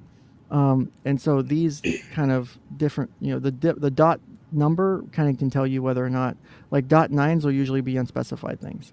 So like 31.9, 31.9, 31.9, unspecified. Versus, and you'll see it too. And then here's your specifier. So anxious distress, mixed features. There's that rapid cycling I mentioned, which is described on, it's like 20 pages from now, which I don't know why. Then you have melancholic features, atypical features, mood congruent psychotic features, mood incongruent psychotic features, catatonia, peripartum onset, and then seasonal pattern. So if we scroll down like 20 fucking pages, so there's like bipolar 2, which is hypomanic episode versus manic, right? And then you have the same specifiers. What the fuck is this thing? Cyclothymia. Oh my god. 143. Bipolar and related disorder due to another medical condition. You see this for like every fucking section of the thing. You'll see like over here, like unspecified bipolar and related disorder, or other specified bipolar and related disorder, unspecified depressive disorder, other specified depressive disorders. That's like for every diagnosis, there's one of these at the end of the fucking section. And it's basically like, you have some symptoms, but there's not enough to say it's a full thing, but we're going to put it down anyway. It's basically what those amount to. I don't like them. I don't try to use them. There's like some kind of there's like some kind of stigma though for diagnosing bipolar disorder though, because like my brother, I'm pretty sure meets a good portion of the criteria for this, but they always list him as like just like major depressive or manic depressive. I'm sorry, repeat that. I was trying to respond to a message. Like with the bipolar thing, I know that in my own experience, professionals were kind of hesitant to diagnose my brother with bipolar, even though he fits several of the criterion. How old is he? Is he adult or still a child? He's adult now, but this was like when he was a kid. Then? Yeah. Okay, so one of the things like I like to do and my boss likes to do is for like children or for like young adults, like say I have someone, because like for example, say they have ambitions of joining the military, a diagnosis of something might completely disqualify them. So one of the things that my boss and I do, and it's pretty common in our practice, and in a lot of practices will do this too, is we might put down like an adjustment disorder, because adjustment disorder is temporary, they can go away, and so, but usually we need it for, if it's insurance, then we do it for insurance, right? Because then the medical records go there when they check that shit from like the military, like it's, but like if you do like private pay, like I might put down the real thing, because it's private pay. The only people who are seeing those records are you. It's not like insurance is seeing them. They stay in house or they go to you. it's not like we just give them to the military. You would have to sign a release anyway to give it if it was going to the military. And it's not like we're lying, because you could diagnostics is an art and a science, right? So there are ways to like fit people in both categories. So, Yeah, I think they never changed the diagnosis. But then again, he's also not good about getting treatment either. So here's like those other specified bipolar disorders. So like a short duration hypomanic episode, so 2 to 3 days, a hypomanic episode with insufficient symptoms and depressive episodes, a hypomanic episode without prior major depressive, short duration cyclothymia, so less than 24 months. So these are like things that are like less than the criteria, but they're still like, you want to put something to it, right? Yeah. And you have unspecified, which is like, fucking no. It's like, you got shit, and I can't, like, I could say like, I think there's unspecified personality disorder. I don't remember, but like there's unspecified a bunch of things, right? It's like unspecified delusional disorder. Okay. Like you're seeing or hearing shit or whatever, like, okay. But I don't know like it's not enough to mean anything. So here's those specifiers I was talking about, right? So you have anxious distress, so at least 2 of the symptoms for current or most recent episode of mania, hypomania, or depression. So feeling keyed up or tense, feeling unusually restless, difficulty concentrating, fear something awful might happen, feeling individual might lose control. And then its severity is mild, moderate, severe based on the number of symptoms. Then you have, let's see, with mixed features, that's another one. If we get down to depressive episode with mixed features, with rapid cycling, this is what I was talking about earlier, can be applied to bipolar 1 or bipolar 2. Presence of at least 4 mood episodes in the previous 12 months that meet the criteria for manic, hypomanic, or major depressive episode. Note, episodes are demarcated by either partial or full remission of at least 2 months or a switch to an episode of the opposite polarity. Example, major depressive episode to manic episode. The essential feature of rapid cycling bipolar disorder is the occurrence of at least 4 mood episodes during the previous 12 months. These episodes can occur in any combination in order. These episodes must meet both the duration and symptom number criteria for a major depressive, manic, and or hypomanic episode, and must be demarcated either by a period of full remission or of a switch to an episode of the opposite polarity. So we're not going from like depressed to normal, we're going from depressed to manic, or from manic to or hypomanic to depressed when you're talking about polarity switch.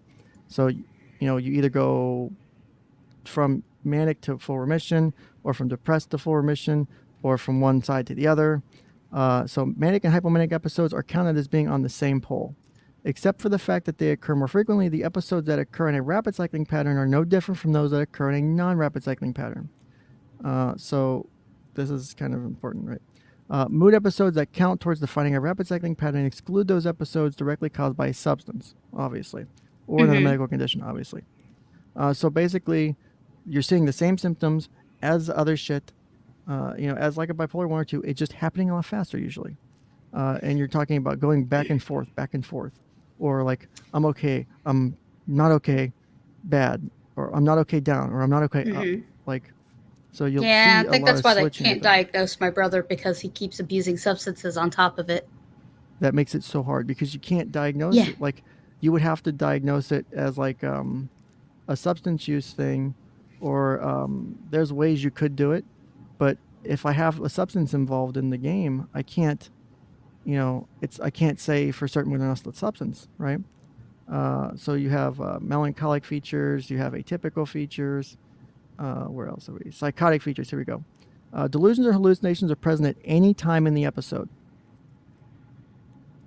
If a psychotic feature is present, specify if mood congruent or mood incongruent. So mood congruent. During manic episodes, the content of all delusions and hallucinations is consistent with the typical manic themes of grandiosity, invulnerability, etc., but may also include the themes of suspiciousness or paranoia, especially with respect to others' doubts about the individual's capacities, accomplishments, or so forth. Mood incongruent. The content of delusions and hallucinations is inconsistent with the episode polarity themes as described above, or the context is a mixture of mood incongruent and mood congruent themes. So does that make sense or no? Yeah, that's why we keep saying my brother's also schizo, because he fucking goes through those types of episodes. Well, are you sure he's schizo? Because schizo is a whole different fucking thing. We're pretty sure he's not schizo. Where the fuck is schizophrenia? I've always thought he might be. Yeah, I've always thought he might be bipolar, because dude is fucking like up and down sometimes about how like violent and shit he is. How deep does this rabbit hole go? It goes a lot further. Deep. Deep, baby. So diagnostic criteria. This is the diagnostic criteria of going full autism. So, which we fucking finally met. So 2 or more of the following, each present for a significant portion of time during a 1-month period, or less if successfully treated, and at least one of these, 1, 2, or 3 must be present, right?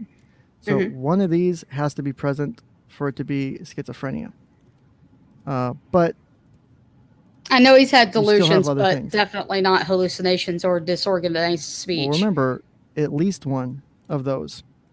So at least one of those has to be present. And then, so you have delusions, hallucinations, disorganized speech, grossly disorganized behavior, grossly disorganized or catatonic behavior, and negative symptoms. So diminished emotional expression or evolution. So if I remember correctly, it's up here, motherfucker. Yeah, he's only he's only ever had the delusions part. Where's that? If I go back up here, so at the beginning of each section, it's actually really nice. You'll see these like nice little paragraphs that talk about the section. So schizophrenia, spectrum, and other psychotic disorders. So delusions. So delusions are fixed beliefs that are not amenable to change in light of conflicting evidence. Right? Ron. Yeah. Right. Their content may include a variety of themes, and then you have persecutory delusions. I think I remember going over this with Nick. God damn it. Like, hold on. Jesus Christ. Hello? What a shitty ringtone. Would you like to buy some car insurance? Please. My ringtone's so much better. What's your ringtone? Because I bet you mine's better. Mine just sounds like a scream. Oh, what the hell? What? You can't do that. That's not okay. Like, why? Because it's not. Well, it's like a B movie scream. You know, like, it's still not okay, man. This is mine. God damn it, hold on. I don't have my thing up all the way. Let me see if it'll work now. Why is it playing through my fucking headphones? Can you hear that?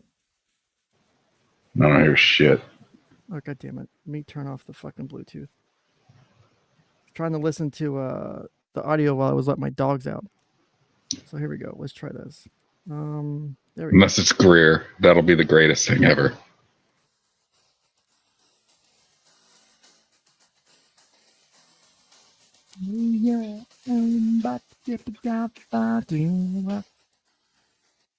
I appropriately have it to ring that way whenever coworkers call me or clients to steal from the house theme, right?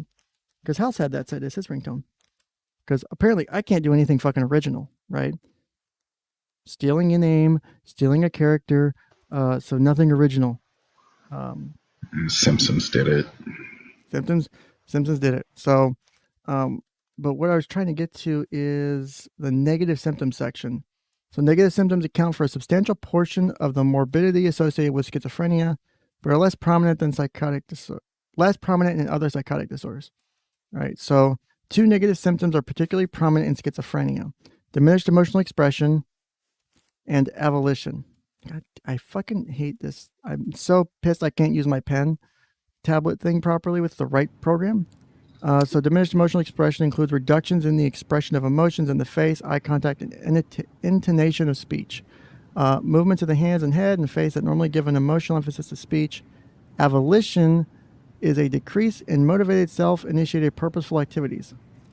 So these 2 things are like big negative symptoms you'll see.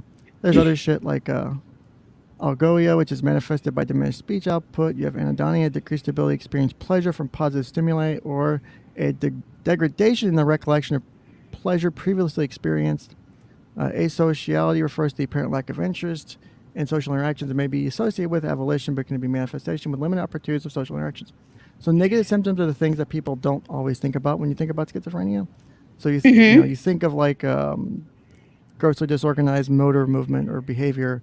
You think of disorganized speech and thinking. You have, people think, you think about hallucinations. Negative symptoms actually play a big part in the shit that most people forget. That's why I scroll back up to it to properly define it, because there's like a few of them, but it was those two big ones, like the diminished emotional expression and avolition, that are pretty prominent with schizophrenic symptoms that you'll see. And so that's why the negative symptoms part, you want to keep an eye out for those things when you're dealing with schizophrenia. And then for a significant portion of time since the onset, disturbance level of function in one or more major areas is impacted basically at least 6 months. Schizoaffective disorder and bipolar disorder with psychotic features have been ruled out. That's again, you want to rule shit out. Yeah. If you're not certain, that's what the whole differential shit's for. You need to make sure you're good about what it is. If there's a history of, If there's a history of autism spectrum disorder or a communication disorder of childhood onset, the additional diagnosis of schizophrenia is only made if prominent delusions or hallucinations, in addition to the other required symptoms of schizophrenia, are also present for at least 1 month or less is successfully treated. Joey, excuse me, sorry. I'm sorry you have a cough like that. You might have COVID. Oh shit. So, but if you saw here, only if prominent delusions or hallucinations. So if you have those, hey, look, I made green. Yellow and blue make green. We're going back to text again. I totally fucking forgot it did that. I should know better. I actually had people when I was in the fire academy who would highlight with multiple colored highlighters and then overlap colors to point out specific things. It drove me nuts. I'm like, I don't fucking read. Like, you guys do all this shit, and I'm like, I don't fucking study. I still pass. Like, I don't get it. Like, it's fine because that's like I can like listen or read it once and I'm good for most things. Like other people, they need to read it multiple times. Like back then, obviously, I'm just joking around, and still, but it's like, fuck that. That's way too much work to study. Like if it works though, like go with it. But so did that answer the questions on schizophrenia? Because I think I don't remember where we were before that. The correct answer is yes. Yes. Yes. You guys want to do premenstrual dysphoric disorder now? What?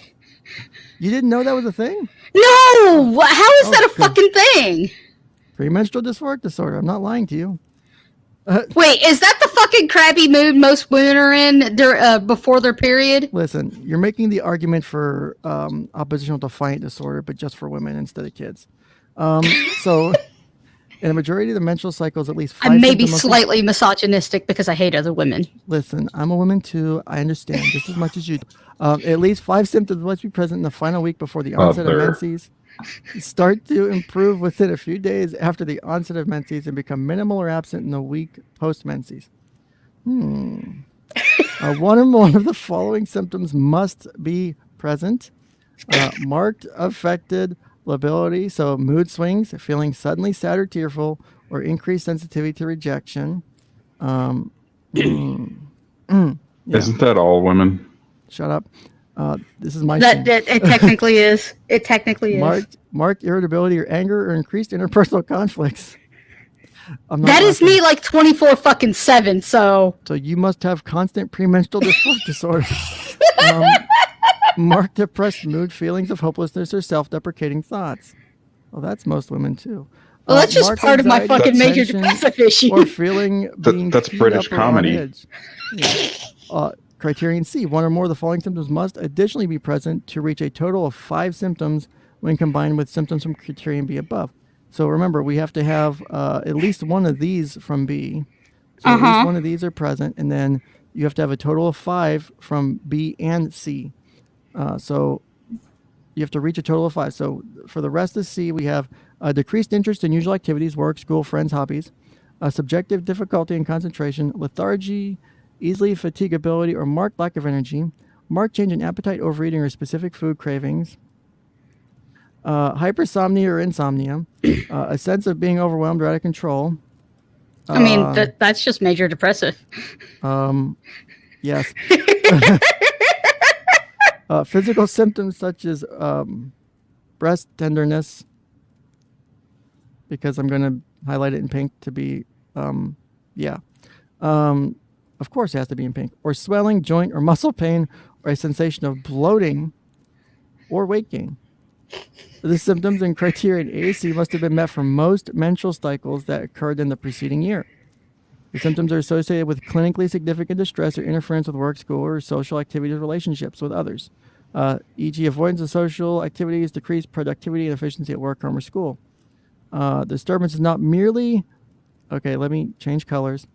It's not merely an exacerbation of symptoms of another disorder, such as major depressive disorder or all this stuff. I thought I was going to say just not a normal period. Criterion A should be confirmed by prospective daily rating.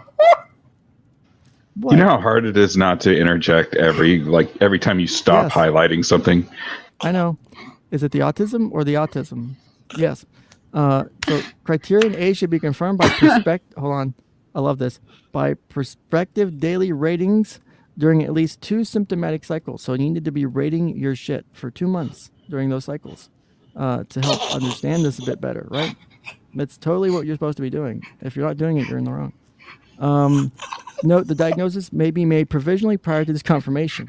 Oh, God, that's great. I haven't read this in a while. The symptoms are not attributable to the physiological effects of a substance. Oh, my God. That's the worst substance ever. Why would you use that substance? Or another medical condition. It's never hypothyroidism, God damn it. You're just fucking fat. No, you're just fucking fat. This says hyper, not hypo. There's a difference. I know it's highlighted hypert, but don't fucking pay attention to that. Focus on the hyper. Because I totally didn't fuck that up. Don't make fun of me. This is my stream. See, you guys are having fun. You guys are welcome back any stream now. You guys have broken your cherry. So, God damn it. God, your audience is going to fucking hate me. What? Hate you or hate me? Hate me. I mean, we're closing in on 8 hours. So, I'm probably very upset wife waiting for me when I get out of this office. I don't. Yeah, I hope the next stream is not divorce stream. Listen, I gotta get my divorce stream 2021. We're going 24 hours. That's my August 1st stream. Is if you guys get me to 1,000 subs, if you get me to 1,000 subs by August 1st, I'll do a 24-hour stream, and then I'll do a subsequent 24-hour divorce stream. They may coincidentally kind of work together. I don't know how that happened.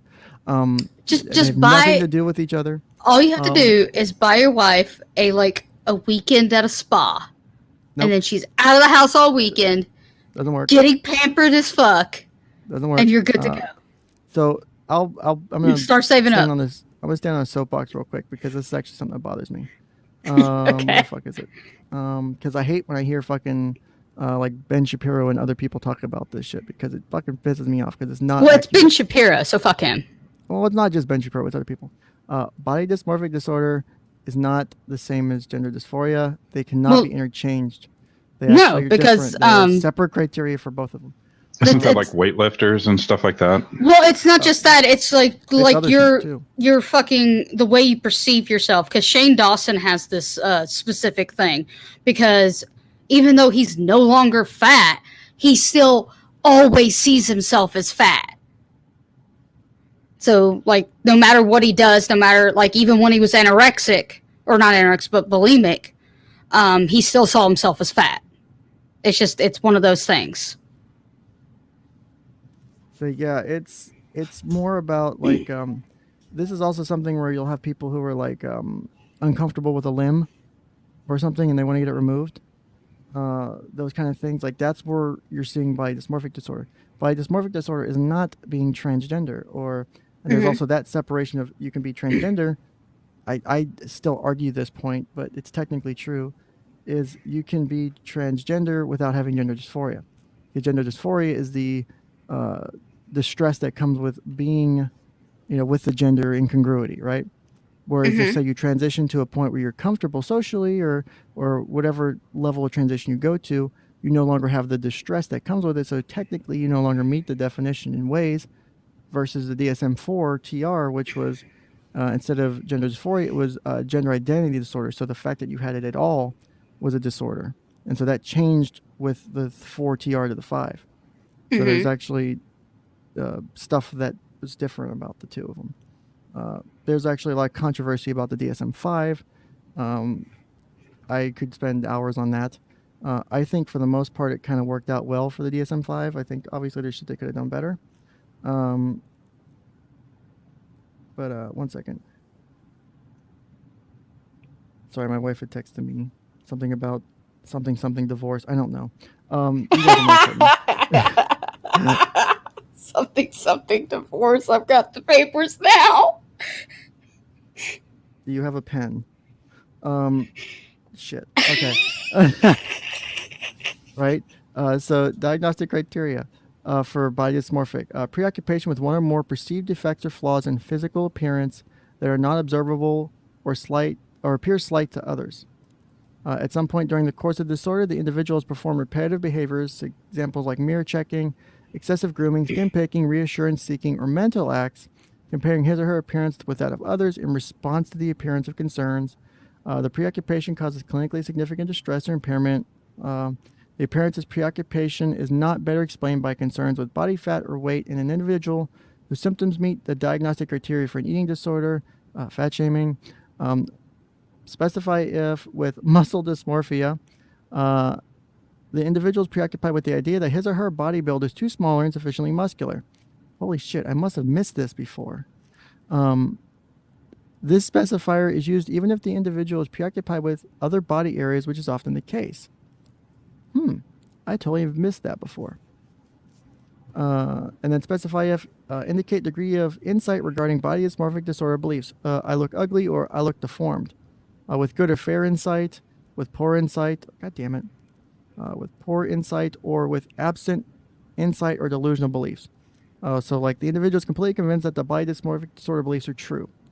So this is where I think if anyone's reading this kind of material, and I know they're confusing the terms, I think on purpose is my understanding at this point, because I know the people I've corrected it to, most of them, and I don't try to correct it in like a negative way, like, oh, you should be, it's more of an informative way. It's always what I try to do. But the people who still continue to do it, I usually either take as doing it on purpose, or they just truly don't want to understand, because so that's that's for this, right? And so it's a lot of things can apply to that. But when you're talking about, I have to go down here a bit. I almost know this list like very well, because I'm on this fucking thing all the time. Although, so there's a bunch of paraphilic disorders if you're curious. No more pedophilia, goddammit. No, I said paraphilic, different. Oh. You have voyeuristic disorder, exhibitionist disorder, frauderistic disorder, sexual masochism disorder, sexual sadism disorder, fetishistic disorder, which is basically you have a fetish with something, right? And I just gotta say, I love how this is defined here, and it always makes me laugh. Where's the one about jumping out of airplanes? So over the last 6 months, recurrent intense sexual arousal from either the use of a non-living object, not what you think, I swear I didn't do that, officer, or highly specific focus on non-genital body parts as manifested by fantasies, urges, or behaviors, urges causing clinically significant impairment or distress. The fetish objects are not limited to articles of clothing used in cross-dressing, as in transvestic disorder, or devices specifically designed for the purpose of tactile genital stimulation, e.g. a Hitachi magic wand. Specify if body parts, non-living objects, or other. I just like, what the fuck could other be? If it's not a non-living object, what else could it be?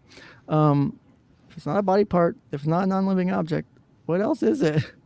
So specify if in a controlled environment. This specifier is primarily applicable to individuals living in an institution or setting where the opportunities exist, or the opportunities to engage in the behaviors are restricted. In full remission, I'm no longer doing that thing anymore, basically. So basically it's, I'm attracted to something, or I'm turned on by anything, and it's been like that for 6 months. And it may be in remission or not, I don't know. Or I'm doing it at my mom's house, which is a controlled environment. And I'm normally not allowed to do it there because mom always catches me with my pants down, literally. And so you know, y'all need to stop judging people. This is a no. We don't kink shame here. Stop kink shaming. You have transvestic disorder, other specified paraphilic disorder. Right? Like I said, it's for everything. Other specified paraphilic disorder, unspecified paraphilic disorder. So you have something, but it's not enough to mean any of these. Maybe good thing.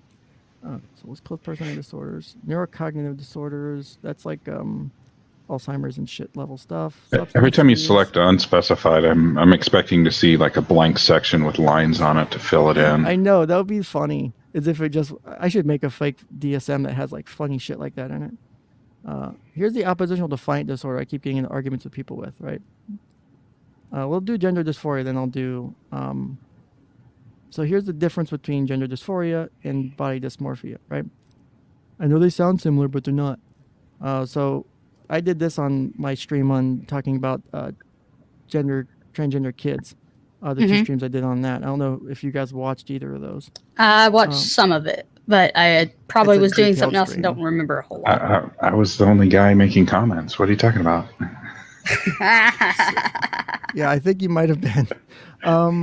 Because everyone in like that stream, the people who watched it, I know that's a controversial topic. Because I went through the standards of care on the second part or on the first part. Like I went through the standards of care. Here's what we're supposed to do when we're treating children or adults for gender dysphoria, for doing transition stuff. Like here's the rules, literally the rules of what providers and shit are supposed to do. You can't give an 8-year-old hormone therapy. It's not allowable. You can't do that for the purposes of gender transition. If your parents obtaining it elsewise, that's illegal. That's not a failure of the system. That's not my fault. That's not another therapist's fault. Yes, I can say your kid has gender dysphoria. I can't say your 8-year-old has gender dysphoria. Go give them hormones or go see a doctor to get them hormones because you're not going to do it. It's not going to work unless the doctor's willing to break the law. Within the confines of the system as it currently is, you can't do that.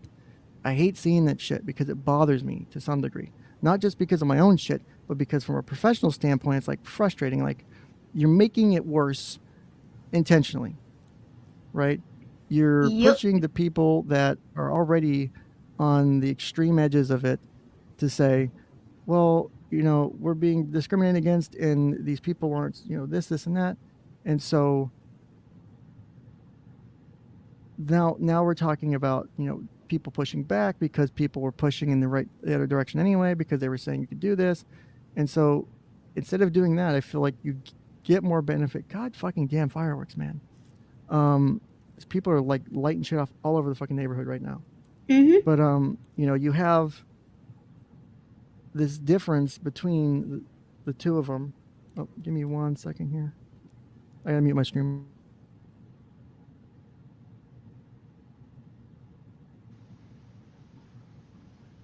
Cue the singing.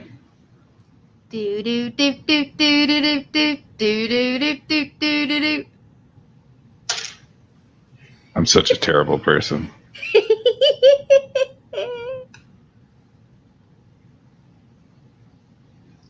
I'm really hoping he's not getting hit by a frying pan right now.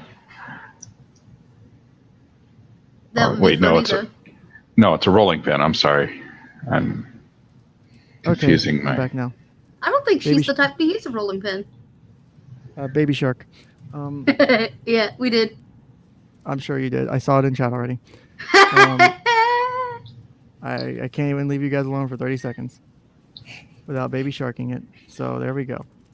Let me save this image before I close this tab. Oh, I guess I saved it, but I don't know where the fuck it's I'm going to Google sharking and see what that means. Don't do it. Don't do it. I promise you that's a bad idea. Sharking? You've been warned. Wait, is that on the page? No, that's got to be... That's not on this fucking dick.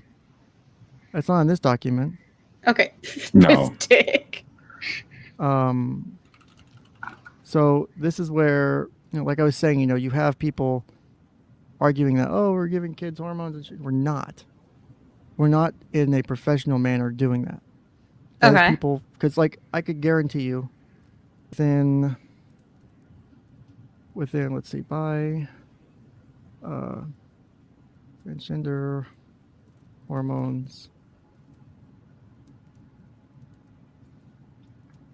online.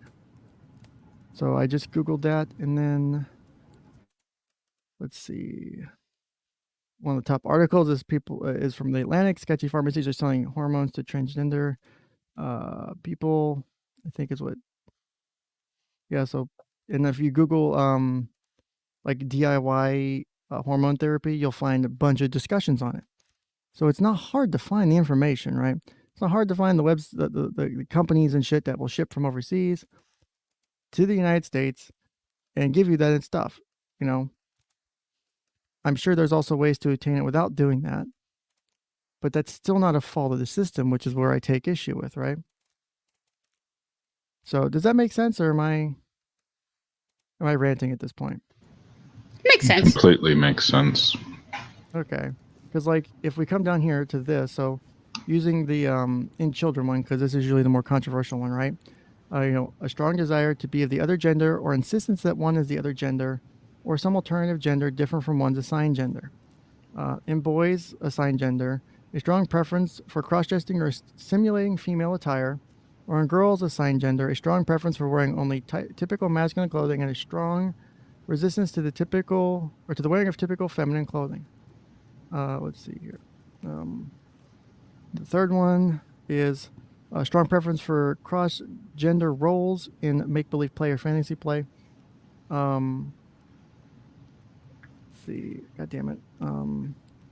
So a strong preference here. So that's actually something you'll see where, like, say you have a bunch of kids playing house where the boy wants to say play the mom or play the daughter or vice versa, right? Or play the dad. The girl wants to play the dad. Give me 1 second. I'm trying to respond to him on message. Can't type. OnlyFans wants privates. Yeah, I know. So give me 1 second. I got to answer a call real quick. Say that divorce lawyer. A strong preference for cross-gender roles in make-believe play or fantasy play? Yeah, I remember the stream for this, and I was a bit puzzled by some of this. That's just like kind of confusing to me, because when I was little, I mean, I preferred playing with like the building blocks rather than in the play kitchen area.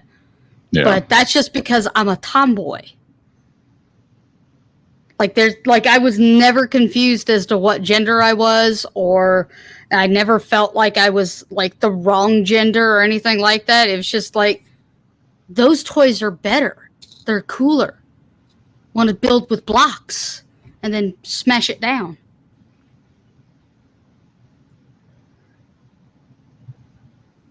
Yeah, I remember kind of a friend of a friend, he was freaking out about his kid his son was displaying weird behaviors. And, well, I shouldn't say weird behaviors. It's what I would expect to see a little boy who has maybe several older sisters and no brothers, or just, you know, little boy being raised by mom, and kind of emulating some of the behavior, and he was just freaking out about it. And I could see somebody going the wrong direction with that. And that's when I see stuff like this, and I always, you know, I raise an eyebrow over it, you know, because I think most of us are aware of the situation where they you know, maybe a mom has a girl and wants a son, or vice versa, and then they start playing dolls with their kids.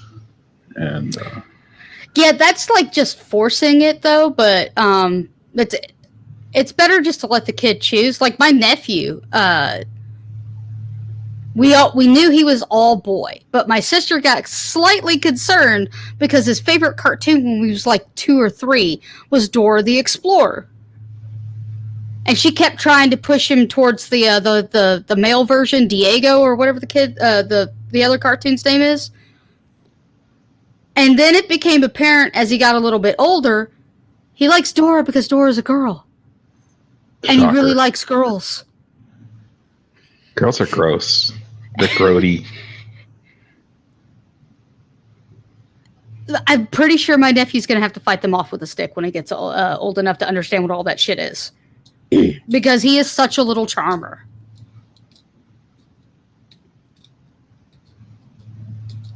All of his teachers love him because he gets he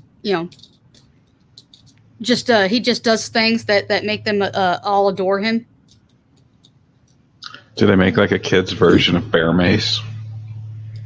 I don't think you can ever make such a thing unless it's just regular pepper spray.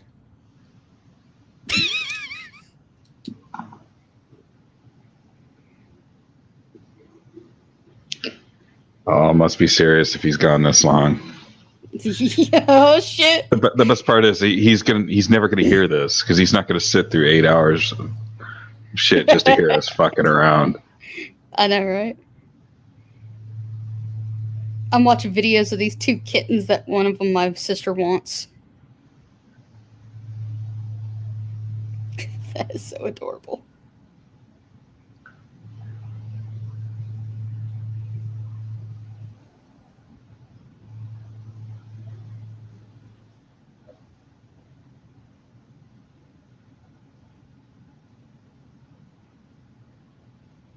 Kittens are so cute.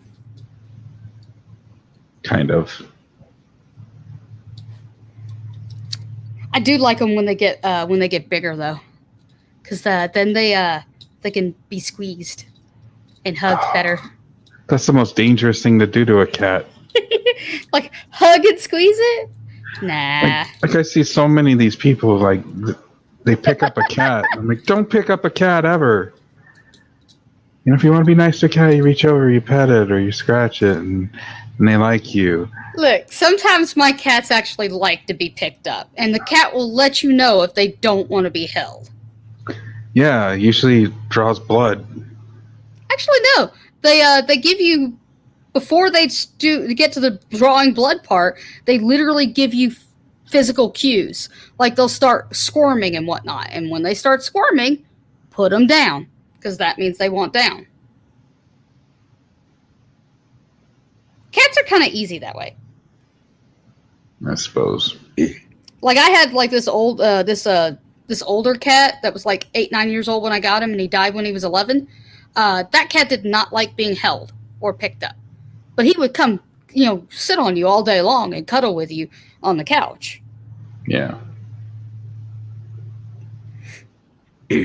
But yeah, so sometimes he would let me hold him for like 10 seconds or 20 seconds, and then he'd start squirming, indicating he wanted down. Or sometimes he would bite, but he had no teeth, so it was kind of funny. I like the cats when you start scratching them and then they roll over on their back and then you go to, maybe scratch it. That was the divorce lawyer and everything. You know how that goes. All right. Hey! So we'll finish up with this because I got to go get going. My wife has the stuff my wife does for her volunteer stuff. It's a bit taxing physically. Mm-hmm. So normally on Sundays and Mondays when she gets home, she's fucking beat. So I'm going to go and give then her a massage. So that makes it worse. No, I don't condone. I don't endorse that. That video is on OnlyFans. So what, the massage video? No, the other one. So I've already blanked that out of my mind. So you're welcome. So this number 4, a strong preference for toys, games, activities stereotypically used or engaged in by the other gender. Strong preference for playmates of the other gender. In boys, assigned gender, a strong rejection of typically masculine toys, games, and activities, and a strong avoidance of rough and tumble play. And then in girls, obviously the opposite. See, a strong is like for one sexual anatomy. That's actually a really important one.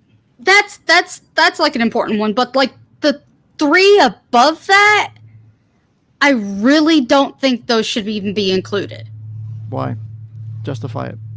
Okay, because there's such thing as a tomboy, and you don't necessarily have gender dysphoria or whatever if you've, especially in children, because if the kid just wants to play with like blocks as opposed to the play kitchen. I think for a layperson, strong is kind of a nebulous term. So I'm going to focus on a specific section real quick. Yeah, I see it. Okay. But I still don't think those 3 ones need to be in there at all. So one of the important things is a lot of the diagnostics we've seen before, if you remember, it's like 5 out of 9 or like, it's roughly about 50-50 mark, right? For this one, Yeah. you're talking at least 6 of 8.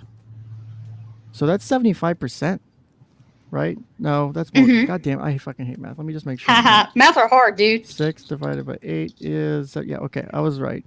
I'm tired. Leave me alone. Stop yelling at me, Mom. I But didn't this make you one- have an 8-hour stream. Yes, you did. It's all your fault, and Salt's fault for arguing with me earlier. But that's whatever. You're welcome, my audience. Yes, you're welcome. This is helping my view count and my watch hours go up way fucking great. Because people are going to see this and go, I ain't fucking watching that. Or they'll put it on in the background and let it play, which helps so much.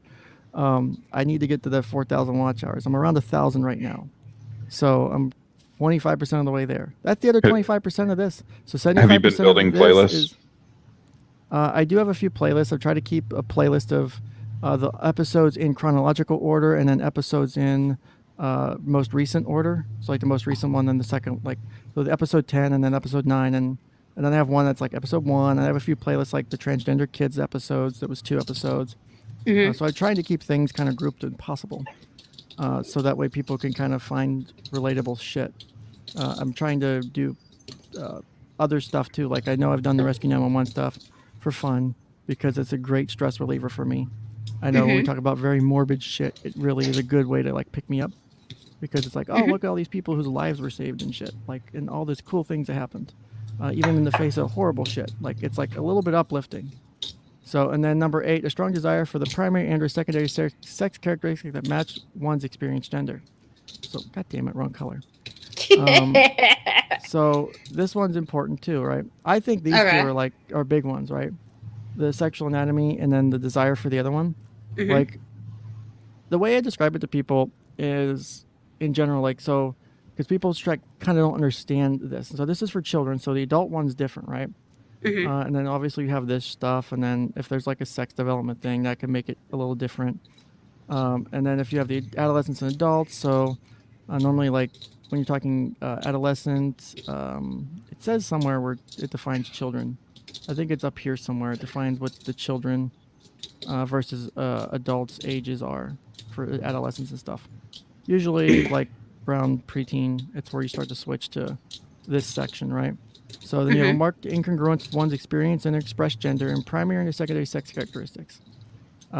Or in young adolescents, the anticipated secondary sex characteristics. So that distress, right, or incongruence. So like say you're a male, you're, you know, say getting right to go into puberty, and you identify as a female, and you may have, say, distress from, and you'll see it down here too with this one, the strong desire to be rid of one's characteristics, right? So you're like, I don't like my penis. I don't want it to, you know, change. Or, you know, say if you're a girl, like, I don't like my vagina. I don't like it. I don't want it to grow or develop because it obviously will change and it can make your distress and dysphoria worse. So that's where you'll see those, like that marked incongruent stuff, right? And so like a desire to prevent the development of or anticipated secondary sex characteristics, right? So you don't want like your breast to develop if you're a girl. You don't want, you know, other parts of you to change. You don't want, like for men, you don't want body hair to start coming in and a lot thicker. You don't want facial hair if you're identifying as a woman. So for this, again, adolescents and adults, strong desire for the primary or secondary sex characteristics of the other gender. Let me actually highlight that appropriately. A strong desire to be of the other gender or some alternative gender different from one's assigned gender. So like I'm angel gender, obviously. And so see the difference here, gender dysphoria and adolescent. I know I hate that Tumblr shit. So here it's at least 2 of the following for adolescents and adults versus above it was 6 of the following, at least 6. So there is a specific difference between the two and how much requirement. It's also worded differently, but you know, some of those things up there may point to it being like a dysphoria, but it's not necessarily because it's kids. They're still learning about yourself. You may not have learned what the other gender looks like. You may not have had that sex play as a child to have that experience, but you still may not feel like you fit in or you're comfortable in your body. Or that's where you'll start to kind of see people do things or start to take, you know, engage in activities that would maybe be indicative of them not being comfortable with their gender. So this is 2 of 6. So that's 33%. Okay. So a strong desire to be treated as the other gender or some different gender. So to be the gender and to be treated as the other gender. A strong conviction that one has the typical feelings and reactions of the other gender or another alternative gender assigned from one's assigned gender. And so that's that. And then obviously clinically significant distress or impairment. Let's see. And then disorder sex development, coding note. And then you specify for adolescents or adults if post-transition. So that means the individual is transitioning living full-time in the desired gender with or without legalization of the change and has undergone or is preparing to undergo at least one cross-sex medical procedure or treatment regimen, namely regular cross-sex hormone treatment or gender reassignment surgery, confirming the desired gender. So penectomy, vaginoplasty, stuff like that. So one of the... So go ahead. So what does it mean if you just want to cut your tits off because you don't want to wear bras anymore? That would be... well, what would be the reasoning? Just because fucking bras are just uncomfortable. Okay. Don't ever do that. Not even in Minecraft. So there's a couple ways you could possibly look at that, right? In the sense that, you know, you have this situation where, you know, you could potentially see it, depending on how you look at it, as a body dysmorphic thing. That would not be a gender dysphoria at all. Right? That has nothing to do with, because remember, incongruence with your experienced or expressed gender or primary or secondary sex characteristics, wanting to get rid of them, wanting to be another gender, like none of that fits for an adolescent or adult. And it doesn't fit, obviously this is for children, so there's no, you know, secondary sex characteristics up here to necessarily want that. Now, if you were like, say, a young girl pre-puberty and were like, I don't want to have breasts because I prefer my chest flat because, you know, I want to be more masculine or I want to be a boy, that would fit more within line with the gender dysphoria. So, and then if you go down here in, like, again, the diagnostic features section, which is a godsend, you know, it goes into so much detail, you know, preferring the different hairstyles or of, like, say, boys hairstyles versus girls hairstyles, you know, the different types of play, you know, the games that are normal, you know, playing dress up. Like, I've had a couple people involved, like, I think my dad's one girlfriend a long time ago, her son, he was like 5, 6, or 7 at the time. He liked to play dress up in a lot. He liked to do a lot of dress up as, like, female characters in different movies and stuff. So, like, for dress up as princesses and stuff. And, you know, his mom was pretty okay with that. But God forbid if he ever, like, touched his penis. Like, she would lose her shit. Like, don't stop touching yourself. Stop touching it. Bad. Like, and I'm like, oh my God, you're causing so much damage. Yeah. Like, just, it's normal. And I don't know how many times I tell that to people, and they're like, oh, you're so perfect. I'm like, no, it's just normal. Like, learn anything about childhood development. It's normal.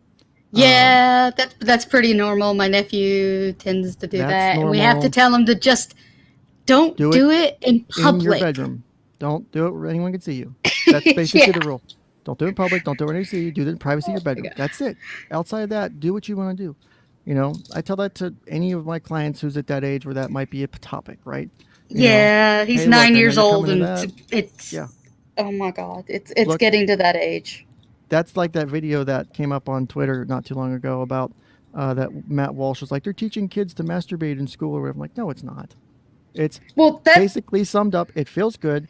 You know, boys and girls have different parts. You pee from there, but also the other things happen there. And don't touch yourself in public. That was the summary of the video. And I'm like, yeah, a lot of that though is something that really should be taught by the parents. So it's more of a thing that the parents need to be educated on how to handle that, because that's. I do agree to some extent, but what happens when you have a situation where, you know, you have a kid who's touching himself in public, and then because they didn't have the opportunity to, like, view a video like that, where they take the lesson of the video in real easy because it's meant to be quick in a very direct message, a kid can understand, right? So they see the video and go, oh, I do that, or, you know, they're thinking I do that. Okay, I'll do that in my room, right? And, like, it clicks for them real quick. There's no awkward conversation with mom or dad. There's none of that shit, and it's addressed real easy. Where maybe a year or two later, they touch themselves naturally. They haven't learned that I shouldn't do that in front of other people. They do it in school, and they get kicked out of school, or they get suspended because they get it appears that they were doing it to do it to intimidate someone or to do it as a sexual display. Yeah, I think they're younger. I think we caught it early enough to where maybe we can like steer him towards, okay, just do this in the bathroom or in your bedroom, not like in the living room. Does he have an explanation why he continues to do it in public places even when you correct him? No, he said it just feels good. So sometimes he just does it absentmindedly at home. So how do you address that? So like if you were to speak to him, how do you say like that? If you're correcting him, how do you correct it? Like how do you say it? So don't do that in the living room. Do it in the bathroom or in your bedroom. And then what's his response? Usually okay. And then what happens? Actually, I don't think we've had another incident of him doing it in the living room because we told him, yeah, it's okay to do that, just not in front of everybody else. Okay. Just have a spray bottle like with cats. I know. I do that with my wife too. So, go away, honey. So, I know we're bringing the joke back up, but it's an evolution. Oh my god! Yeah, she really is gonna divorce you. Thank God she doesn't listen to this. Or, honey, if you're listening to this, these are jokes. I do love you. I've just managed to stumble across really good jokes in the right time. Please don't divorce me for this. I specified that on purpose. So, hey, Ken's wife, how you doing? Hi, Ken's wife. She's like, who the fuck is Ken? Hi. Exactly. The wife formerly known as Ken's wife. So with that, I like to, and I mentioned it earlier when we were talking about, or I think I mentioned it either earlier or last night because everything's fucking run together at this point. Did not expect this to go 8 hours. But I didn't either. I know. I'm so happy. We're almost on 9. So when you deal with kids, you want to ask open-ended questions. You want them to do the processing. You want them to do the thinking, right? So, hey, buddy, why have you been touching yourself in the living room? Ask it specifically. Don't say, why are you touching yourself? Why are you touching yourself in the living room? Well, it feels good. But why do you do it in the living room, though? Oh, I don't know. Okay, well, or, that's always his response. I don't know. But you don't have to assume that's a malicious answer, right? They may not know, and that's an okay answer. That's where you go, if you don't know, that's okay. There's a reason, we understand it feels good. It's normal for it to feel good. But it's something that, for privacy reasons, you have to do in your bedroom. Yeah, well, I mean, that's kind of how we explain it. It's like, it's not a bad thing to do. It's just, it's inappropriate to do it in front of other people. Exactly. Welcome to the show, Amaranth. God damn it. Good timing. So yeah, that's great fucking timing there. I'm going to argue with well, for children, yes, but don't generalize. What do you mean? Sorry, it's a bad joke about cam horse. Oh. Fair enough. Cam horse should not exist. I'm sorry. That's something that is in the bedroom. That's private. Stop. So let me scroll up because someone had pointed out. So Frederick here says, it says 1 out of the A list, not 6 out of the A list. It says, so if we go back up to the A list for children, it says a marked incongruence of expressed gender and assigned gender of at least 6 months. So again, you have your duration here. So you're always going to have duration and then the minimum symptoms. So manifested by at least 6 of the following, one of which must be criterion A1. I think I skipped that part, right? So what's criterion A1? So criterion A1 would be this one. So A1, right? Okay. So a strong desire to be of the other gender or insistence that one is the other gender or some alternative gender, right? So it has to be this. This has to be on that list of symptoms, right? Okay. So you must have this one. All right. So if that one's not on there, then it's not a diagnosis of gender dysphoria. And I think you have something. You might have had. You don't have the same thing for adolescents or adults, right? You just have to have at least 2 of the 6. But for this one, it must have this present too. So I'll even highlight it in red to make sure it's different, right? So God fucking, I hate this fucking PDF. I had to do a lot of editing to the original PDF to make it functional because all these bookmarks in the sidebar weren't fucking there. I had to add all of them. God it was damn, horrible. dude. because it was just like that's the major dedication. sections. I put a bookmark in for every goddamn disorder, and all the other shit. And all the other yeah, this was during my grad program, and that was autism to the extreme. I was like spending hours in class while I'm listening to lectures, just fucking bookmarking. Yeah. And then it's like, So I've got are you the actually awesome on the DSM. spectrum? My wife thinks I might be, actually. She's like, I think you're autistic. I'm like, shut up. Get back in the cage. So hopefully, go back in your cage, back in the kennel, honey. Thank you. Frederick, I hope that explains it. So it has to have 1A too. Criterion 1A, this one here, has to be present. And then you need at least 6 of these, including that one, basically. So you need at least this one and then 5 more of these to be able to diagnose gender dysphoria for a child, right? Mm-hmm. That's as specific as I think I can get it without confusing it at all, right? So it's not, this is where, here, if we get down here, so we're talking about, so like prepubal, oh my fucking God. Prepubertal natal boys with gender dysphoria may express the wish to become a girl or assert they are a girl or that they will grow up to be a woman. They have a preference for dressing in girls' clothes or women's clothing or may improvise clothing from available materials. These children they may could also role-play just be female gay. figures.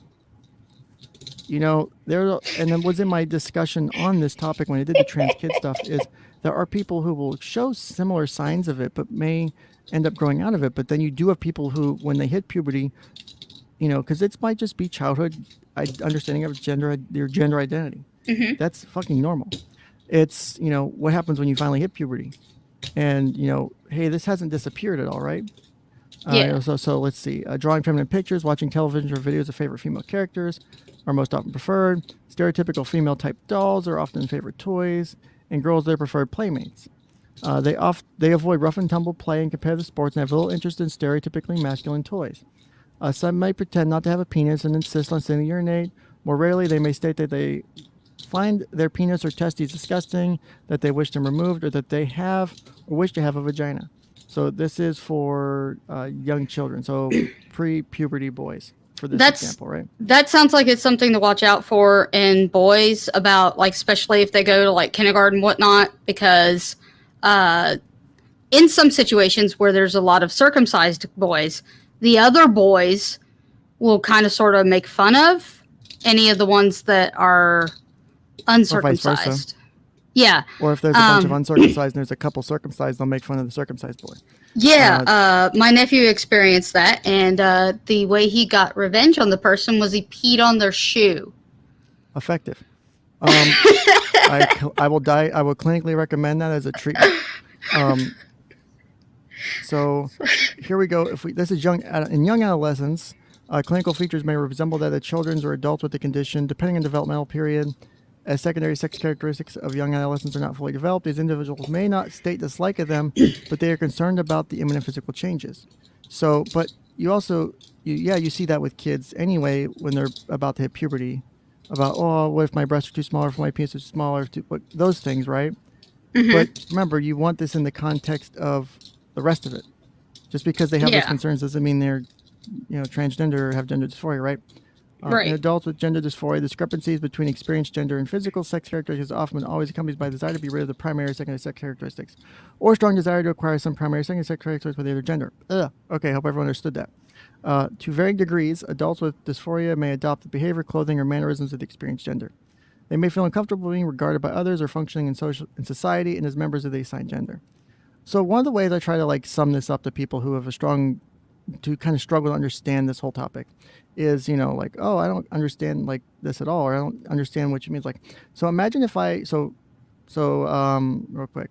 So Twisted, you're a biological woman for sake of this conversation, right? So you're a biological woman. So imagine if every day now, waking up, you now had the body of a very masculine man, and you had to look at that in the mirror every day, and you had to live with that. How uncomfortable would that be for you? That would be extremely uncomfortable. Imagine having to deal with that every day and not feeling like you're in the right place. Imagine you feel like you don't fit in, you're not in the right body. It's like, this is off. I don't feel okay, right? Mm-hmm. Everything about this makes me feel like shit. Obviously we're getting more on the severe spectrum here of it, but that's kind of what it would be like, right? So I don't fit in. This isn't me. like, for example, say I try to play with, girls' toys, and none of them are enjoyable. I prefer this. I prefer to do these types of activities. And I just don't. It's just not okay. I feel wrong. So if I force you to do that, imagine what that would be like.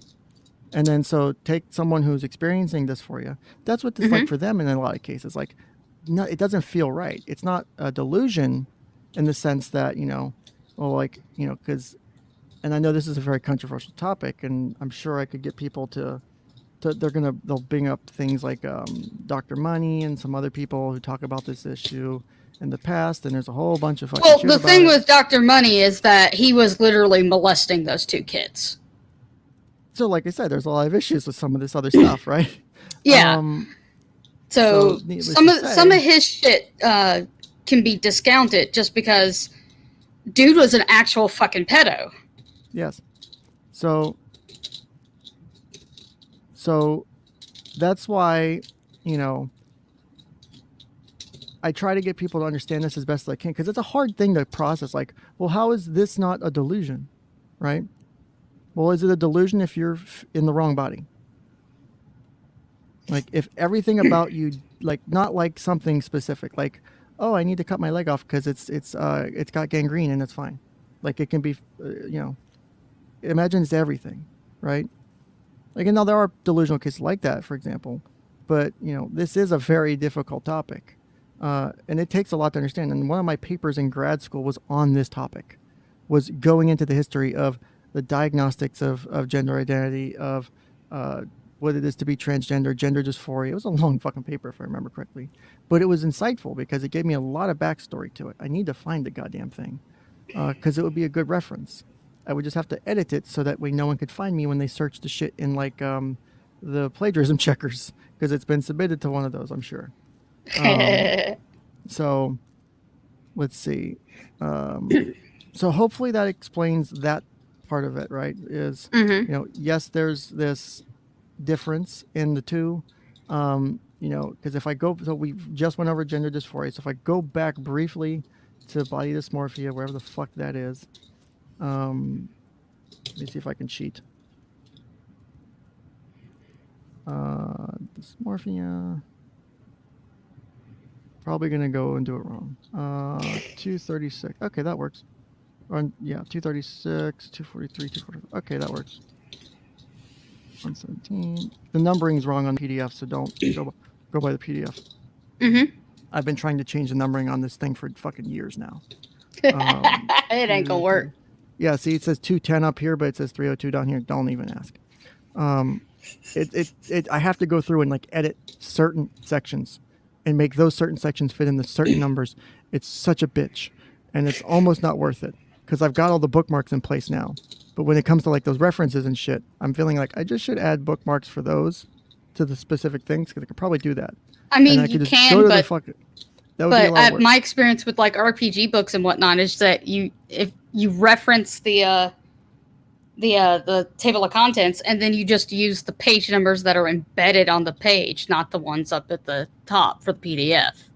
Yeah, goddamn, we're just scrolling through everything here. Where the fuck is this section at? Hoarding disorder, that's its own fucking thing. Just okay, we're search back here. body dysphoria. I did. There was like 5 results, and I was just trying to go to the page. So yes, so you just type in body. 241 and so it actually worked. God damn it! I hate myself. So here, if we remember, we just went over with gender dysphoria. Now we have, preoccupation with one or more perceived deficits or flaws in physical appearance. Yeah, you could say maybe that, right? At some point during the course of the disorder, perform repetitive behaviors or acts in response to the appearance concerns. Preoccupation causes clinically significant stress. Okay. Appearance preoccupation is not explained by body fat, weight, or criteria for eating disorder. So there are differences. And then I bet you if you go down here, if we go to the differential, normal appearance concerns, clearly noticeable physical defects, that's different. Other obsessive compulsive disorders, major depressive. I thought there was a differential for, is it in here? I thought there was a gender dysphoria mentioned somewhere in relation to this, because I know it's more recent that's been an issue, but I thought there was a reference to it being different somewhere in the DSM somewhere. It's like, it's not this, right? So let me see if I can find that real quick. If I can't, holy shit, it just went black. My thing's black now. I guess it's after dark or whatever. Maybe. This is Ken after dark. So, I mean, Ken's avatar is also dark too. So development course, motherfucker, risk prognosis, genetic development. So the genetic development shits and this shit's all really interesting. Let's see. Like, there's a lot of shit. Functional consequences of gender dysphoria, a differential diagnosis, so nonconformity to gender roles. So just because you don't conform to gender roles doesn't mean you're trans, like tomboy right here. Literally tomboyism. So that is a differential you factor in. Is it a transvestic disorder? So body dysmorphic disorder. I knew it was in here. An individual with body dysmorphic disorder focuses on the alteration or removal of a specific body part because it is perceived as abnormally formed, not because it represents a repudiated assigned gender. When an individual's presentation meets criteria for both gender dysphoria and body dysmorphic disorder, both diagnoses can be given. Individuals wishing to have a healthy limb amputated, termed some body integrity identity disorder, because it makes them feel more complete, usually do not wish to change gender, but rather desire to live as an amputee or disabled person. So that's where you're getting that differentiation between the two. Yeah. So, and then you have other clinical presentations or whatever. But that's kind of where you get that specific definition between the two. I'm going to mute for a couple minutes. I will be right back. I was going to say, I got to get going anyway. All right. Well, we'll just wait then. Okay. So what I'll do is I'll play everyone out to the music again. Ooh-yee. And thank you guys Baby for Shark, coming right? on the stream. No. Or I guess if you guys would rather have press 1 for Baby Shark or press 2 for normal ultra songs. And then I'll see what everyone in chat says. No logging in with fake accounts to spam chat. No, your vote doesn't count. Aww. So how did you like the Baby Shark trap? Somebody made that. Yes. They are. You had like 100 million views too. You know that, right? It had a shitload of views. Yes. So, oh god damn it. See, probably the only one that's. Fuck you guys. All right. 95 million views on the 1 hour loop of Baby Shark. Oh These people my God. are sick. All right, so I'm gonna play you guys out for probably the first iteration of this. I'll probably end it at some point. Thank you guys for coming onto the show. You guys are always welcome back when you want to. It was great to have other people to talk to for once. So feel free to come on the show at any time. I'll happy to throw. You're gonna suffer for that. I have no problem. That's my kink. Stop kink shaming me. Having guests on that want to punish me. So make sure you follow me on kenscounseling.couch.locals.com for updates about streams. I'm going to try and stream tomorrow too, because I don't have clients. So maybe we'll somehow get enough hours within the last 2 days to hit 24 hours worth of streaming. Because let's hit full autism peak.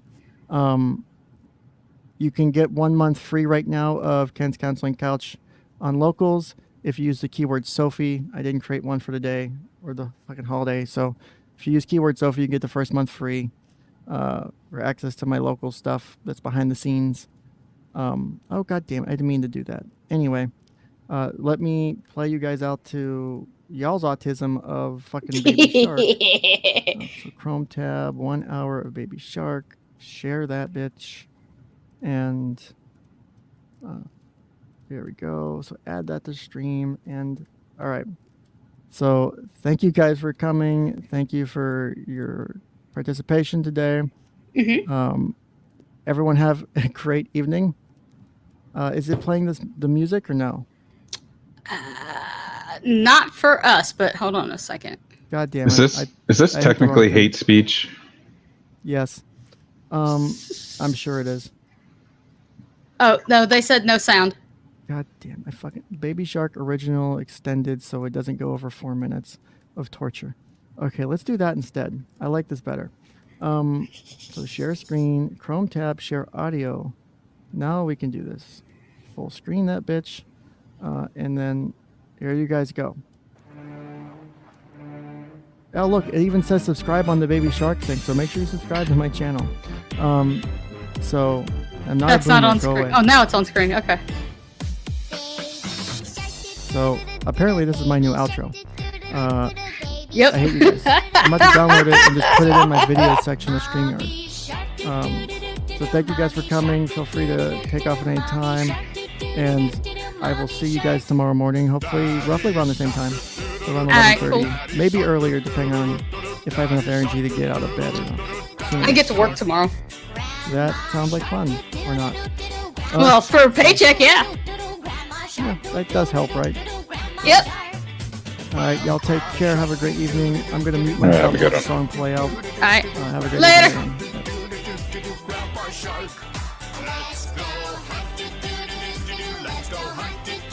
I hate you all. I heard that. No, you didn't. Ken Shark doo doo doo doo. Okay, if someone makes a Baby Shark video for me, for my show, like a song that's based off of it, I'll pay you like $20 if it's worth the effort to you. Just for fun. Because it'd be fucking hilarious. If anyone's good at that. So. No, it's the end. It's the end. It said it's the end. I'm not letting it continue. It's the end. I can't do this anymore. It's too traumatic to deal with this shit constantly over and over again. Where is my thing to where I can pull off the whatever? Anyway, thank you guys for showing up. Thank you, Embalmed. Thank you, Twisted, for your time tonight. And you can cry more tomorrow. I'll do it tomorrow if you want as well. I'll play it to full time. I gotta go before my wife murders me. So enjoy the rest of y'all's evenings and have a great night. I will see you in the morning. Yeah, I know. It's my job. I'll play it tomorrow. So take care. Have a great evening. Happy 4th of July. Happy Independence Day. Remember my talk about freedoms and stuff earlier. Don't forget that actual section of the show because it was actually important. We didn't just autism on the DSM for fucking 2 hours or whatever it was. So take care. Have a great night.